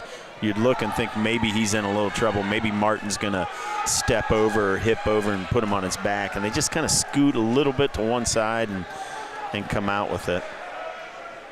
You know, and there it is. He's up 9-0 and sitting in that position he likes to be in.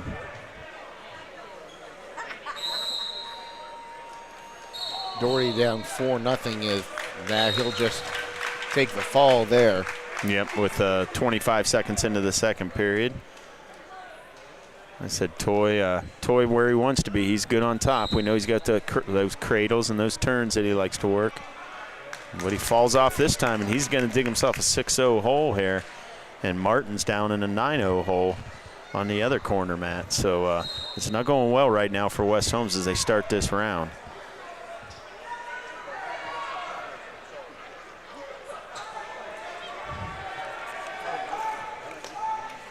You know, Jenkins, a senior, like I said, 5th in the state, a guy with some goals. He probably wants to improve on that, obviously.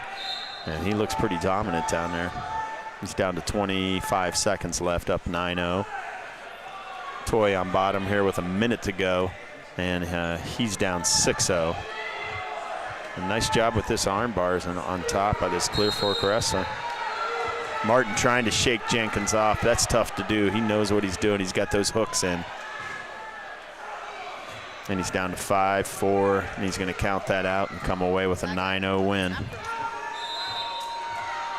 So we can focus on this Toy match now as he's the only wrestler up for West Holmes. We had 3 of them up at one time.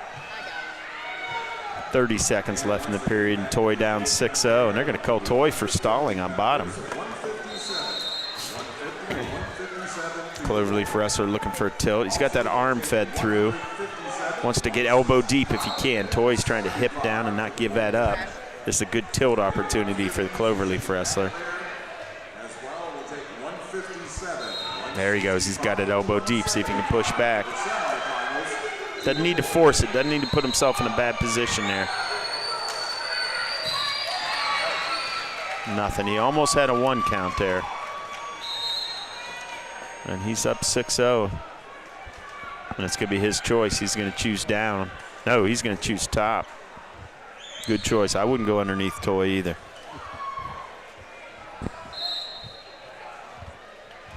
No, when you're up 6-0, you stick with what got you there.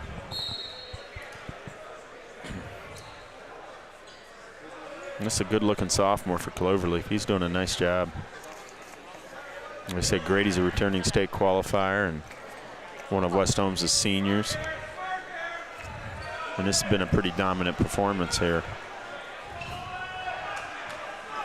Got the escape point there.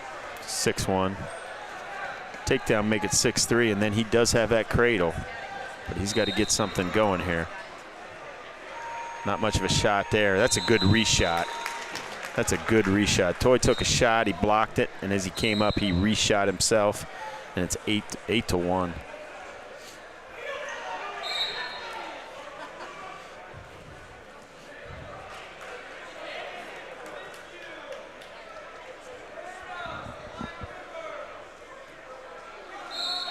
Down to a minute in the period.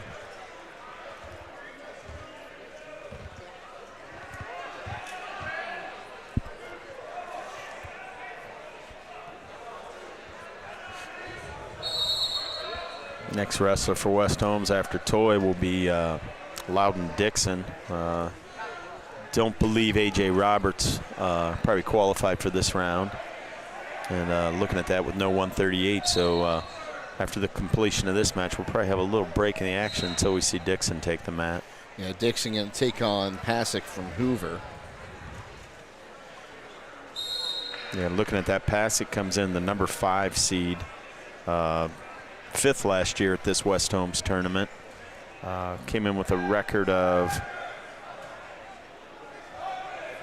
trying to look at that, 19-6 was seated below him, so he had at least a better record than that, but that's what they have down there. Doesn't make any sense.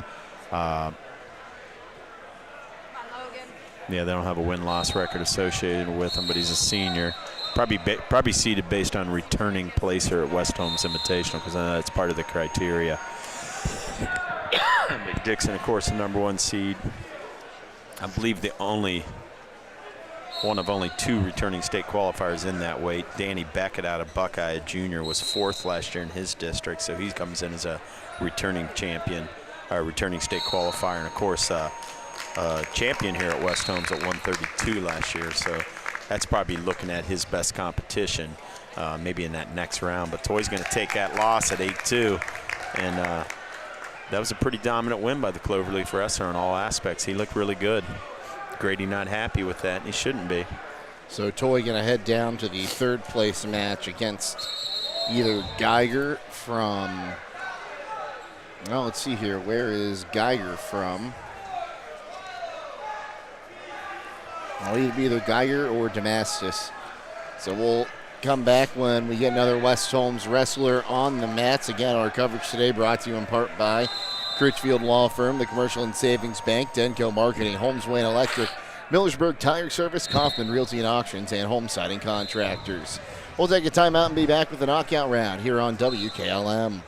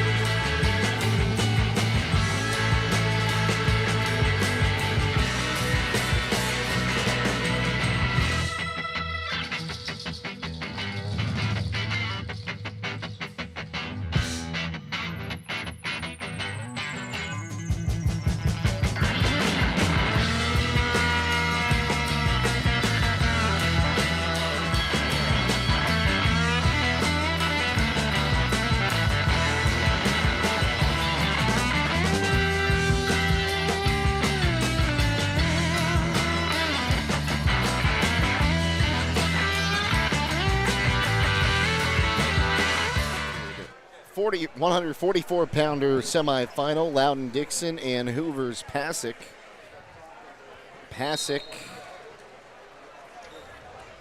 He is 2-0. He had a bye.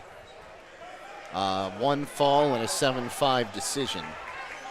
And Pasek, a senior out of Hoover. Dixon, of course, a sophomore, returning state qualifier, #1 seed. Been completely dominant in that pool round, 3-0, and just ran up big leads before he finally finished his opponents. And he's just been dominant in every phase of the match. So we'll see what he looks like here on his feet here early. He moves so well. Pasek in on a shot. Dixon fights that off pretty quickly. Got him caught underneath. See him get his right arm free so he can get behind him. Pasek's probably hanging on to that with dear life. If he gets hip to hip there, he should give it to him. Doesn't matter if he's got that other arm. He's just got to step over that back ankle. That's what he's trying to do here. He's got him on his hip. Just keep going, keep stepping over. Doesn't matter if he has your leg. Get hip to hip and they'll give it to you. There it is. Well, maybe. There it goes. Yeah. A little late on that, but yeah, he definitely had that. Right back to an head and arm. He's going to put that arm up on the back. Just wanted to make sure he actually got the cover there before he gave him the points. Yeah, he's got that wrist and that arm. Let's see if he can work something with that. We got a minute left in the period, 2-0. Looking around, we got Dixon up. We're probably going to have Hunter McCluggage on deck pretty soon. We'll have to watch, keep an eye out for him.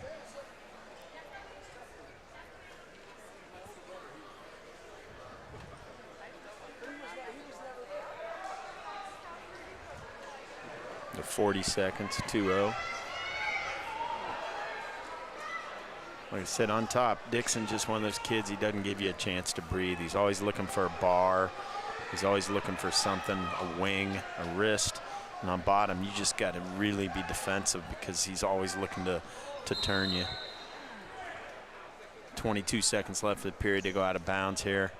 2-0. I'd like to see him get in here and get some back points right off the restart.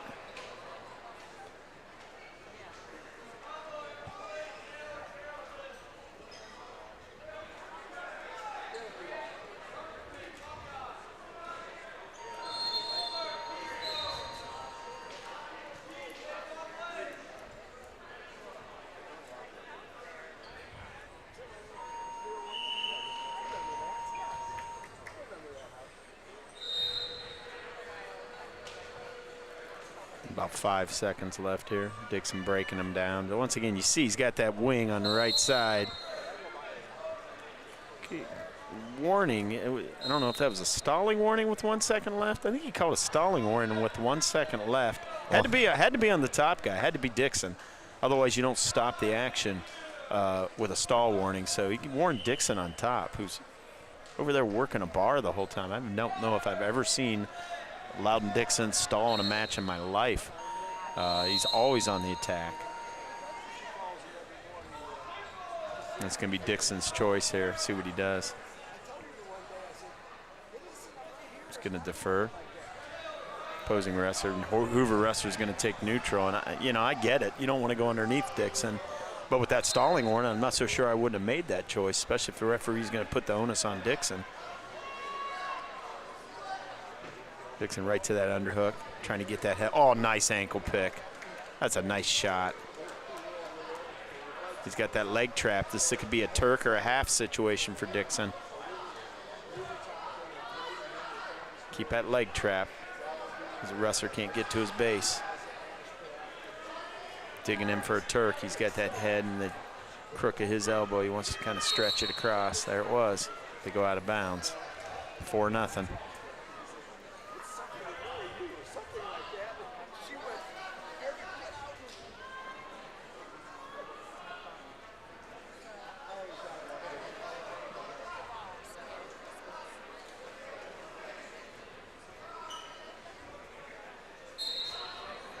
Jump sides, looking to break him down.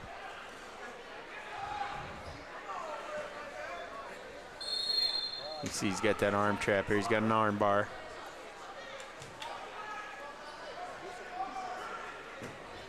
Got that bar on the right side.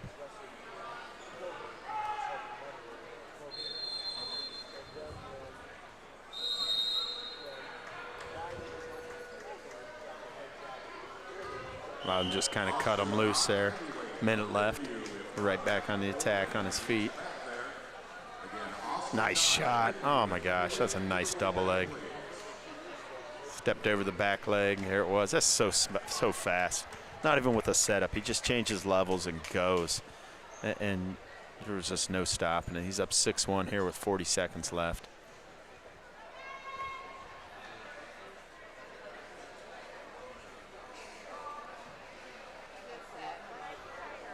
Kind of got a booty. He likes this Turk. He likes to get that, scoop that head. Trying to get his wrist free. There it is, power half. About 15 seconds left. Looking at the clock, 10 seconds left. Oh, we got a 1 count. Tried to hit it Granby, got stuck. Dixon only got a 1 count though.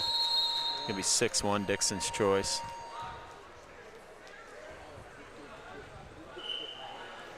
Chooses down. Escape would make it 7-1 and take down 9-1. That would secure a major for the Knights and another bonus point, even in these rounds. He's looked good on his feet, especially in that second period. Kind of surprised he didn't want to go neutral, try to Well, get something there. Listen, he's good on bottom, and Hoover wrestler's going to kick him, so he's going to get the point either way. But, yeah, he's so slick on his feet. Hoover wrestler takes the shot. Dixon's already beat it. This should be a takedown already. He's hip to hip.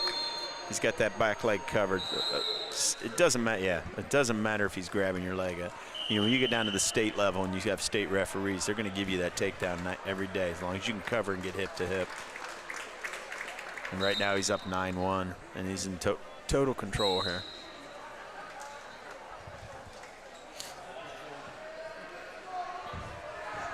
I think he's going to, well, it looked like he was going to kick him.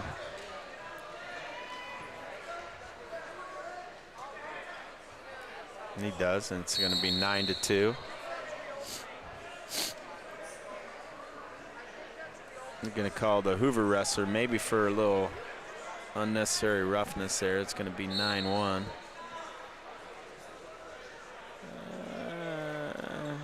Nice shot. Once again, covers that backside leg, and he's turned this into back points. There's the Turk.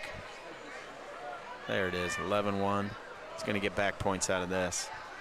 At least 3. So that's going to make it 14-1. If he wants to let him roll through and change holds, he can. So I'm not sure he's going to pin him with this unless he switches off. There it is, 14-1. He's got a bar. If he can get that backside wrist, he can run this over. They're going to stop this for potentially dangerous. So Dixon needs 2 more points to secure the tech fall. Usually about the time he decides to go for the pin when he's up 13 or 14. I was kind of teasing him there between rounds. I said, why don't you pin a guy when you're up 2-0? He just kind of laughed. He said, I need the work. He's going to go back on his feet. 14-2. Oh, right in on it. Oh, right to the head. He's got it locked up. He can lock up a near side here and take it over. He's going for a leg cradle even. Oh, that shouldn't matter that he's holding on the leg. He's hip to hip. He's got the backside leg covered. This is 2. There it is. Now he's going to go for the fall. Well, he secured the tech fall because they're going to award 3, so it's going to be a minimum 20-2. But he wants that fall. That's going to be the first match he didn't get one, but 20-2, but 17-2 is the tech, so he gets a 1.5 bonus. So he'll move on, and he's going to face either Horton from Keystone or Beckett from Buckeye. Let me refresh my browser here. See if we have got any updates on this yet. Doesn't look like we do. I see Hunter McCluggage bouncing around. I think he's on deck mat 1. So he'll be on mat 1 here. So it'll be McCluggage, and then after that, probably the next West Holmes wrestler will be at 175. It'll probably be Cole Porter. McCluggage going to take on Buckeyes Brunst. Brunst comes in as the 3 seed. McCluggage is a 2 seed. Brunst is a senior, 16-9. McCluggage 2 falls in a major decision, 16-3. Brunst. I'll tell you what, that's a deep weight. 2 falls in a major decision, 13-4. So yeah, deep weight. That's 4 returning state qualifiers. One of them a state placer. So Brunst was state qualifier at 144 last year. Of course, McCluggage state qualifier out of his district at 132. So this is going to be a good match coming up there with these. And these Buckeye wrestlers are solid, obviously. We've seen that all day. Well, as they're starting the second period here, we'll go ahead and step aside, wait for McCluggage to get up there. Once again, our coverage today brought to you in part by Keim Home Center and Charm, Pomerane Hospital, Millersburg Electric, Rody's IGA Marketplace, MRV Siding Supply, and Village Motors. Stay tuned, more to come in the knockout stage here on WKLM.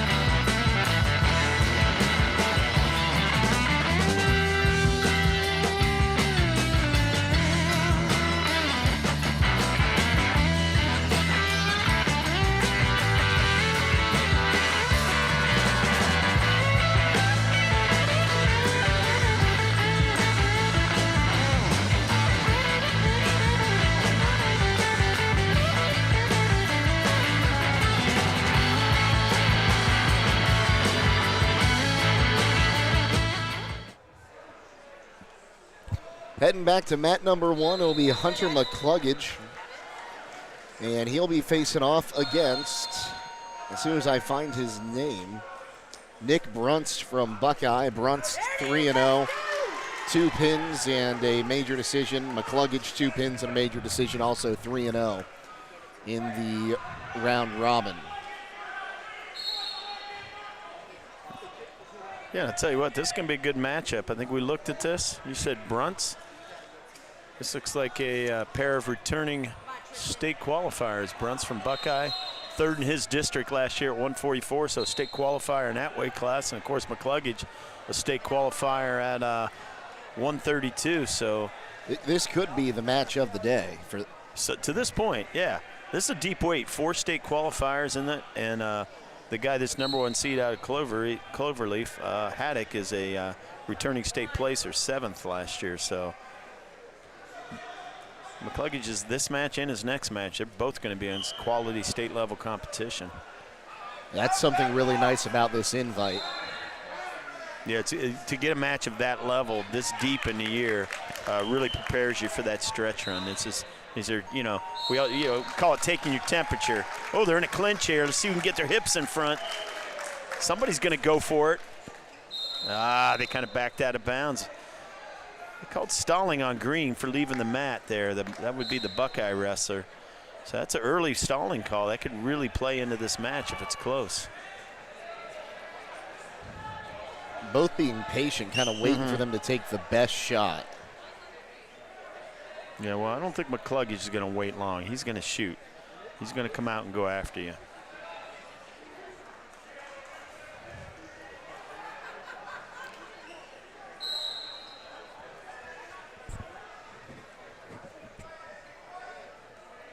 He's got that underhook. See if he can use that and get himself positioned. Just got to watch his opponent. There you go. You got to watch your opponent going under you for like a barrel roll. Got to fight that. Got to fight that. He's trying to cover that near side leg. He does. Nice job. That's a good series by McCluggage beating that shot. When you have that underhook, you got to worry about that fireman's carry, underarm spin. You got to worry about that barrel roll. And he wanted that barrel roll, and he wasn't able to get it. McCluggage secures that first takedown in the match. Just win the period. McCluggage kind of took him off the mat. That's smart. 15 seconds left. Want to get this ride out and take that 2-0 lead into the second if you're McCluggage. Smart knowing where he is on the mat, too. Yeah, you just don't want to make it obvious. Don't want to make it look like you're trying to take him down to the mat while you're going out of bounds. Drop to a leg if you get in trouble. Nice return. Good hard return. Got the leg in. This will get him out of the period. This is good. This will get him out of the period. 2-0. We'll see who gets choice. Hopefully McCluggage. I'd like to see him go down right away. Buckeye wrestler gets choice. See what he chooses. McCluggage is going to choose to defer. All right, so he's going to go down. We're 2-0. McCluggage keeps that choice for himself in the third period.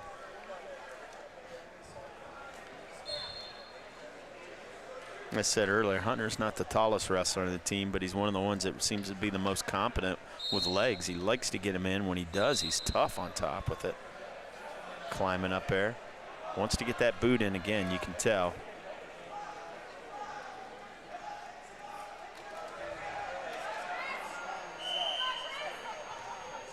Buckeye wrestler gets to his feet. See if McCluggage can return him to the mat. Right there on the edge. They're going to go out of bounds.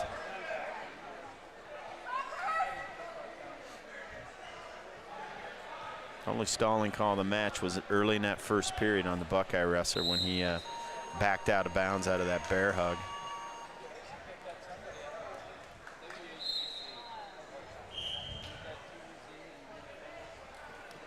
Trying to Granby roll. McCluggage, get your hips up. Flurry with him. There we go. He's got drop to that leg. He's just got to try to return him to the mat. There it is. There it is. Out of bounds. You know, these are little 10-second, we call these 10, 15-second sprints on top. You do this in practice sometimes, too, because you got to learn to wrestle like this. It just chips away at the period. We're already 31 seconds into the period. And McCluggage got to try to break him down. He hasn't really been able to flatten him out yet. He's gotten to his feet pretty consistently. That time he's just going to cut him loose. Good reshot. Got to fight this off. Keep his whizzer. Don't let, ooh, he came up with the leg. Keep that whizzer. Keep that whizzer. Looking for a cutaway. Got to try to kick his leg out. This could be a good stalemate opportunity here. And he's on the edge, so got to know where you're at. Know where you're at. Don't give us up. Ah, flurried right out of bounds, though. Still 2-1. 49 seconds. Well, he almost scrambled and got that takedown at the edge, McCluggage did. That would have been huge with choice in the third.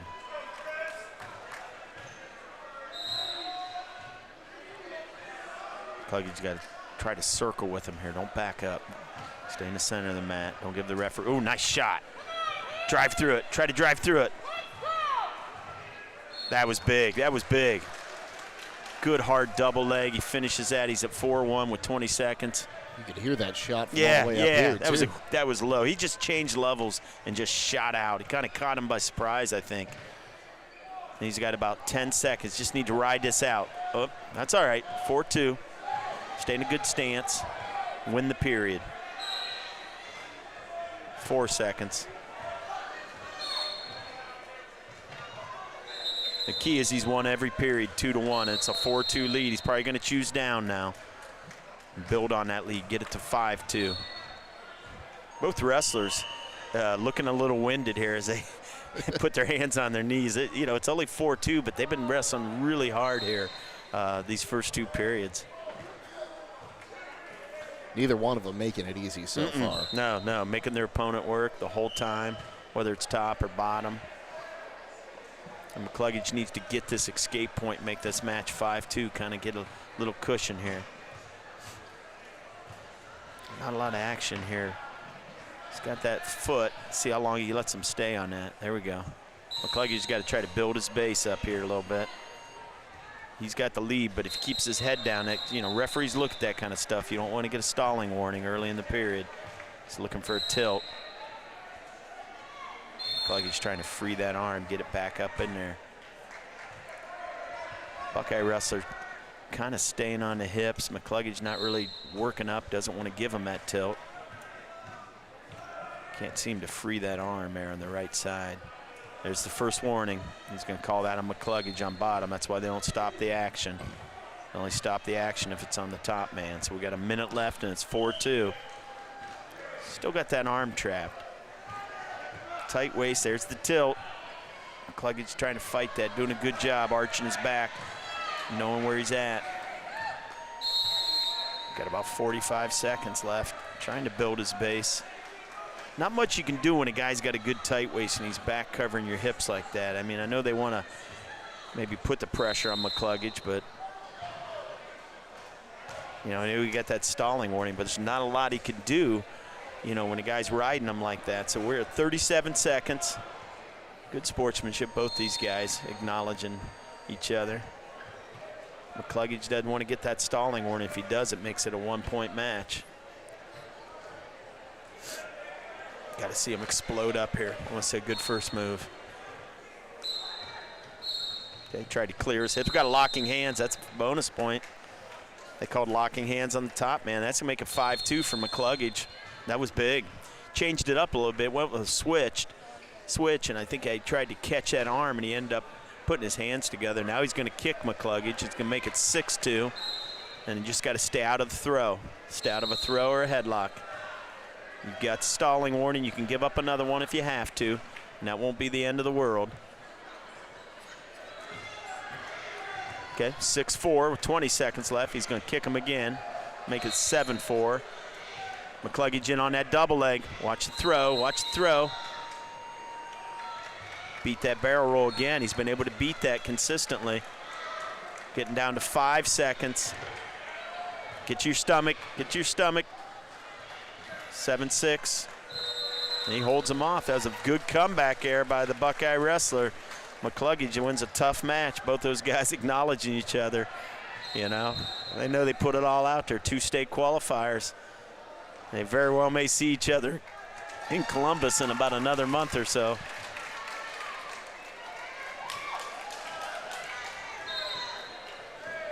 Cluggage go to 4-0 on the day. He's going to go to the championship match, and he's probably going to run into the either Craddock or Bosk. Yeah, probably the Cloverleaf wrestler is the returning state placer.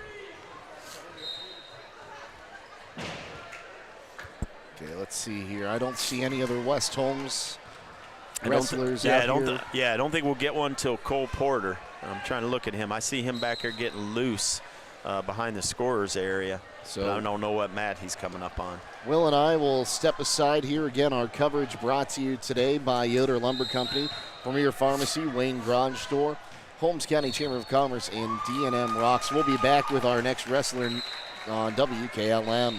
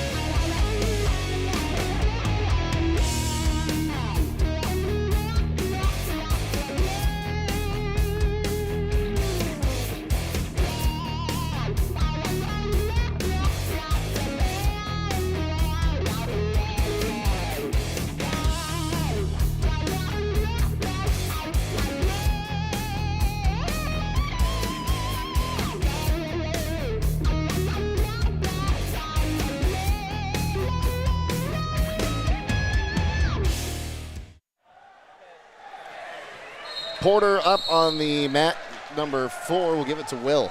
Yeah, I'm looking at this, trying to see who he's wrestling. I think it's a Buckeye wrestler. It's Seth Ryder from Downton. Oh, Seth Ryder from Downton. 15-6, he's the number 4 seed. Of course, Porter comes in as the number 1 seed. Got the first takedown right away here. Porter 3-0, 3 falls. Seth Ryder 2-0, a fall, a bye, and a 4-0 win. Yeah, Porter's been pretty dominant on his feet. He's had some nice takedowns, good high crotches, drives through the body.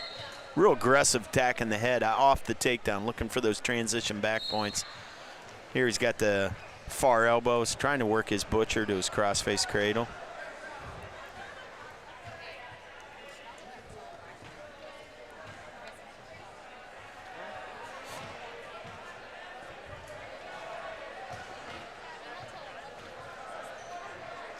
There it is, looking for that again. Trying to run that head to the knee here with that crossface cradle.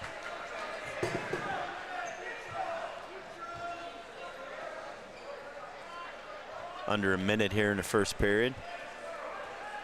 Got our own Jeff Woods down there officiating that match. Familiar name to West Holmes Wrestling, as it is. You know, I did see down on mat 2, and maybe we can zoom in and show you Next time we're down there, they've got a little sign there of if you want to become a referee, here's how. I give Jeff all the credit in the world for becoming a referee. And you know what? For as many refs as he yelled at over the years, it's probably fitting that he's wearing those other shoes now. I think we all would benefit from being a ref for a year and understanding how hard that job is. There's a referee shortage in every sport in Ohio. And it's for good reason, unfortunately. All those guys are doing the best they can out there. Nobody's playing favorites. Nobody's picking on your kid. They're just calling it like they see it. Jeff does a great job, and he's fair and impartial. Doesn't matter. It's a West Holmes invite. We could probably name this tournament after him if we wanted to. But, no, he does a nice job out there. I will say, after becoming a referee, it's one of the most rewarding experiences I've ever had in my life. I would fully recommend it to anyone who is considering it. Get out there, help the kids. Yeah. Helps you stay in shape, too. I can attest to that. Well, and I think for Jeff, just knowing him, it just keeps him around the sport. He loves being around the sport of wrestling. He has been his whole life with his kids and everybody, and I think this is just another way to stay around it. Porter here looking to get that escape. Got to get that hand control. Needs to get that escape, kind of stretch this out. I think he got a little finger jam there a little bit. Pulled some tape off. I don't know if he'll get it retaped or not. They're going to go injury time, probably get this retaped. And make his way over to the table.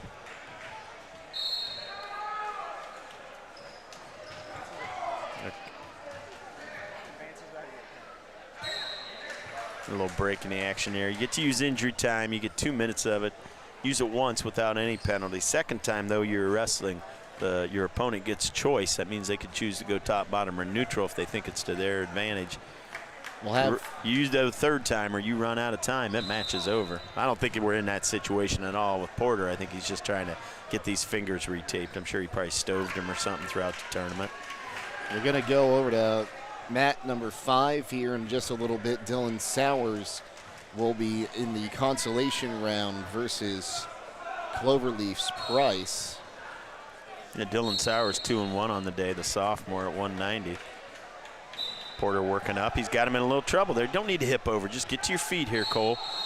Changes off. Goes right out to the head again. Get some hand control and get your escape. Nothing yet. Ah, he gets a reversal. 4-0. We got a minute 15 left. That was a scramble there. That got a little scary for a second, to be honest with you. And we'll go ahead and go split screen. We'll head over for Sowers. Who's Sowers wrestling again there, Jake? Owen Price from Cloverleaf. Okay, Owen Price came in as the number 4 seed. He was 19-3. He must have took a loss in his pool. 1-1. He had a bye. He had a fall in the first round. Cole Porter up over there. 47 seconds to go in the period. 4-0.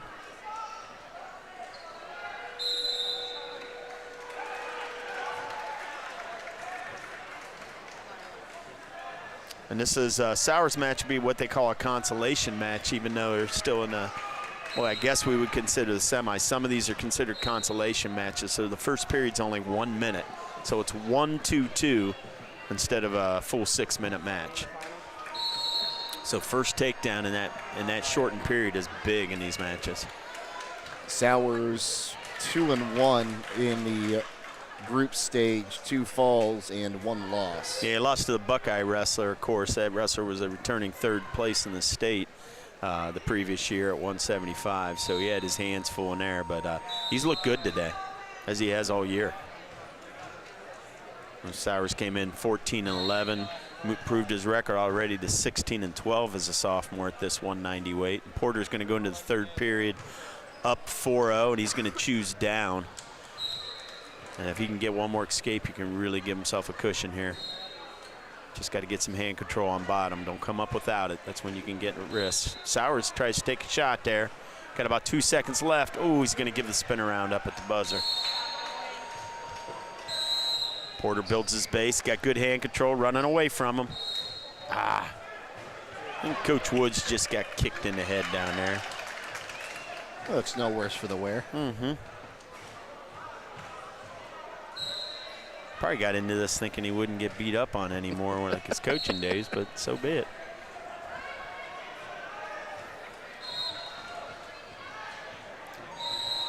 Porter shows a switch, changes off to a stand-up. Good mat return there by the Buckeye wrestler. Oh, Doughton wrestler. He's trying to lock up the far side cradle. He's a little out of position. Porter can put his hand over his head. I think he's going to get away. There it is.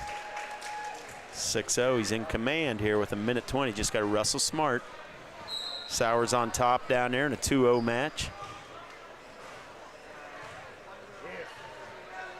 Clover, this wrestler, turns that into a reversal. Good chain wrestling on his part. Porter's down to about a minute in his period. Looking to go to 4-0 and reach that championship match as the #1 seed here.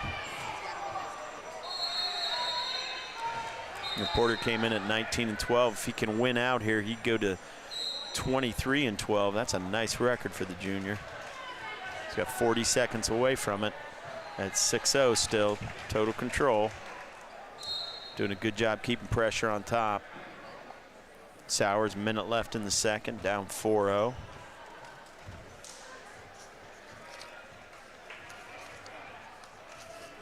We'll have Grant Miller coming up on mat #1 here in just a little bit.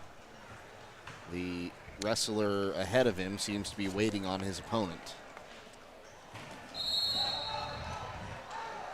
Ooh, Porter just gave up a reversal. We got about 10 seconds left, 6-2. Just needs to hold on here on bottom. He hasn't, no stalling warnings. He can give one if he needs to, so just kind of protect yourself. And he's gonna hold on for the win, 6-2, goes 4-0 in the day. And we'll see him in the next round wrestling in that championship match at 175. He'll have either Schwartz from Philo or Ortiz from Keystone in that next round.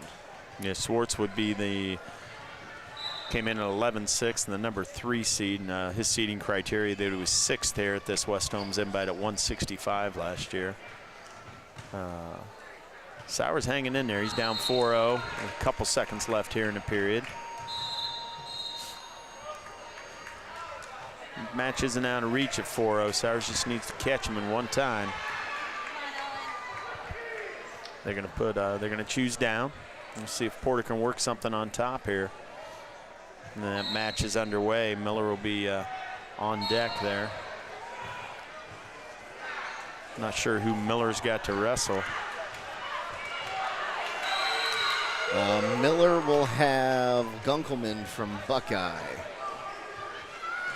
You know, I know we talked about Grant, his brother Grayson wrestling here, his dad Bill wrestling here. Somebody told me that his grandpa, Gary, I believe, if I'm right, Gary Miller, I hope I got that name right, I'll check, but it was in the first wrestling class back in 1965 when this high school was founded. So that Miller name goes back a long way in West Holmes wrestling. You know, you think of the names, the Dixons, the Webbers, the Millers. There was a lot of them out here at West Holmes, and it's just been continuing. Still 4-0 down here in the third period. It's a Sowers match. Sowers on top, trying to work something. See if he can get a cradle.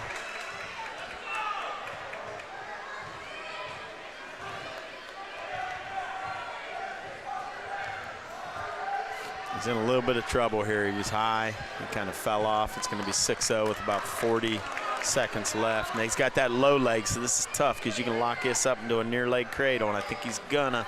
If he does, that's always tight.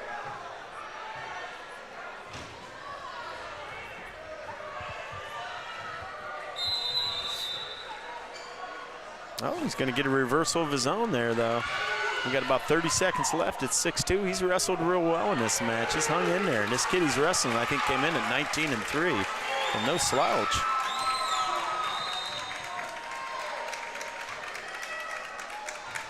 And down to about 10 seconds in the period to see his dad back here standing there watching, cheering him on. He's wrestling tough today. A stalling warning on the bottom man. That's going to be a point for Sowers, but 6-3 he's going to run out of time. I'll tell you what, he gave it everything he got. He had a good tournament here today. So Sowers' day will come to an end. He had a great tournament, like we said. 2 pins for him. Yeah, like I said, a 6-3 loss, and like this, try to Well, once again, our coverage today brought to you in part by Critchfield Law Firm, the Commercial and Savings Bank, Denco Marketing, Holmes Wayne Electric, Millersburg Tire Service, Kaufman Realty and Auctions, and Home Siding Contractors. We'll get set to go here in just a little bit on mat number 1. That will have Grant Miller going up against Curtis Gunkelman, the junior from Buckeye. He's 2-0. He had a bye and had a fall at 28 seconds and a fall at 5 minutes. Grant Miller, 3 falls. He was 3-0, 58 seconds, 34 seconds, and 102. Yeah, look at this. Gunkelman comes in with a record of 19-10, so those 2 wins for him take him to 21-10. He's the number 5 seed out of Buckeye. And like I said, Grant Miller with 3 falls to up his pin lead for West Holmes to 23 on the season.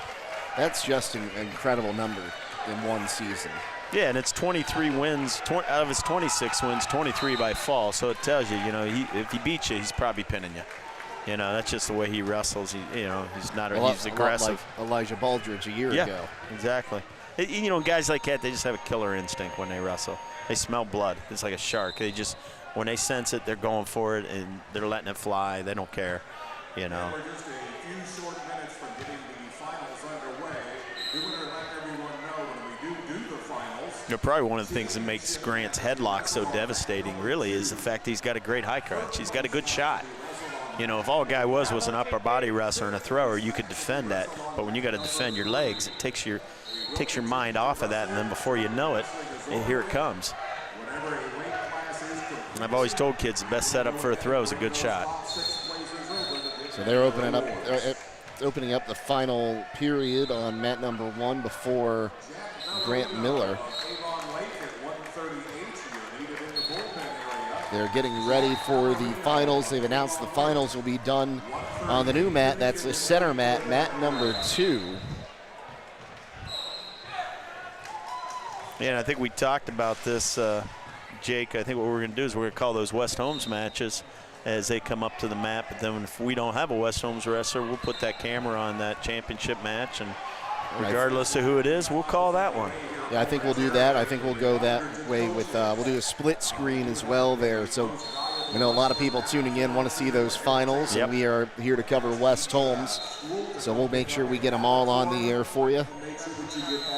Yeah, they're going to go right into that round. I already hear them calling kids back to the bullpen. They've been doing that, so no, there'll be no break here. Yeah, those kids just have to dodge the wrestlers that are done for the day playing hoops back behind us. I always try to tell those kids those basketballs give you awards, so don't touch those things.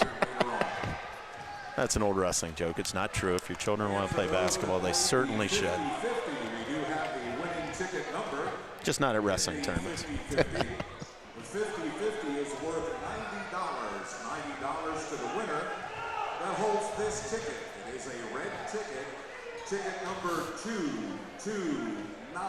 50-50 numbers being called right now. I don't think I got in on that. Did you, Jake? I did not, but honestly, it goes for such a good cause that even if I won, I probably would have just turned it right Yeah, back. It's going to the Holmes County Veteran Wall that they're doing, and it's going to the Holmes County Veteran Wall here in the high school that's going to honor West Holmes past graduates all the way back to 1965.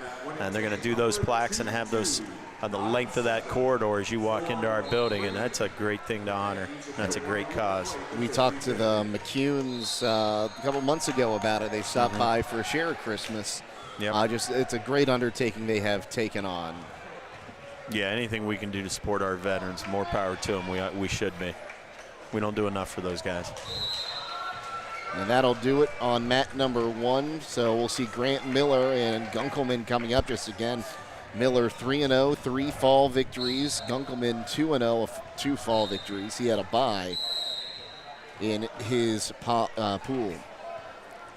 West Holmes really didn't get any of those buys this year. We had a few last year. Yeah, I didn't see much of that. You don't want buys because you don't get points for them. That's not like a forfeit. So you want to keep those out of the equation. Sometimes in a bracketed tournament, you'll get a point for the bye if you win your next match, but it's certainly nothing that comes with bonus points. You want to see your kids out there getting you pins and tech falls.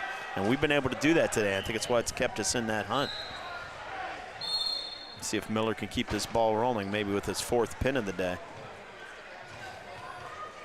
Now this looks like it's going to be one of the premier matches of the day. These two guys look very evenly matched starting things off. Oh, these Buckeye wrestlers are all talented. You know, it's a top to bottom. It's probably one of the more balanced, more deep lineups in the state of Ohio. Like I said, they won the state duels last year with that shocking upset of St. Paris Graham, and they'd like to do it again. And if they're healthy, I think they got a chance. So he might come in as the 4th seed, but he's definitely in a room that's preparing him for this tournament. Both guys kind of squaring up on each other, feeling each other out. Miller's comfortable in that over and under, so we'll see if Gunkelman wants to go in there with him.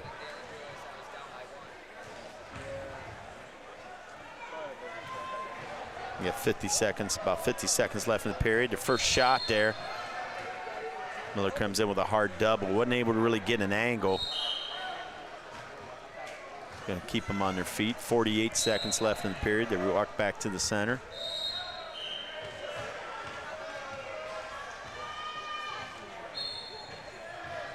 Like you said, when you get to these heavier weights, it's a different style of wrestling. It is a little more methodical, you know, guys feeling each other out, fighting for position. Referees know that, you know, you're not going to press them to take shot after shot like maybe you would expect from a 106-pounder. But something like Miller taking that first shot and being the aggressor, that stands out in a referee's head, and that sometimes benefits you late in the match. We're down to about 15 seconds here. Gunkelman really hasn't attempted anything yet. He's just been kind of catching. Miller walking up into this double over here. Ooh, Gunkelman with a throw. Whew. Luckily out of bounds. Miller gave him no choice there as he walked up into him. Gunkelman did the only thing you can do in that situation, and that's to launch him, because otherwise you're going to go down. I think a Buckeye coach wanted to take down there. He thought maybe his toes were still in.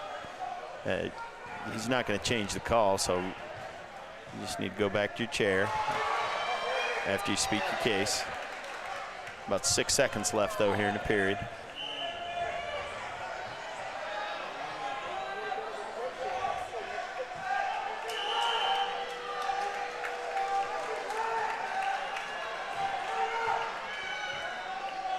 Miller's going to defer. See what Gunkelman chooses here. He goes down.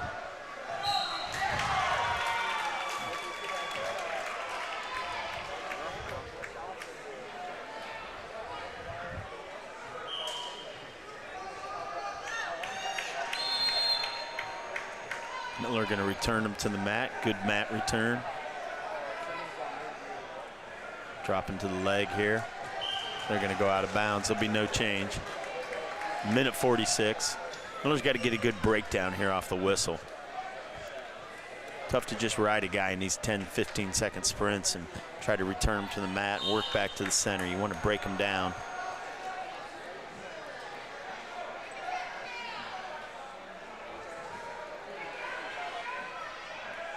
Ooh, he's trying to lock up a cradle. Gonna give up a reversal there. A little sloppy there with that cradle. You really didn't have it locked up. No opportunity to take it back. Kind of just got to cut him loose in that situation. 2-0. Miller's gonna get the escape right away.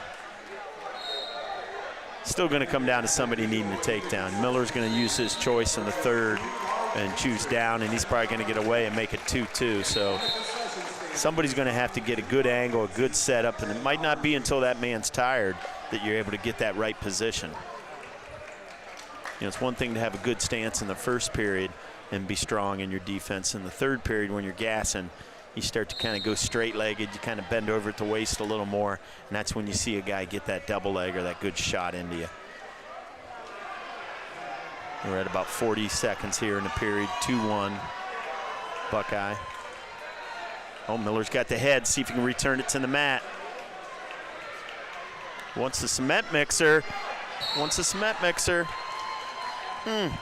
Didn't need it. Just needed to get him to snap him to his knees and get the spin around. He's got about 20-some seconds there.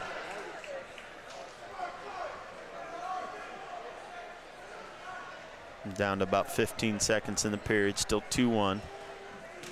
It's all right if it ends this score right here, because you're going to take down on the third and tie it up.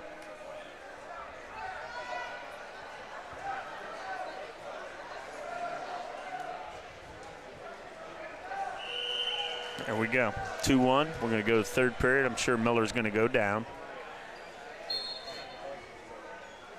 Needs to have a good first move here, get right back to his feet, tied up at 2.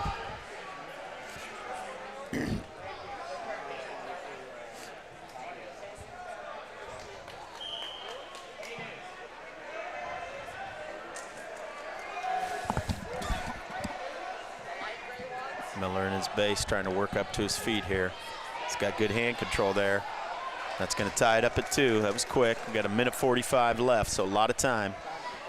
Miller's, I'd say, been the aggressor on his feet here. There's another snap down. Got to get him to the mat. There we go. There we go. Now you got to work your go behind. There you go. Got to beat the arm, though. Got to get some separation. There it is. There it is. 4-2. I'm not so sure I'd worry about riding him, Grant. If you got to cut him loose, cut him loose. I haven't seen Gunkelman take what I would say is a quality shot yet against Miller. And I think he's been the stronger wrestler on his feet. I think he needs to be smart here. If he gets in high, he gets in a little trouble, he can cut him loose. It seems like he's been able to snap that head down here the last 2 times on his feet.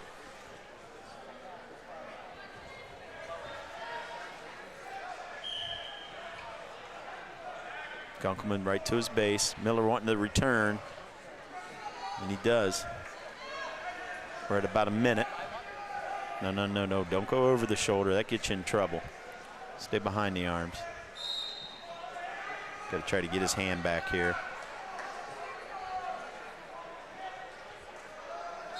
The referee's digging in, looking for a locking hands. That would be big if something like that occurred. Drop to the leg, trip it. There you go, there you go.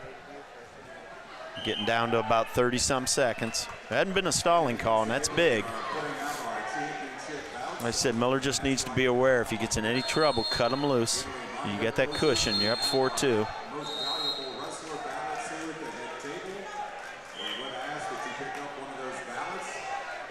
Trying to chop that arm. Gunkelman does a good job of staying in his base. Oh. Tried to dive through there. Miller dropped to that leg for about the 2nd time. They're not going to let him do that too many times. Trip it. You got to return him. Got to return him. Getting down there now, 15 seconds. That's 3 times Miller, when he's gotten to his feet, has dropped to a leg and been able to return him to the mat. That's good wrestling.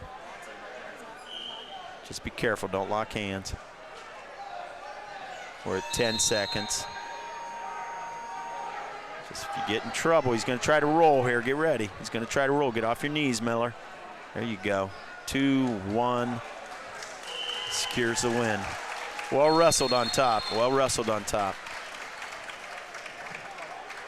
So Miller moving on to the finals here after, like we said, we were expecting a great match. That was a good match. Well wrestled. You know what? That's a quality win against a quality opponent. That's the type of match Miller's going to need to get beat and wrestled to go to state. That's the kind of kid he's going to have to maybe even beat at state.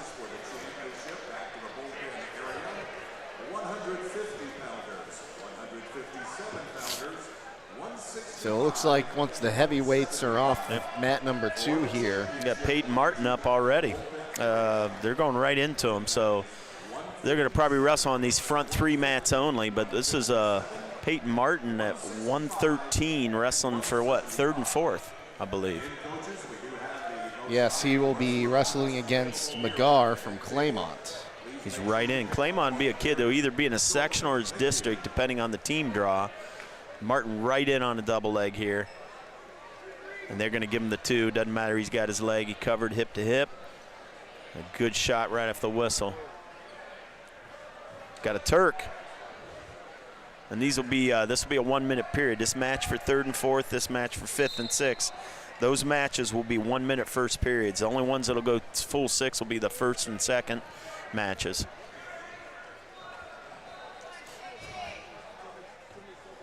Two nothing Martin. We got about 20 seconds left in the period. Of course, that'll be a terrific match in that final at 113 with Bartos and Jenkins, both returning state placers, 4th and 5th in the state. That'll be a fun one to watch. And that'll be wrestled here on mat number 2, the white mat, which we've got a camera on, but it won't be up for about 2 more matches. 2-0 at the end of the first.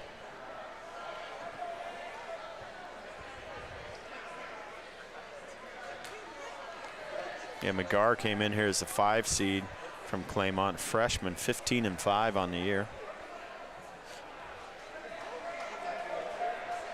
Like I said, depending on our seed assignments, this could be a match that he would see at sectionals, possibly even districts. Right to that cradle. Claymont's known for it. You always got to have hand control against a Claymont wrestler. You know that they make a living on that far side cradle. McGar's a lengthy kid too. Looks like he could get the boots in. Good job by Martin swimming out of that. Make it 4-0.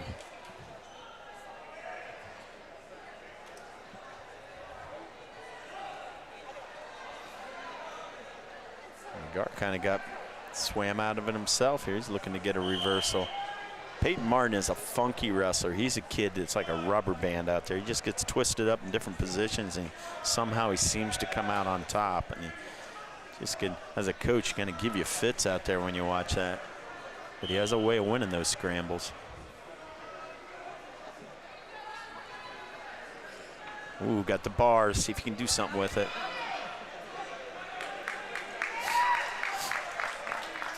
Uh-oh. Ended up with a headlock. Just kind of reach back. McGar did everything you don't want a guy to do. You reach back like that, and he pops out with a headlock. That's going to give him 4 points, and Martin's going to turn around and reverse him. You got to get the score sorted out on this one, though. About 40 seconds left in the period.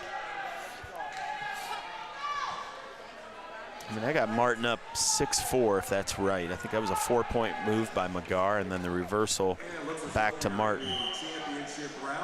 So 29 seconds left there in the second period, and Martin's up 6-4. I think Claymont coach wants to talk about the score. I don't think he believes it's correct. We'll see.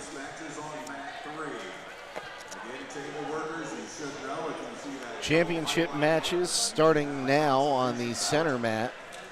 106-pounders. Swaney from Claymont, I believe, won. Not sure who the other one is there. Medina Buckeye. So that would be McKee from Buckeye.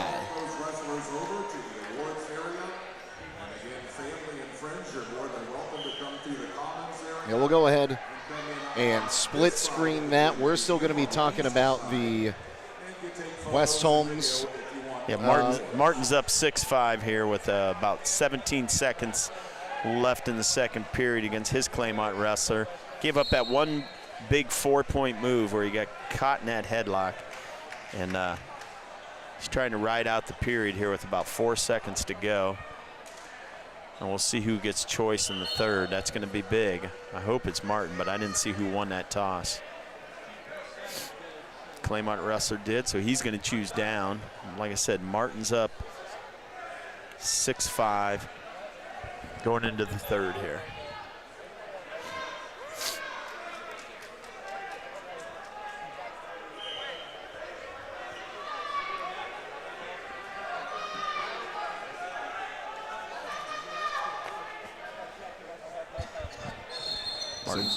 Martin's got a leg in here. Now he's got the backside arm. Let's see if he can do something with that.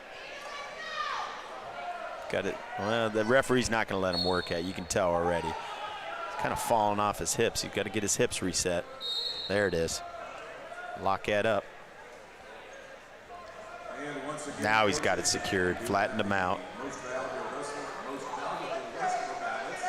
Got a minute 25 left in the period here. Martin's got the legs in. He's up 6-5. Trying to look for a Turk here. This would be big. Just needs to get a little bit of separation here. Wrestled well. Just that one move where he gave that up got him in a little trouble, and he was still able to get out of that.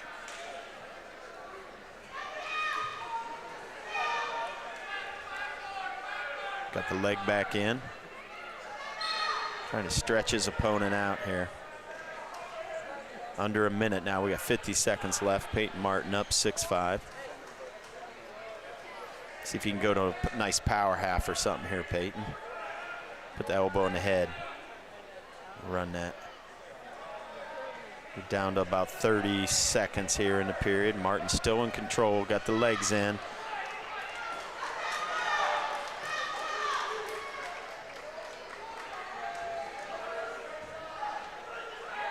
No stalling warnings on either wrestler.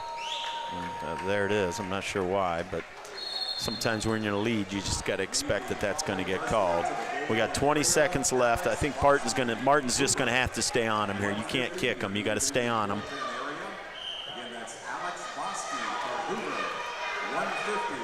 Get your hips up. Get your hips up. Oh, reset. There we go. There we go. 10 seconds. Don't let him get up into you. You got to keep your hips up. Keep scooting it. Martin's going to make it. He's got about 3 seconds left. There he goes. He's able to ride him out for the whole 2 minutes for the win. 6-5. That's impressive. That's not easy to do. So Martin will take third place over McGar from Claymont, as we'll move our attention over to the center mat in the 106-pounders, where it is Swaney from Claymont battling McKee from Buckeye. Yeah, and he's going to be up 4-0 after that takedown coming out the back door there with a minute 30 left here in the second. Looking at that weight class, a little bit of surprise there. There was a sophomore from Philo who came in, was a #1 seed. He was a 5th place in a state alternate, but he didn't make it into that championship match. So McKee came in at 17-9. He's a freshman from Buckeye, and Swaney, a freshman as well, 22-6 on the year.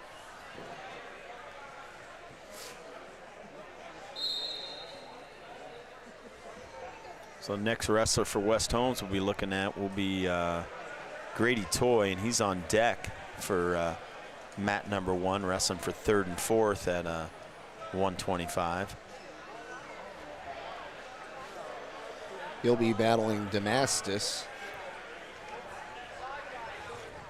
from Springfield. Dominic Damascus was 3-0, and he lost. Yeah, and Damascus came in on a pin. Yeah, Damascus came in with a record, a seedable record of 8-8.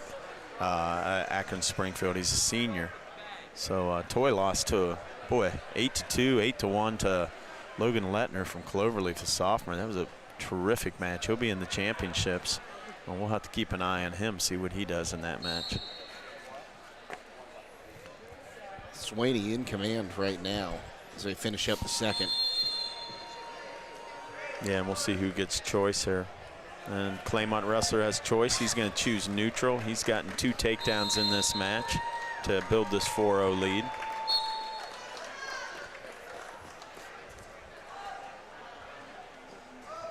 Shot attempt by the Buckeye wrestler, fought off here by Swaney.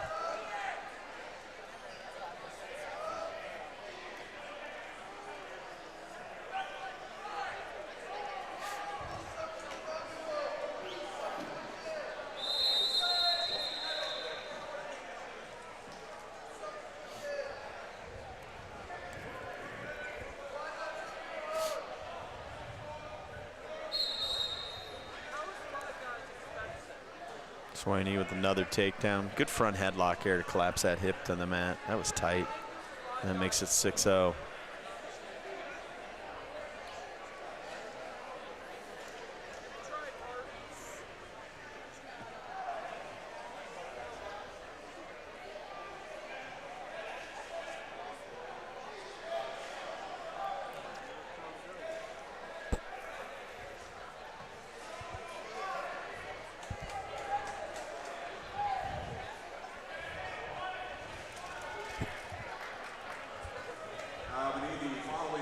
Down to 45 seconds to go in that championship match. Claymont wrestler took his first stalling warning there on top.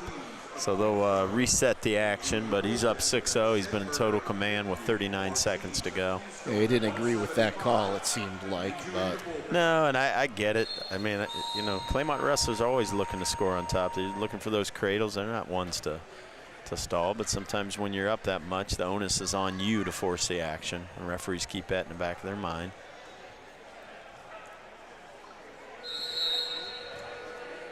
But we're down to about 20 seconds left to go in that match. 2 minutes to go in this match for third and fourth over here at 120. So we'll see Grady Toy here in about 2 more minutes. Scores 9-1 over there.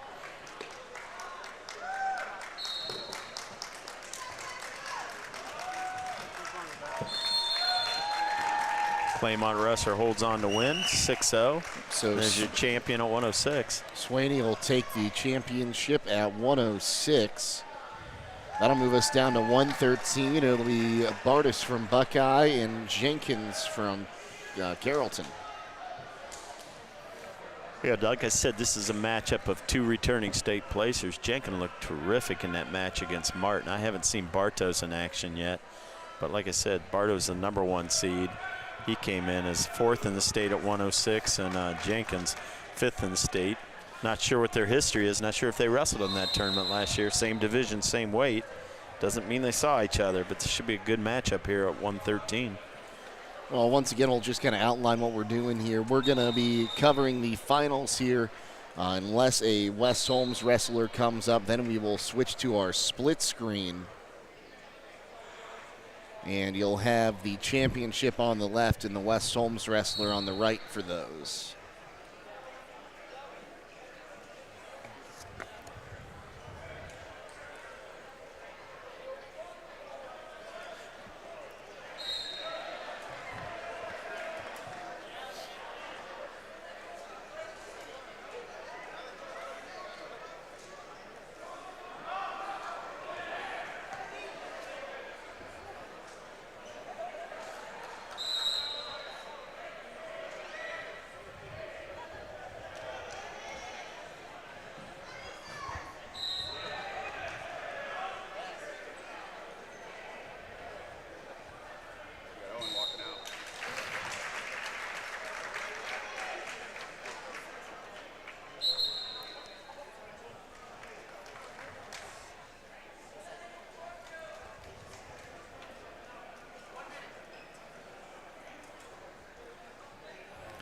No score yet in this first period.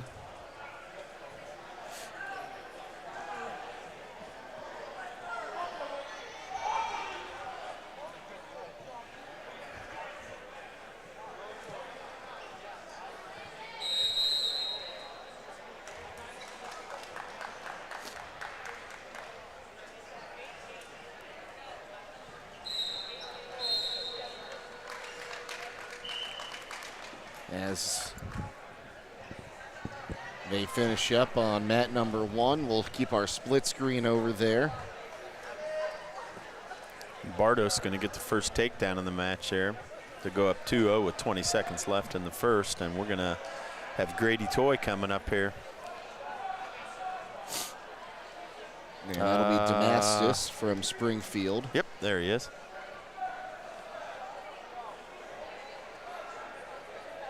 Damascus was took a fall at 354 in the semi.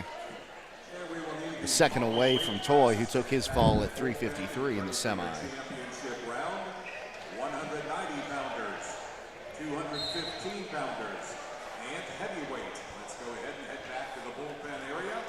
We'll get you lined up. Again, that's 190, 215, and heavyweight. Toy in on a shot here, comes up with it, trying to switch off to a high crotch. Wrestler kind of combated that with a headlock, and Toy able to roll through it for no points.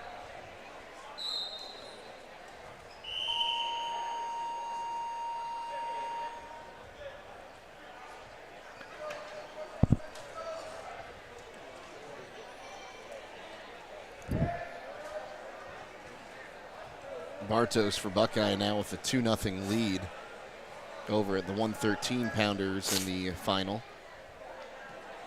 And Bartos on top here in a second.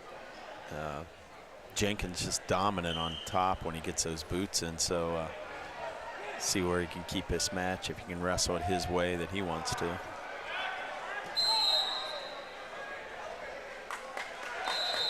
Toy down there, first period's done, 0-0. Toy's going to defer choice.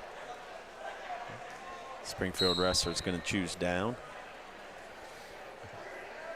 That's a great idea if you can get the escape point, but Toy. It is, but Toy is really good on top, so we'll see if he can work that cradle that he knows so well. He's got him broken down right back to that. There it is, trying to run that crossface cradle. He's got to get the head to the knee. I think he's got it locked up here. Now he's just got to get hip to hip and sit back with it. There it is. And like I said, if there's a scouting book on Grady Toy, don't choose down. And he made that mistake and cradled him up and pinned him. So Toy will take third. Yep, 4-1 on the day. At 126. Good turn. That's a good tournament, good match too. I know he wasn't happy after that semifinal match. He had a little bit of chip on his shoulder there. Went out and got the fall points, and those could be big. I don't know where West Holmes is in these team standings, but pins in these rounds are enormous. Take a look at the team scores. Top 5, Buckeye 268, Carrollton 191, West Holmes 163.5, Avon Lake 156, and Hoover at 143 is your top 5. Yeah, so that was big.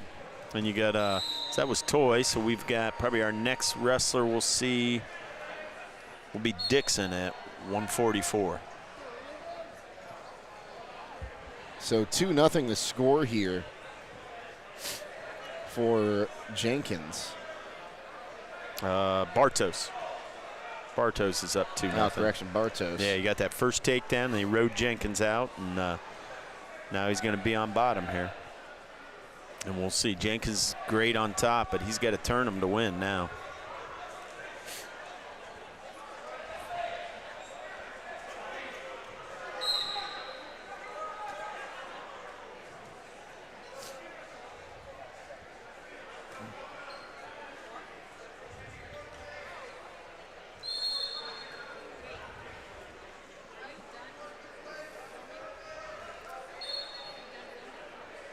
Bartos Jenkins tried to get that leg in. Bartos trapped it, moved it forward, just kind of inched back on it methodically.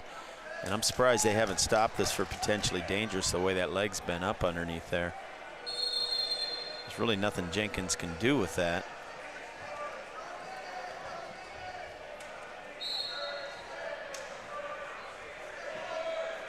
And if you're Bartos, good position to be in because you're eating a lot of clock. You ate 45 seconds there. You don't have to get away, you just have to not get turned.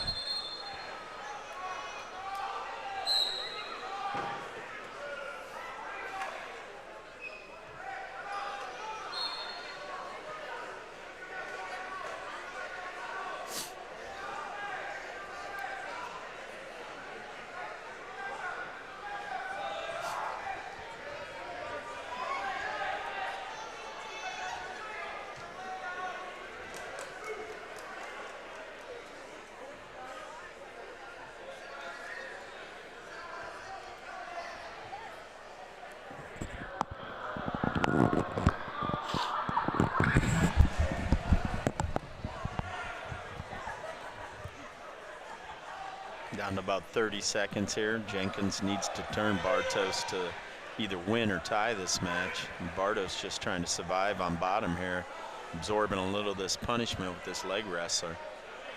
You're going to call a stalling warning on him on bottom, but kind of the obligatory call you give him when the other guy's losing. You got 10 seconds left. I don't see him turning him.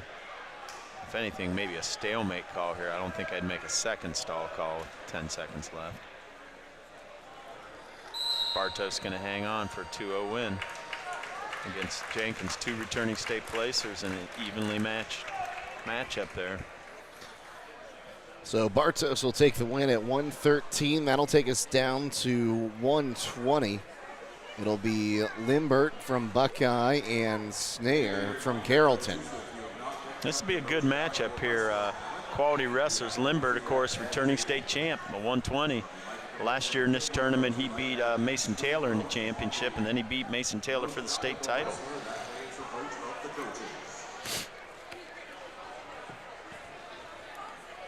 So the officials are congregating at the edge of the mat here.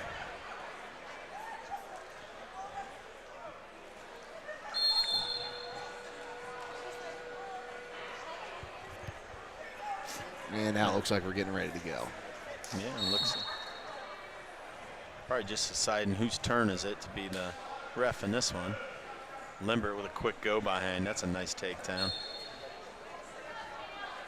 Carrollton wrestler almost got a reversal. Limbert right to that whizzer. No change yet. They might give a loss of control here when they get to their feet finally. There we go, 2-1. Grant Miller of West Holmes, 215. You're needed in the bullpen. Grant Miller, West Holmes at 215. You're needed in the bullpen. Nothing yet here.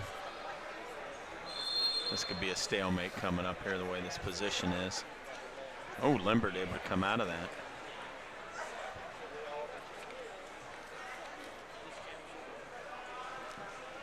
Like I said, of course, Limbert's a senior, won the state title last year as a junior. He's up 4-1 right now with a minute to go. Snare, returning state qualifier from Carrollton. Limbert looking for a turn here. Doesn't quite have it. So still 4-1, 45 seconds to go.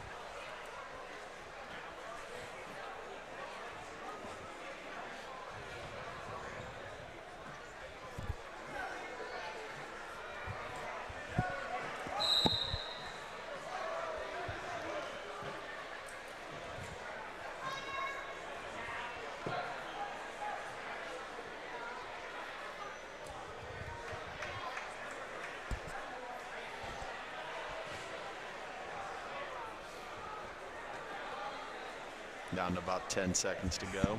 4-1 lead still for Buckeye.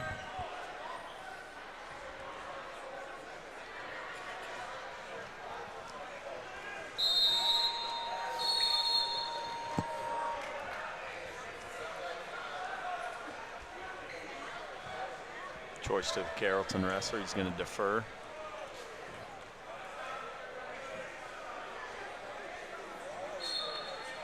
Limbert's going to go on bottom here.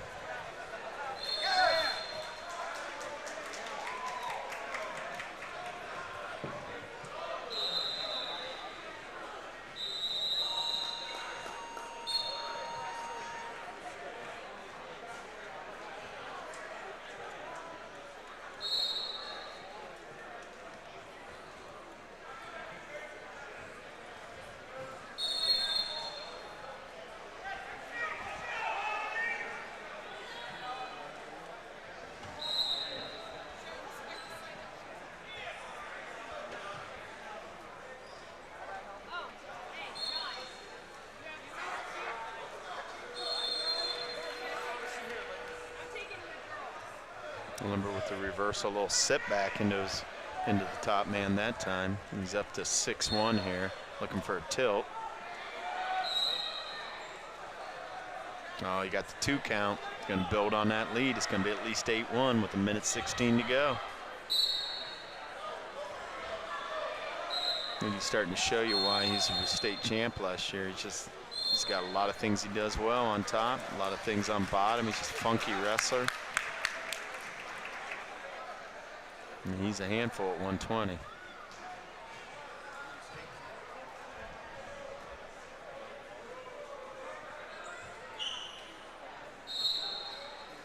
Going to kick the wrestler.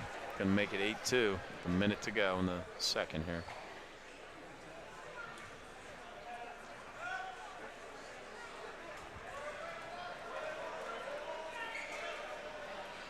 And if we could have the top 6 placers at 106 pounds, that would be wrestlers from Philo, Dover. Looking for just a simple go behind.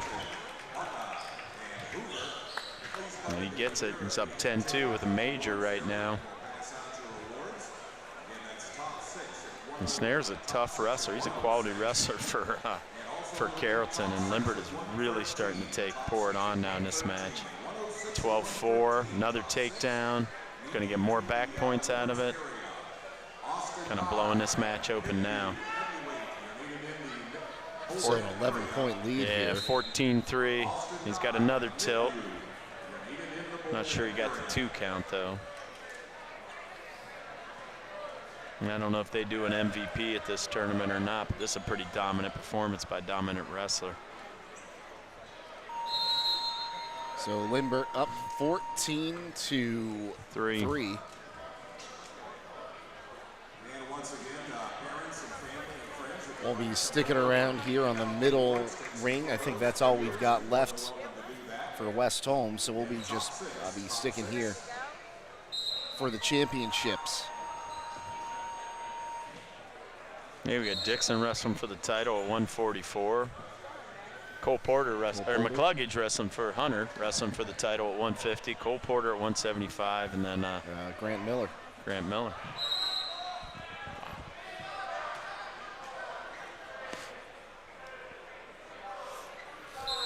And here are our top 6 placers at 106 pounds. Finishing in 6th spot from Philo. 16-4, Limbert on top. Minute 30 to go here, and he's got more back points. Probably going to get the 5 count with that cradle. That's going to secure the tech fall once he breaks the hold. And there it is. So tech fall, and Limbert going to pick up another win here at the Knights Invitational. So that'll move us down to 126. It'll be Lettner from Cloverleaf, and Gregor from Top 6 at 113. Top 6 at 113. Avon Lake. Yeah, Gregor came in as the number 3 seed. He's a sophomore, 19-10. Lettner from Cloverleaf I have down as a sophomore as well, 20-3. Lettner with that dominant performance against Toy in the semis, though, and he comes right out where he picks up where he left off with a takedown. Looking at it, I think the seeding criteria that got Gregor seated higher was that he was 6th last year at the West Holmes Invites. That was part of the criteria. Gregor had a fall to win in the semis at 140. Finishing 3rd from West Holmes is Peyton Martin. The 113-pound runner-up from Carrollton, Landon Jenkins. And your 113-pound champion from Buckeye, Blake Bartos.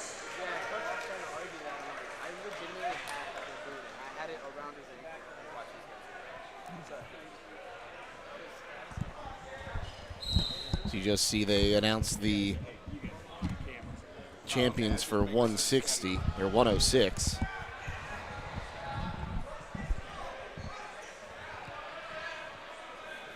Lettner up here 2-0. We got under a minute, about 45 seconds left in the period. Got that first takedown probably about the first 10 seconds. He got 2 back. Coach Woods is going to call stalemate. He's going to get him to the back to the center, give him a restart. I should correct myself. That's referee Woods. I keep calling him Coach Woods. Former coach and current referee. Yep. Lettner up 4-0 here. About 30 seconds to go in the period.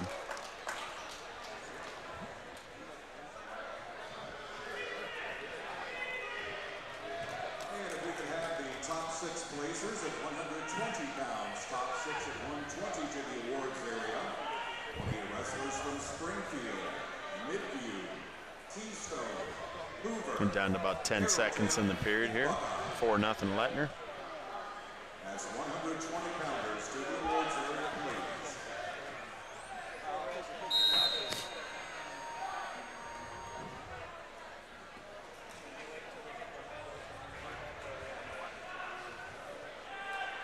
So 4-0 as we head to period number 2 here in the championship of the 126 pounders.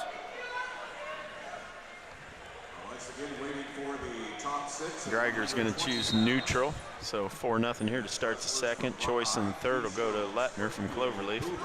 And he's back in on another double leg, see if he can finish it. Out of bounds. Come back to the center in that neutral position. Oh, nice low pass by there. Nice little go behind. Beat that arm, got behind him. Gets up to 6-0 here already.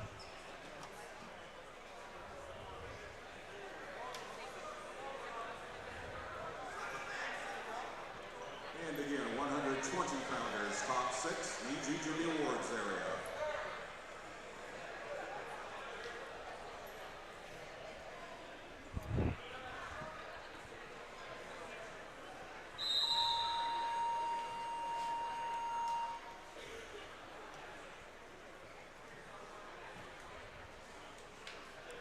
Okay, if we have our top 6 at 120 pounds, go ahead and take Out of bounds, they're going to return to center. We got 1:03 left in the period, 6-0 here in the second in this championship match. Cloverleaf wrestler appears to be in total control still.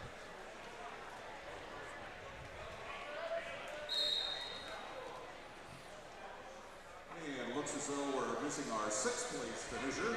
No, we got it. Okay. Yeah. Okay, finishing in the 6th spot at 120. Got a one count. I don't know if the referee gave him a second count or not. Doesn't. Oh, he did. That's gonna make it 8-0. Kind of got stuck there as he tried to roll through and got held up long enough. I definitely saw the 1 count, but got 2 of them in there. He's got a major decision at this point. The 120-pound runner-up from Carrollton is Cale Snare. And the 120-pound champion from Buckeye, Colin Lindbergh.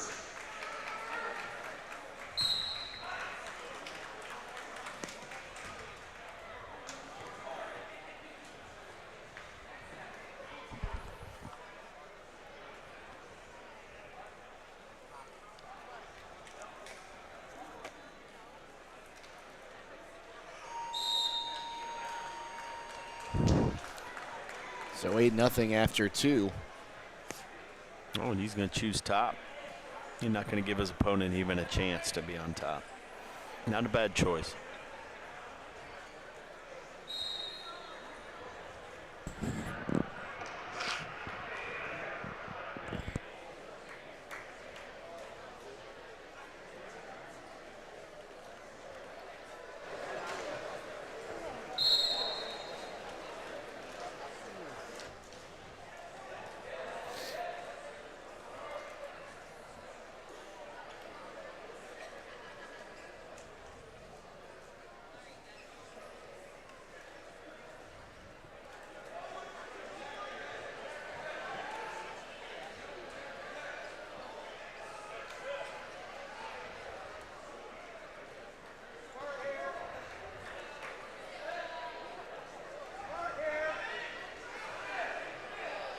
You get escape there. You got a little trouble with the boots, got a little high. Kind of fell off and kind of cut his losses there rather than give up a big move. Like I said, he's up 8-1 here. He's in control. Under a minute now. And his opponent really hasn't been able to get anything going. That was the first point for him in this match. He's right back to another go behind there as he spins around. That's going to put him up 10-1 with 40 seconds and counting.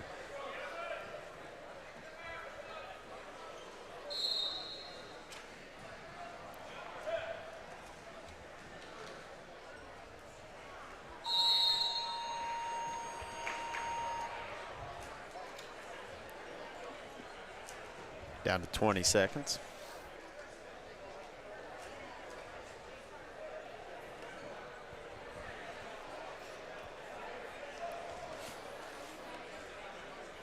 Under 10 as we start the countdown right here on the edge of the mat.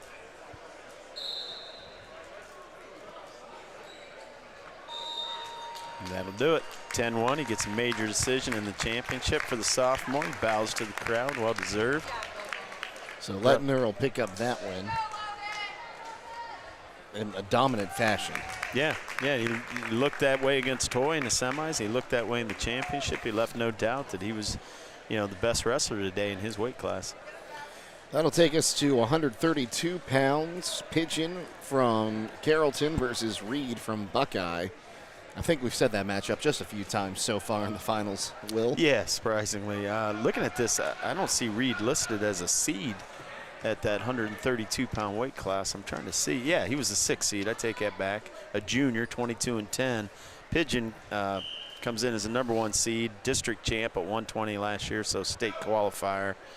Champ here at West Holmes at 120. So Reed was 3-0 in the round robin and got a win at 347 in the semifinal. Pigeon advanced after beating Reem Snyder from Lexington 4-0 in the semis. He was 3-0 with 2 falls and major decision in the round robin. And Reed's going to get that first takedown against Pigeon. Go up 2-0.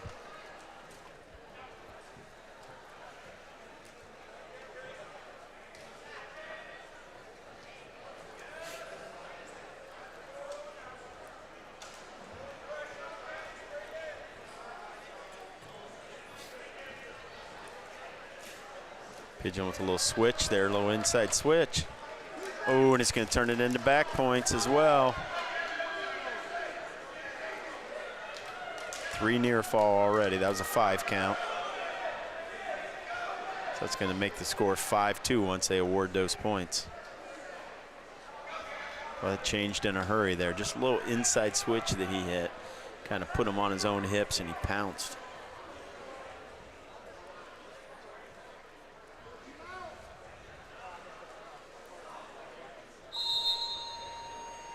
Down to 30 seconds here in the period.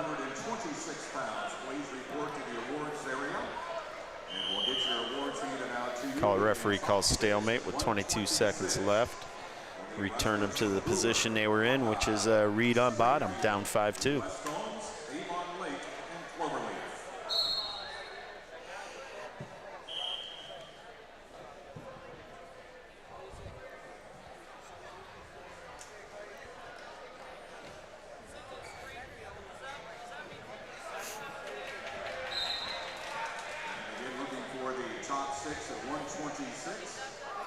Guys, if you're over here, just go ahead and take your spot on the podium. That way we know who we got and who we're missing.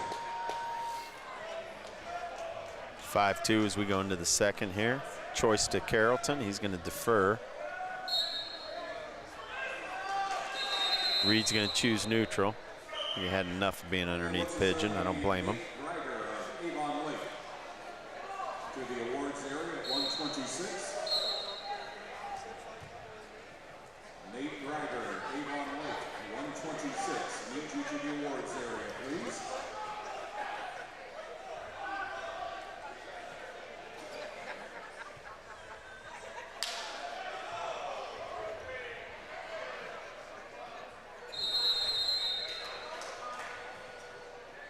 And our top 6 places at 126 pounds, finishing in the 6th spot from Hoover is Javen Long.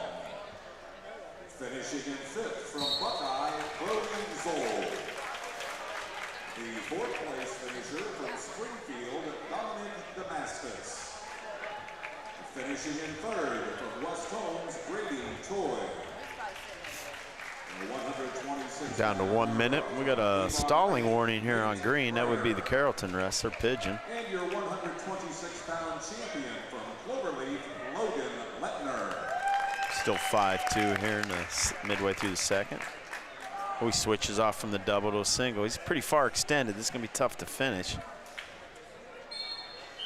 And again, a reminder, coaches. Go out of bounds with 38 seconds to go. Still 5-2 Pigeon. He'll have choice in the third. Oh, may jump the gun there a little bit. That'll be a caution. You get 3 of those. First one's no harm, no foul. Worth a try.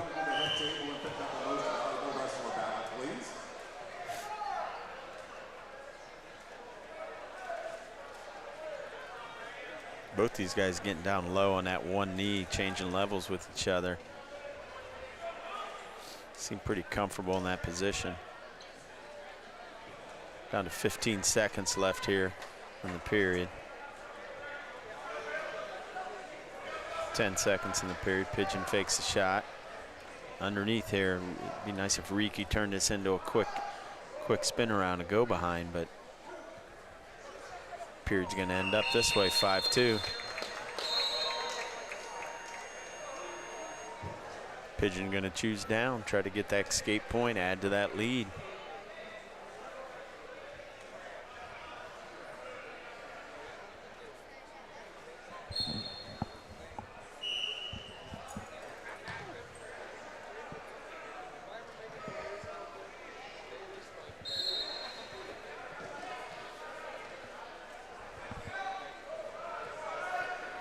Once again, our coverage brought to you in part today by Yoder Lumber Company, Premier Pharmacy, Wayne Garage Store, Holmes County Chamber of Commerce, and D&M Rocks. Third period of the final for 132-pounders, Pigeon and Reed. Pigeon on top 5-2 right now, 1:40 to go in the third.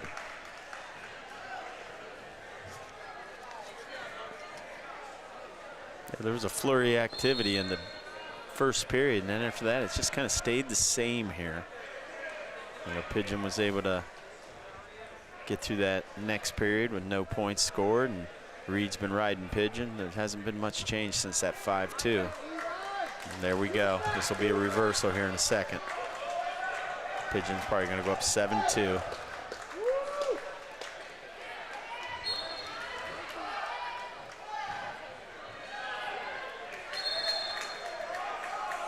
And 1 minute to go here in the third.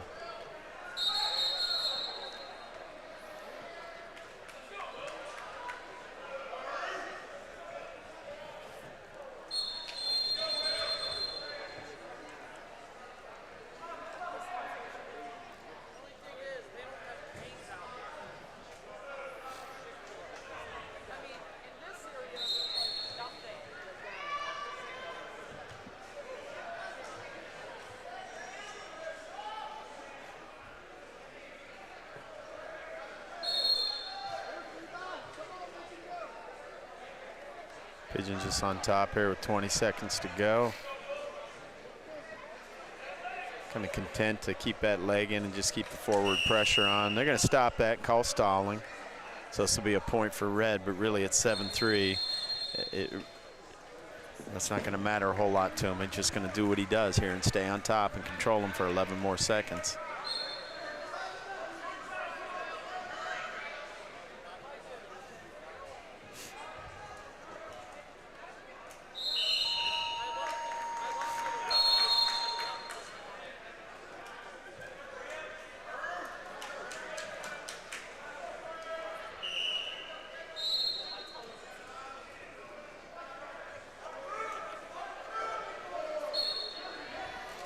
That's how it's going to end up, 7-3. Pigeon's going to hold on for that lead, and we're going to move on to championship here at 138.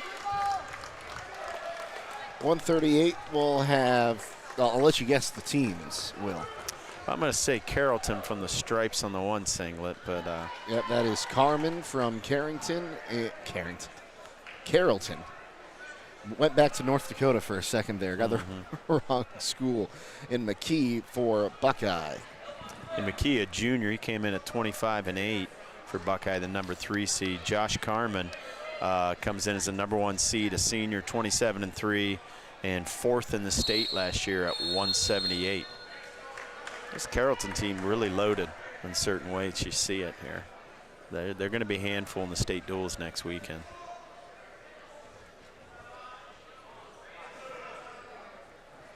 Lowden Dixon coming up next at 144 for West Holmes.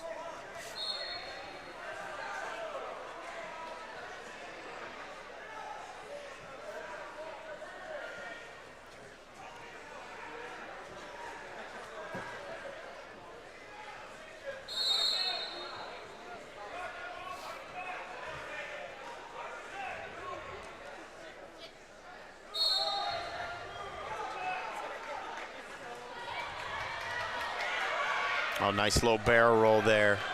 by Carmen. Gave up at, had that overhook, felt him pressuring in, just dropped level real quick and kind of took him down there. Sometimes you turn that into a 4-point move, but he'll take it. It's 2-0 with a minute to go here in the first. These Carrollton wrestlers are tough on top, too, when you watch them wrestle.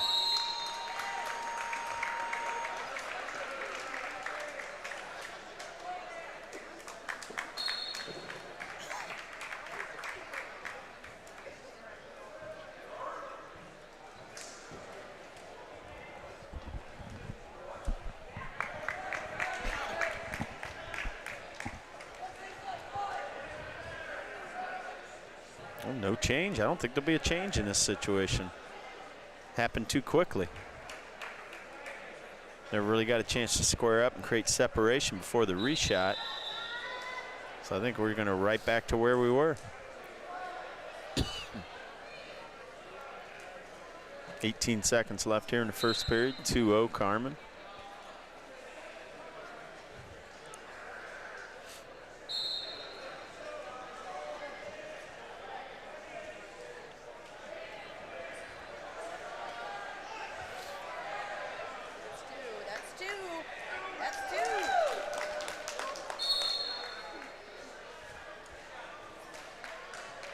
That'll be how the period ends.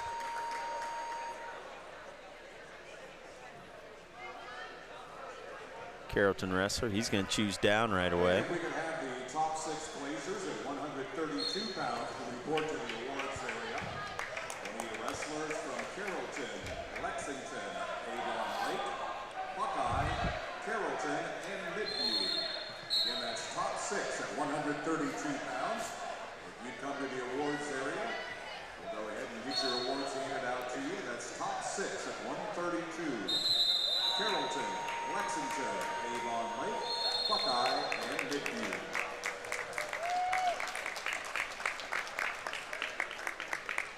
Okay, 132 pounders. If you want to go ahead and just take your spot on the podium, that way we'll know who you have. Carmen gets the escape. Squares up. That's going to make it 3-0.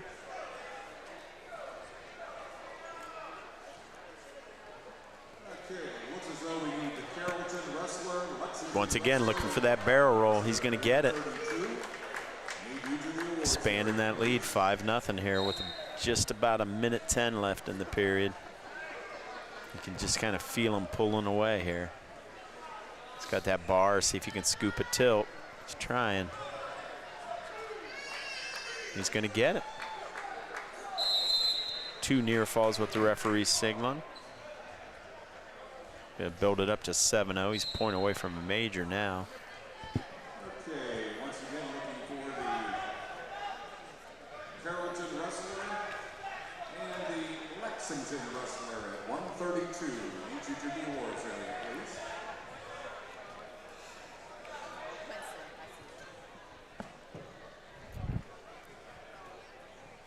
Okay, looks as though we've got them coming, so we'll go ahead and award our top 6 places at 132. Got a stalling warning on the bottom man. Buckeye wrestler. Well, 15 seconds left here in the second period. Still 7-0. John Childs. In fourth from Midview, Aaron Cole. The third place finisher from Lexington, Owen Reese. That'll end the second. It's 7-0 for the Carrollton wrestler, Josh Carmen.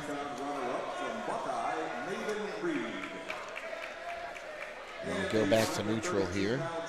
Yeah, I don't know what you do. You don't go underneath him because he's dominant on top. He's looked really good with this barrel roll. He likes having that arm, being underneath the opponent. He's hit it twice in this match. Reed trying to keep him from getting in that same position there.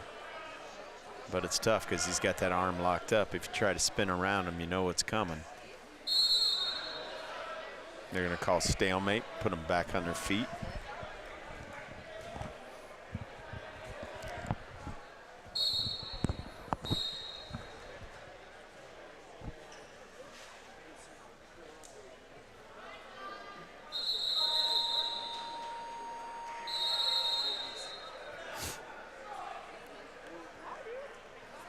point awarded to Green. I'm not sure what for. I didn't really understand the signal there, but it's 8-0 now.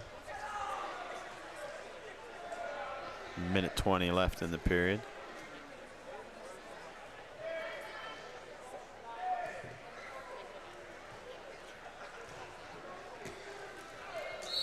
They're going to go out of bounds in minute 10. Still being the aggressor, though.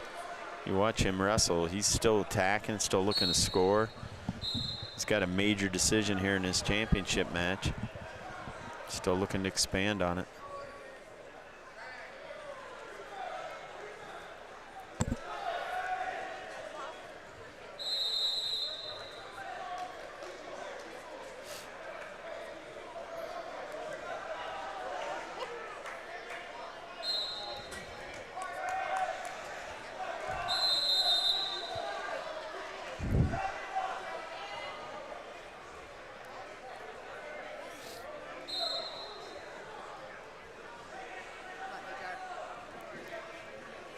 Oh, nice.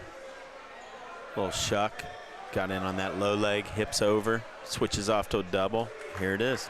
10-0 with 20 seconds left. Good series, good chain wrestling. One move to the next.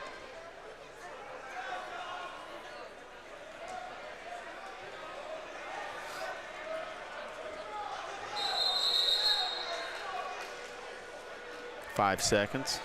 10-0. Medina Buckeye wrestler's going to be put back on bottom. And you just got to ride him out for 5 seconds and crown yourself a champion for Carrollton. And Carrollton chipping away at that Buckeye lead. Buckeye first place, 281.5 points in the team standings. You got to believe they've got that locked up, don't you think? I would think so. It's about a 100-point difference. Yeah. Where's West Holmes at in the team standings currently now? Currently, they are at number 3, 167.5. Okay. Carrollton's in second, 195.5.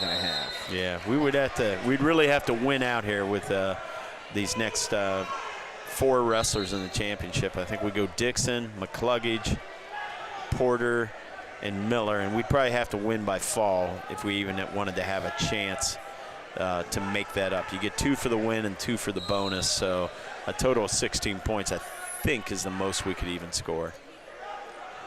But like I said, as this tournament is wore on, we saw what we thought we saw. Medina Buckeye kind of rise to the top, Carrollton be right there for a while, but I think West Holmes can take a lot of I think Coach Vaughn's going to take a lot of happiness out of this tournament, seeing this young team battle for a strong third with what really are 2 state power teams ahead of him in this tournament. And great competition throughout this day for these kids. Dixon looking to go 5-0 on the day. He got here after getting a tech fall in the semis, 20-4. This is Beckett from Buckeye. He won 7-1 in the semis. Yeah, Dixon right in there. See if he can come out the back door here and finish this takedown. And Beckett, the number 2 seed, came in at 23-8.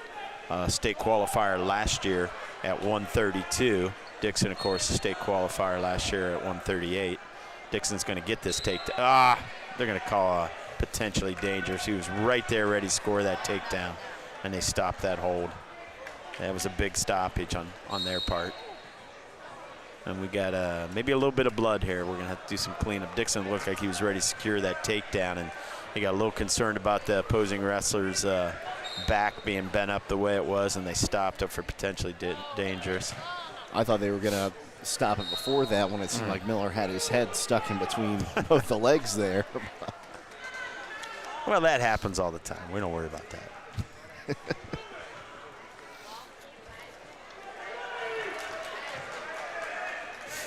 You know, it is funny. You know, 90% of the things that happen in the sport of wrestling would have resulted in an ejection in the sports I played in high school. Dixon coming right out there and attacking the head, changing levels. He get a little mad that he didn't get that takedown. Uh-oh. Pop up over and get the boot in. There you go. That's 2. Come on. He's hip. He got the leg lace. Doesn't matter if he's got those arms. I don't know why this isn't being awarded.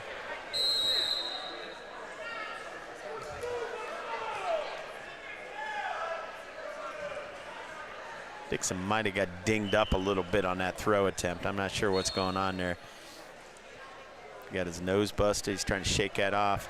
A little bit of a throw there, and his head might have hit the mat. He stopped the momentum that way, and then it looked like he had actually thrown a leg in with his right leg. I thought he was hip to hip and had the leg laced. I was kind of surprised he didn't award the takedown. And I think he's just trying to gather himself here. And the referee's gonna, well, the trainer is gonna kind of check him out to make sure he's that he's fine that way, and hopefully get him right back into the action there. He just got his nose hit there on the mat. That's 2 takedowns he's lost this period that, frankly, I thought he should have been awarded. I didn't think the one should have been stopped for potentially dangerous. And I definitely thought he had the leg lace there to establish control. Working the head, going to an underhook. Nice shot. Well, he's really working hard here trying to get this takedown. Doing all the work here. Looks to be okay, just in a little bit of discomfort almost down there. Yeah, I don't know what happened underneath there. Like I said, it was a bit of a throw attempt, and it saw his head hit the mat, but he's kind of grabbing his nose as he does it. Like that's what's bothering him. So I'm hoping that's it. Frankly, you don't see a lot of concussions in our sport. It's not that type of a collision sport. The injuries in our sport are a little different, you know. Shoulders. Well, it's one of those things. You're not wearing a full helmet. You're not usually leading but that's straight a soft into your mat. head. You know, that's why there's did this a solid. That's a nice soft mat. So it's just not something you see a lot of in our sport. We don't have a lot of concussions in wrestling. I'm sure you have way more in football and soccer. You do, actually. You know, us, it's fingers, it's elbows, it's shoulders. The joints kind of sometimes get forced the wrong direction. Buckeye wrestler chooses down. And Dixon trying to return him to the mat here.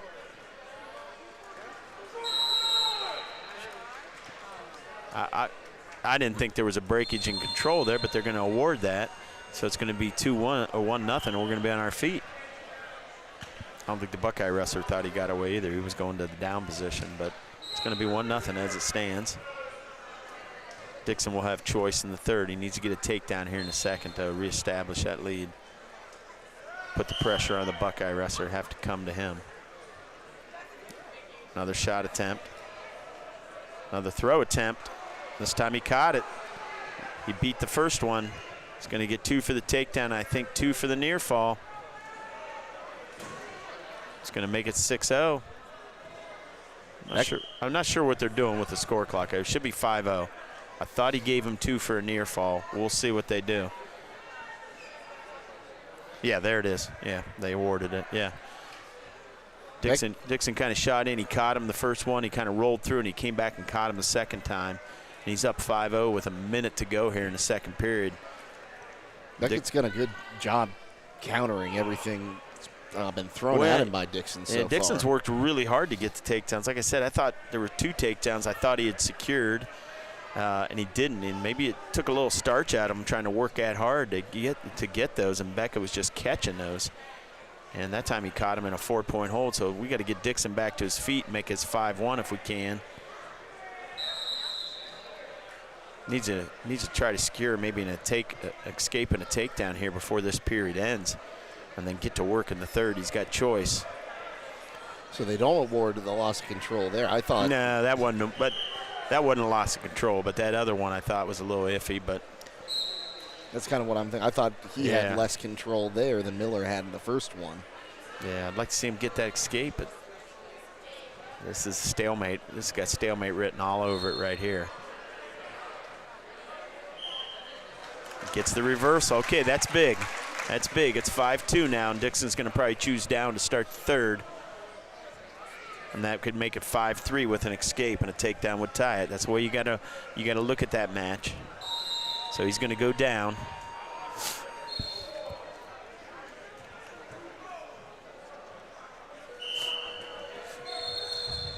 Needs to get this escape, and then he's got to work a takedown to get this match tied. That was a big points to score there.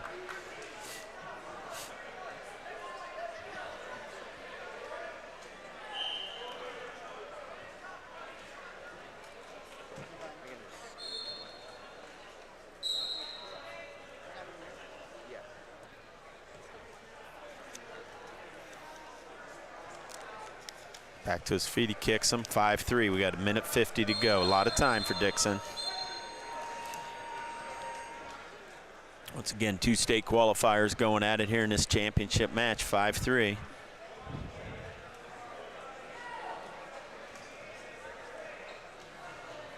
Once again, Dixon doing a lot of the shooting. Beckett just kind of content to counter those shots. Of course, the one time ended up in a 4-point move, and that's been the story.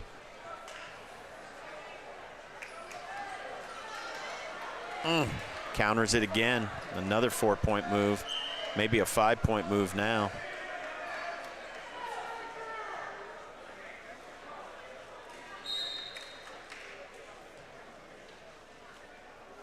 That's gonna make it 10-3 with a minute to go.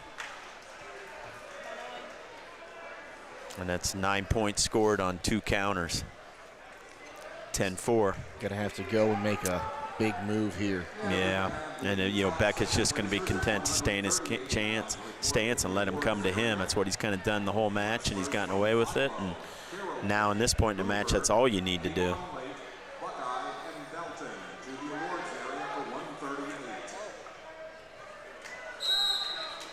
30 seconds left, 10-4, still neutral.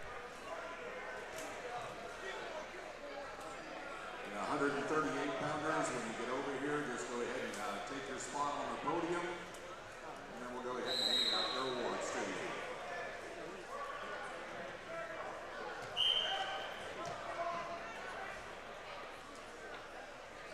you. So Beckett in his stance. He doesn't care if he gets called for stalling here. It doesn't matter to him. He just wants to play it safe and counter this wrestling. It's going to make it 10-6, but with 10 seconds left, unfortunately, it's probably going to be a little too late for Lowden. And the tail of this match really was just the counter wrestling of Beckett and the 2 big holds that he was able to catch out of it. And he's going to win 10-6. So Beckett will beat Dixon at 144 in a hard-fought match. It was, yeah. A couple things could have went differently maybe and made it a little different match, but still, when you get caught in a 5 and a 4-point hold, that's hard to come back from. So it'll be McCluggage and Bosk from North Canton Hoover. Yep, and this will be West Holmes. West Holmes hasn't crowned a champion yet, have we? I don't think they have. No, we haven't. McCluggage is going to be out here at 150. McCluggage won 7-6 in the semifinal. Bosk won 3-2. McCluggage was 3-0 in the round robin. Bosk was also 3-0. Bosk from Hoover, yeah, 25-3. Came in, he's the number 5 seed. McCluggage down 4-1 here, 2 takedowns already. This, like I said, this was a loaded weight. There was 4 state qualifiers, one of them a state placer, and Bosk came in returning champ from West Holmes at 150 last year, so looking to defend his title, but number 5 seed, and he's already up 4-1 here in the championship match. 2 quick takedowns.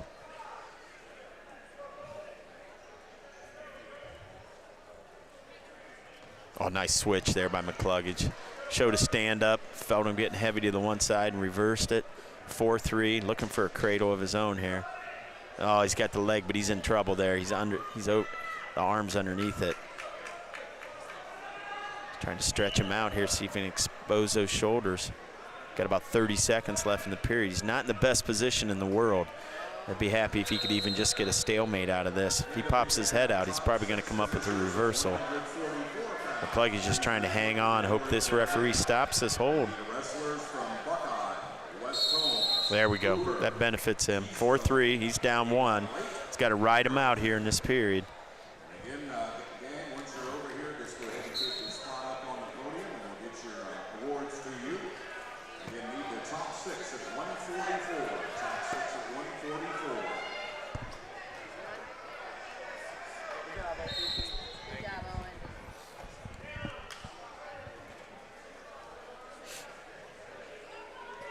Bose gets escaped, 5-3 here. We're down to about 5 seconds in the period. Got that arm trying to wrestle underneath. You gotta watch for barrel roll. You gotta watch for that sucker drag out of there. See who gets choice. I think it's gonna be McCluggage. He's gonna defer.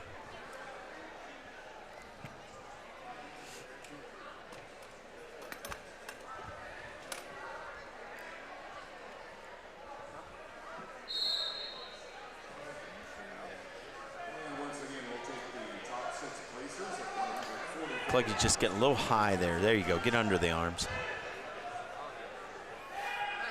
Always trying for Peterson's here. He's going to try to sit back with it if he can't roll through. Oh, nice re-switch by McCluggage. He avoided some disaster there. That could have been trouble. Got a minute 30 here in a second. McCluggage down 5-3.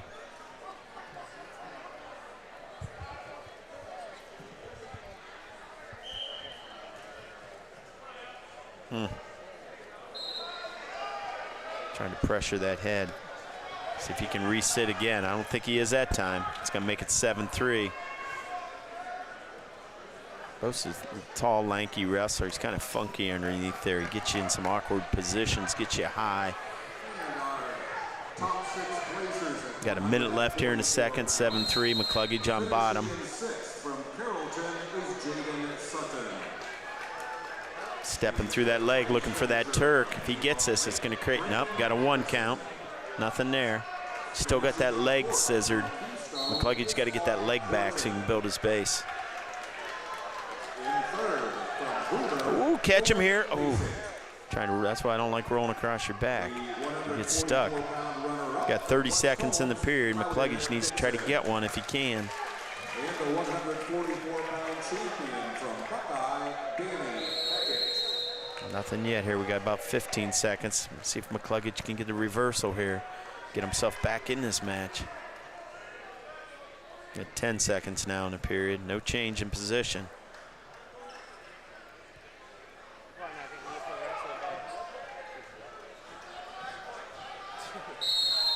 Oh, no change. Not going to award any back. Not going to award any reversal. I don't know what they're talking about there. There's no loss of control, so you just go back with it. So it's going to be McCluggage's choice. 7-3, he's going to choose down.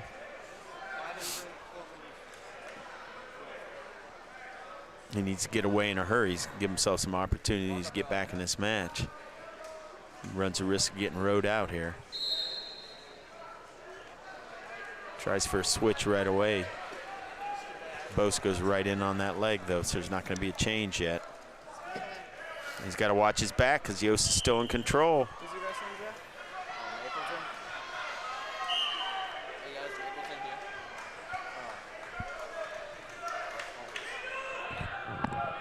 Holmes and Plymouth.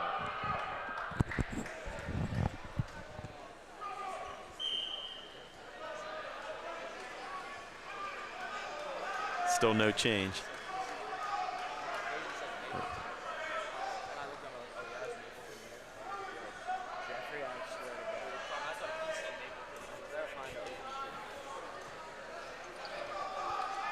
No change yet here. We could probably get a stalemate here in this situation. Be nice if McCluggage could just get his hips up, but they're not going to award any change of control yet. Down to a minute. The match is starting, the period's starting to get away from him. Know why he took down. He wanted to get that escape point, get it to 7-4, but he's running out of time now.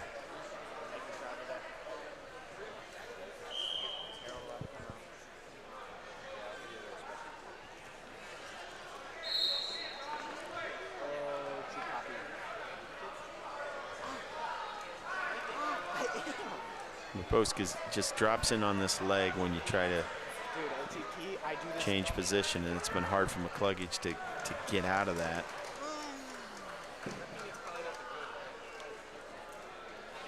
Still in control, and he's down to about 30 seconds here. 7-3.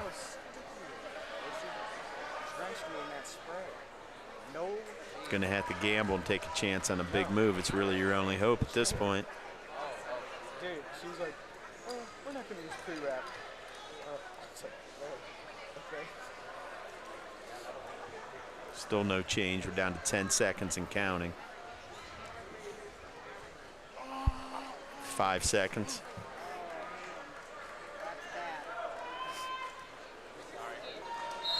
And that's how it's going to end up. He's going to ride him out for that third period and win 7-3. West Holmes still looking for their first champion in this tournament. And I think their last chance is going to be Grant Miller coming up here in a little bit. Cole Porter, 175. Cole Porter, too. Yeah, we got 2 chances. Cole Porter came in as a #1 seed in his weight class. I believe as did Grant Miller. Yep. This will take us to 157, and I imagine we're getting close to the heavyweights finishing up in the consolation bracket, so I imagine they'll start doing... Yeah, they might start putting these, we'll see. They might start moving some of these matches to the empty mats, but that's going to be up to the tournament director to decide that.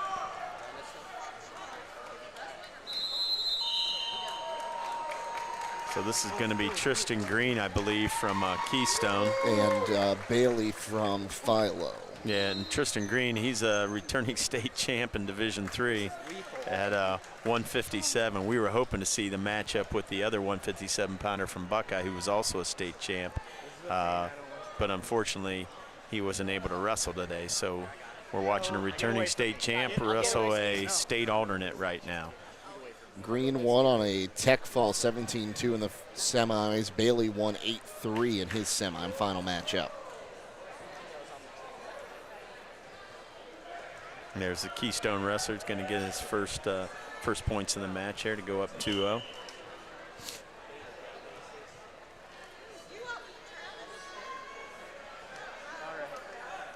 He's got a tilt here secured, so that's going to give him at least 2 back. They're signaling.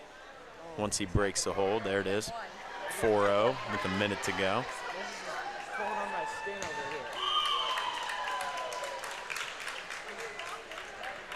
I'll tell you what, Keystone's produced some good wrestlers over the years. It's been a while, but I remember watching a kid at about 160 out here named Pycraft that was a state champ for them come out and put on a show and win this tournament. So they've got a strong wrestling tradition at that school. Name sounds familiar. I'm dating myself. That's been a while, but that was in the 2000s, and he was a good wrestler. Very aggressive, explosive, fun to watch.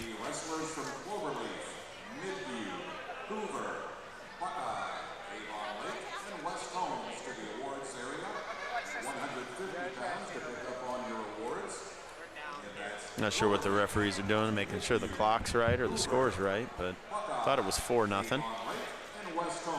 And it is, with 28 seconds to go here in the first period.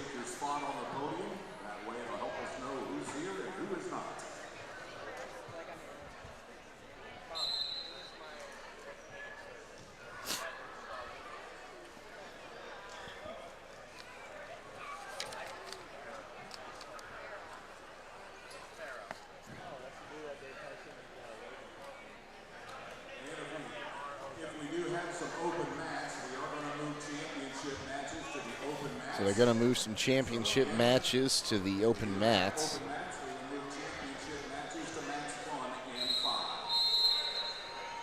Yeah, so that period's going to end 4-0. Tristan Green up. We'll see who gets choice here in the. And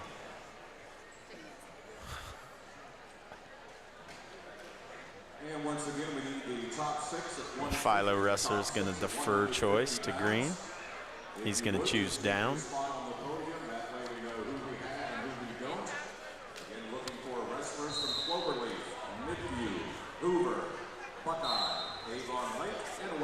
Good hard stand up, good hand control. Crawling around, good, wow. Good explosive movement on bottom. Younger wrestlers need to watch that. That's how you get up. Okay, 150 pounds. Good hard double leg, look at that. Nice shot, right to a fall opportunity. 7-0, we'll see if he gets any back points out of this. I don't believe he did. He's got a Turk he's working on here. He could scoop that head, and he wasn't able to, but 7-0. And I don't know if we can get a camera over to any of these other mats, but they've got 157. That's green. And, I'm looking at the wrong side there. 165. That should be Bohr from Midview and Siders from Downton. And Siders, if I'm not mistaken, part of that state runner-up football team from the Bulldogs that lost to Marion Local. Was that a championship match over there as well? It should be. Yeah, Siders came in number 3 seed. He was 20-2. And who'd you say he's wrestling? Looks like Bohr from Midview. Okay, he came in as a number 4 seed, so 2 state alternates possibly wrestling each other. And like I said, it's kind of hard to keep track, as what they've decided to do is some of the other matches for 5th and 6th, 3rd and 4th, which went quicker, which they should because they have a 1-minute first period. They've kind of gone through those bouts quicker, so they've kind of opened up some empty mats, and they're moving some of the next weights for the championship match over to those. So we're certainly going to get you the West Holmes matches, but we'll try to call the matches as we're seeing them. When we get the updates, we'll try to listen to Brett Kern as he calls them to the mat. 165 now will be on the left side of your screen here in just a moment. 157 here on mat number 2 in the middle. And it is a runaway for Green right now from Keystone. Yeah, Green up 12-1 as we go into the 3rd period. And of course, Green, the returning state champ in Division III at this same weight, and showing you why. Showing you a little bit of everything here. The Downton wrestler over there looks like he's going to secure the takedown to start that match. We're going to get technical violation on the Philo wrestler for fleeing the mat as Green attempted to get that takedown, so it's going to make it 13-2. After they award that point. And then that takedown will make it 15-2. So he's 2 points away from tech fall here in the championship match. Yeah. So Siders with a 2-0 lead over on the other side at 165 on the left side of your screen. So we're looking for Cole Porter is who we'll be looking for. He's going to be up on one of these 2 mats as soon as it opens up.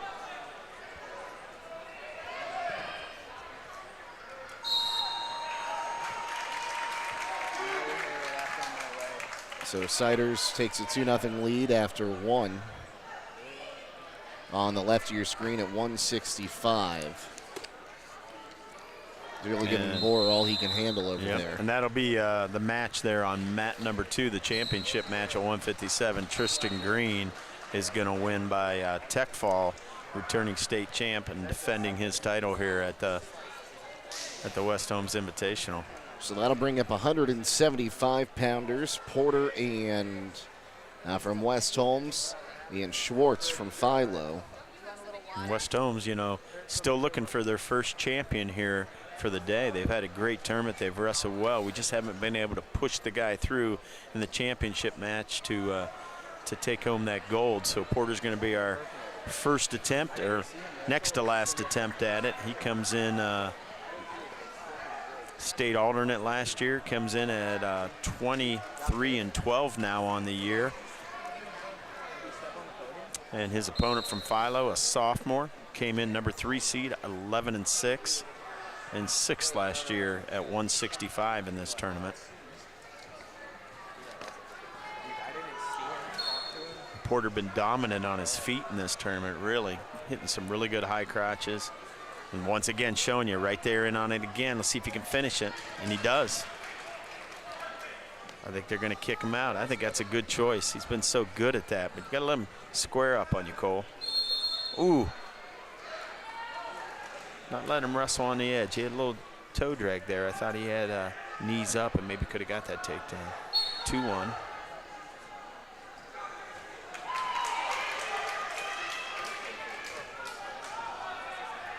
Oh, nice little single leg that time. Picks that leg up, just got to trip it and return him to the mat. Pull him back in the center. Don't let him work the edge. Good job. Right to a near leg cradle. We could have our first champion. And we do. Cole Porter. Short work. 43 seconds. An update at 165 on the left hand of your screen. It's tied at 2 now between Siders and Barrow from Midview. An escape point, and then a dangerous slam him onto the mat. We'll tie it up. They're checking out Borrow right now. Yeah, and I'll tell you what, Cole Porter, how about that? What do you have, 3 pins, 4 pins? Well, let's take a look here. Porter, that was pin number 4 on the day. Yep, perfect 5-0 and a champion. And here we go, Grant Miller at 215. He's taken on Fulmer from Keystone. Fulmer came in as a number 3 seed, 21-6. 3-0 with 3 pins in the round robin.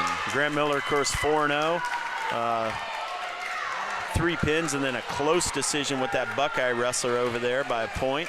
Looking for his crown, our 2nd champion here.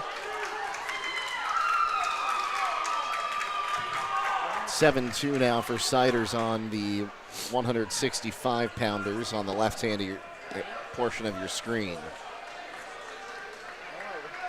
Minute 30 left in this first period. 0-0 in this match for Miller at 215.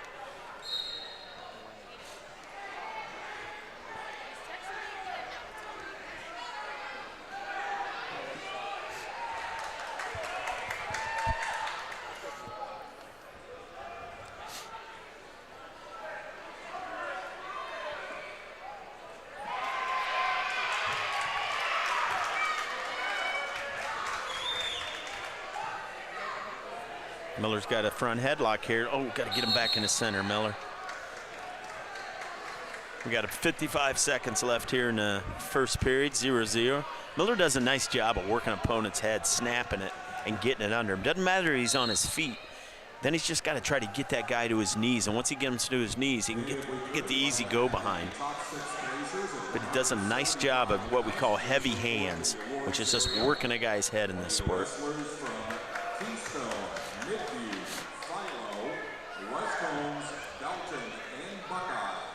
Now, years ago, we used to do a drill in wrestling practice just called heavy hands. It was basically just slapping each other. Sounds like a lot of fun. It's not. But Miller does a nice job. He's down to under 30 here, though, in this period. 0-0. Both guys kind of wrestling smart, being safe with each other, not forcing anything, taking any unnecessary chances. Down to about 10 seconds here. 5 seconds.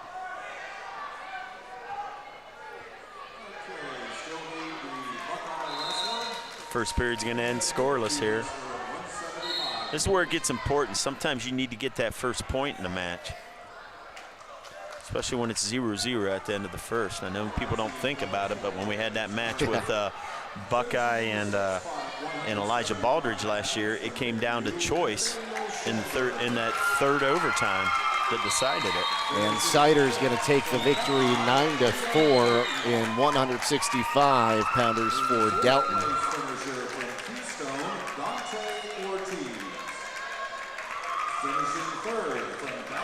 Miller trying to break him down. He hasn't really got him out of his base yet.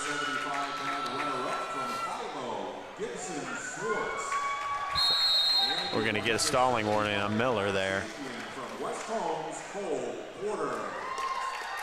Might have to kick him out here if you can't break him down out of his base and get back to your feet. You can't risk getting another stalling call on top, especially this early in the match.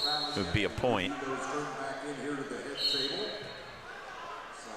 Heavyweights on the left part of your screen. Oh, I thought Miller was going to let that headlock fly there as he came up off his knees there from that stand-up. Dye from Midview and Broadhurst from Avon Lake. Well, actually, I'm incorrect.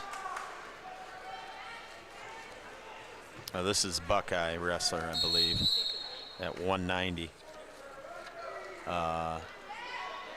Eddie Nightenbach, and he was third in the state last year at 175, and he was one of the guys in the pool with. Oh, Miller rolled through it. He was in the same pool as Sowers, and he showed you why he was third in the state. He's pretty dominant. He's battling Waldron from Delton. Yeah. Fulmer went for a headlock there, hit it. Miller had the frame of mind to roll through it, popped up on the edge there and secured the 2. So he's up 2-1 with 43 3 seconds left to go in the second. He's got to be smart here because he's gotten called for stalling on top. He's still got choice in the third, and that'll be big. So if he can't ride him out here, I wouldn't worry about that. I think I would cut him loose. Didn't cut him loose. He got in on the leg. He's got to fight this with a whizzer. Give up 1, but not 2, Miller. Keep scooting your hips. There shouldn't be anything yet. You got to scoot your hips. Fulmer doing a nice job of knowing where he's at on the edge there. Wow, Miller wanted to go out of bounds and give him the 1. Fulmer was having none of it. He's up 3-2 with about 10 seconds to go. Miller tried to get this 1 here. He's got time.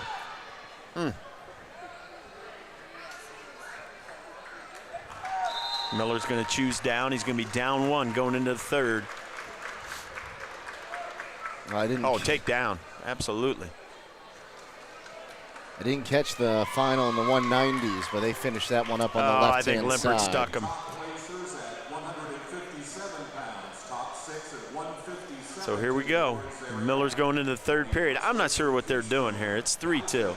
The score's right. The score's right. Heavyweight's going to go over onto the mat number 1. Miller was up 2-1, gave up a reversal. I think he's arguing maybe that he got an escape and a takedown, and that wasn't the case, so it's 3-2. So on the left hand of your screen is the heavyweights. That is Dye from Midview and Broadhurst from Avon Lake.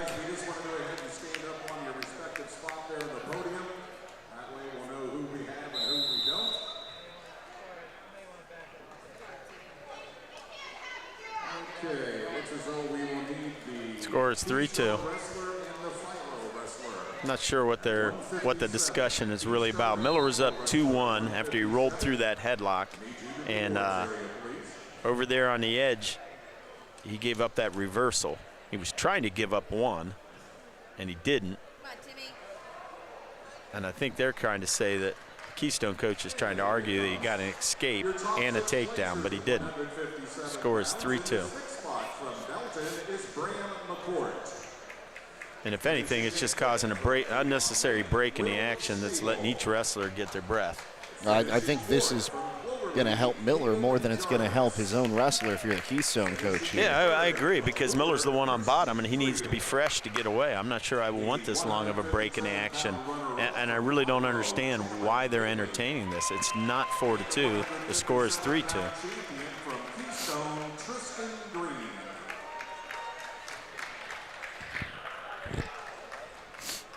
They need to figure this out quickly. Let's go, Timmy. Let's send it to New York. Wow. Yeah. Score is 3-2. He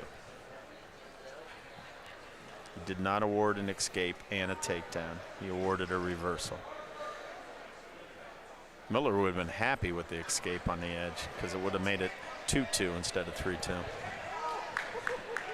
If we can have the top 6 placers at 165 pounds to report to the awards area and take their places up. So 4-1 over on the left side of your screen for the heavyweights. Again, that's Dye for Midview and Broadhurst for Avon Lake. And that's top 6 at 165. Top 6 at 165. Again, wrestlers from Philo, Midview, Springfield, Dalton, Dover, and Buckeye. Oh, it's Downton over there again. I don't know. I must be looking at the wrong thing here somewhere. I really don't know how, with a mat judge on the mat, they lost track of this score this quickly in a low-scoring match. 165 pounds, finishing in 6th spot from Dover, Dominic O'Tennant. Well, now that the way talking with the West Holmes coaches, almost makes me seem like it's not going to go the way they want it to go. Finishing 4th from Philo, Jack Lincecum. At some point, you just have to say, let it stand as it is. You got a scorebook over there. Finishing as the runner-up at 165 from Midview, Gabe Borer.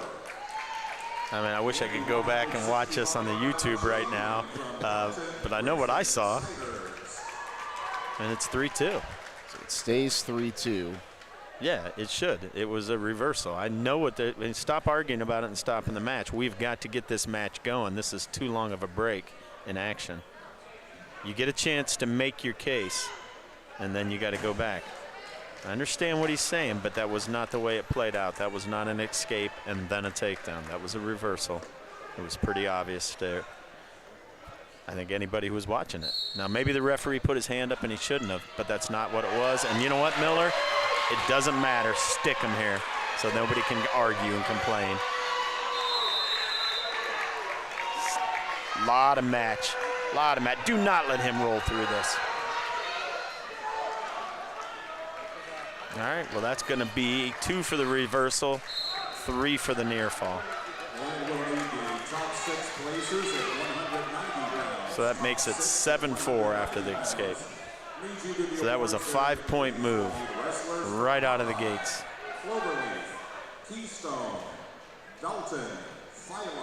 Good shot. Miller's got to fight this off. Get heavy. There you go. Beat that shot. 9-4.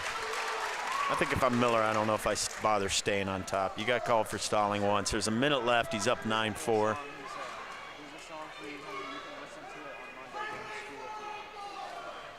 Okay, 190-pounders, once you're over here at the awards area, just take your spot up on the podium. You got 50 seconds left. Your awards to you. Credit Fulmer for fighting out of that. That was a tight hold he was in. All just stuck with him the entire way he there. did. He's got 40 seconds left. I know Miller wants this championship badly. He's a senior. He wants to get crowned.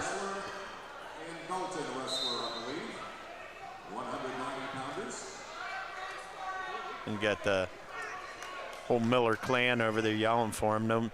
Nobody, the loudest one of all is Mom. So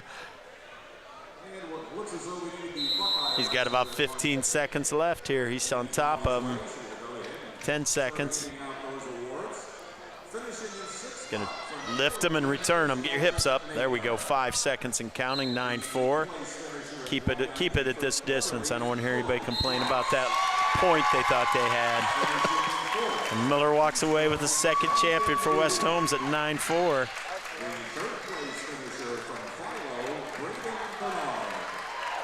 And now here come the heavyweights. So this is Midview Dye and Avon Lake Broadhurst. Must have been the third place match over on the other mat there. So yeah, Broadhurst was the number 6 seed. He was 26-8 from Avon Lake, a senior. And who'd you say the other one was? Dye for Midview. He was the number 1 seed, 8th in the state last year, 26-3 as he comes in here today.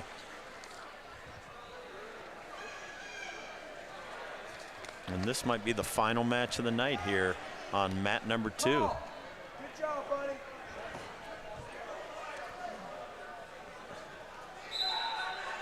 And just a preliminary look at the final team totals. Nice takedown.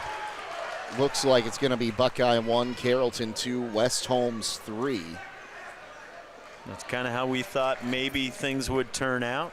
West Holmes can't be disappointed with that finish. They wrestled very well today, crowned 2 champions, and got a lot of pins. I think that's really the difference, tail of the tape for them that kept them in this thing and kept them in the hunt for as long as they were, was their ability to get pins in those early rounds. Once again, our coverage today brought to you in part by Keim Home Center and Charm, Pomeranian Hospital, Millersburg Electric, Roadies, IJ Marketplace, MRV Siding Supply, Village Motors, Yoder Lumber Company, Premier Pharmacy, Wayne Garage Store, the Holmes County Chamber of Commerce, and D&M Rocks.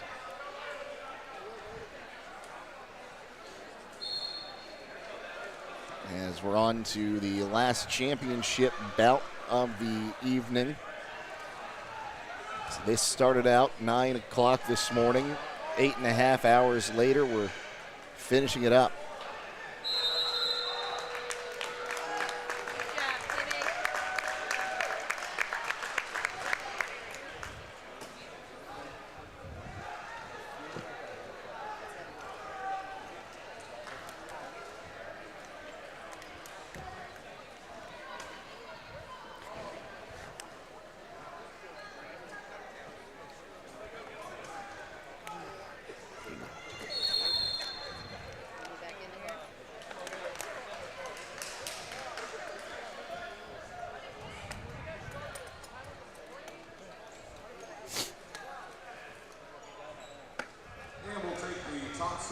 racers at 215 pounds. If you please come to the awards area. Hand out your awards to you. Wrestlers from West Yeah, be careful going home. We'll see you on Thursday. Buckeye, Keystone, Avon Lake, and Carrollton. Again, that's 215. So 2-0 here. Yeah, we had that first period as it started. Yeah, good first takedown. Wasn't able to turn him after that. He gets choice, and he's going to defer. But like you've said, it's a little bit of a different beast here when it comes to the heavyweights. Looking for, you don't want to get underneath too quick because you might not find your way back up top. Yeah, 285 is a lot of weight to get off your back from. Just takes one mistake, though, at this weight.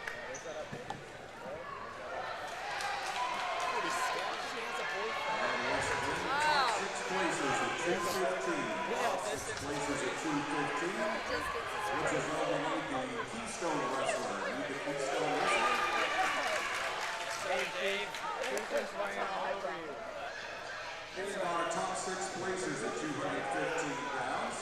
In 6th from Black River, Colton Moscow. In 5th from Carrollton, Josh Reel. 3-2 over here with 1:15 to go after that reversal. And this is a great match. You know, almost the exact opposite style of match we saw last year between the kid from Buckeye and Elijah Baldridge. Yeah. Of course, two very different styles of wrestlers in that matchup last year. And keep in mind, Elijah Baldridge probably weighed about 220 pounds, if that. He was about the absolute minimum that you could be wrestling heavyweight. Was still probably the strongest kid on the mat every time he stepped out there, though.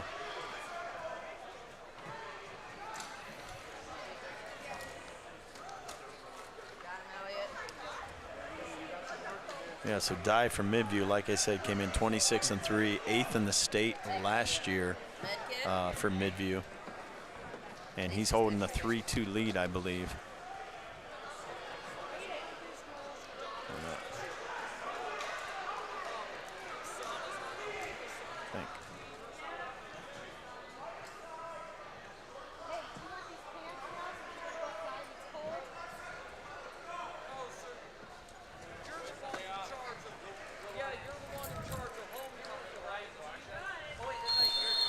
Okay, 3-2. Yep, going to that third period.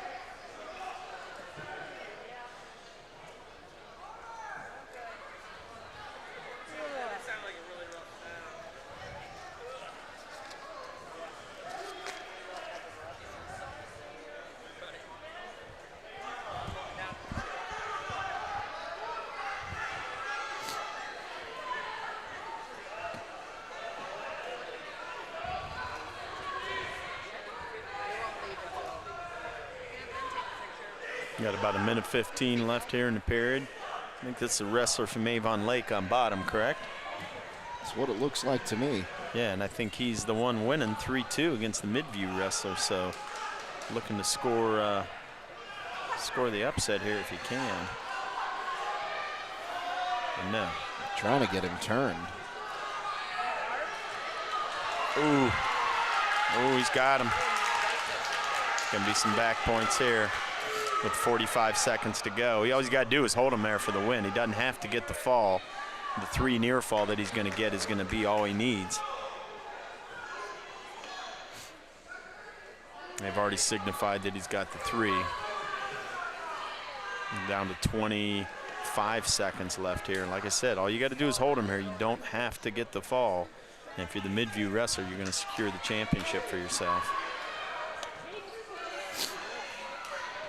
Sometimes if you go for the fall, you might put yourself in position to get reversed.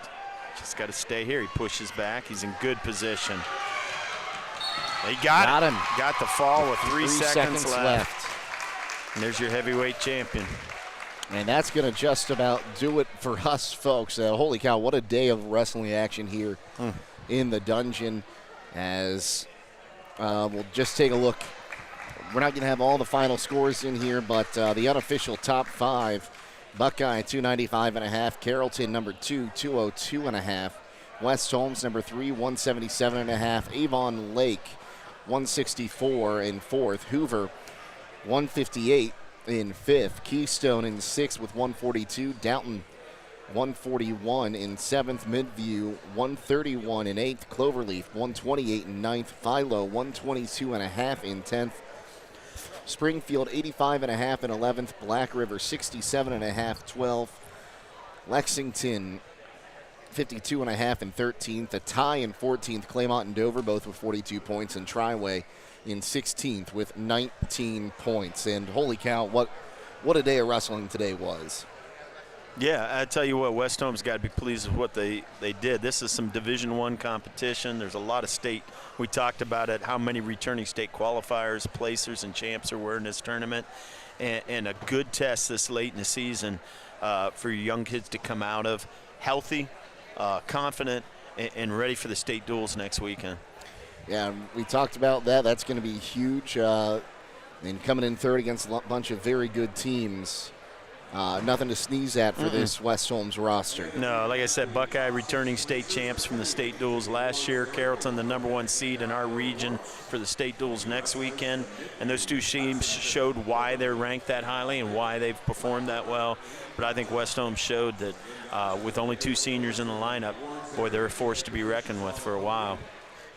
Well, that's going to do it for us for this evening, everyone. Thanks for tuning in. Don't forget Highland at Ottawa Glandorf boys basketball on the FM side, as well as here on YouTube coming up later this evening. Huge thank you to our production crew today. We had Sean Nicely and John Williams, our producers throughout the day. Carson Zoller and Logan McPeek, our videographers today. We couldn't do it without you guys. Thank you so much. And, of course, Will O'Donnell, always a pleasure to work with you. No, thank you, man. Been a good day. Been a good day of wrestling. Well, that's going to do it once again. For Sean Nicely, Carson Zoller, John Williams, and Logan McPeek, as well as Will O'Donnell, I'm Jake Sidle, signing off, reminding you to stay safe and healthy. And we'll see you tomorrow here on WKLM. Have a great night.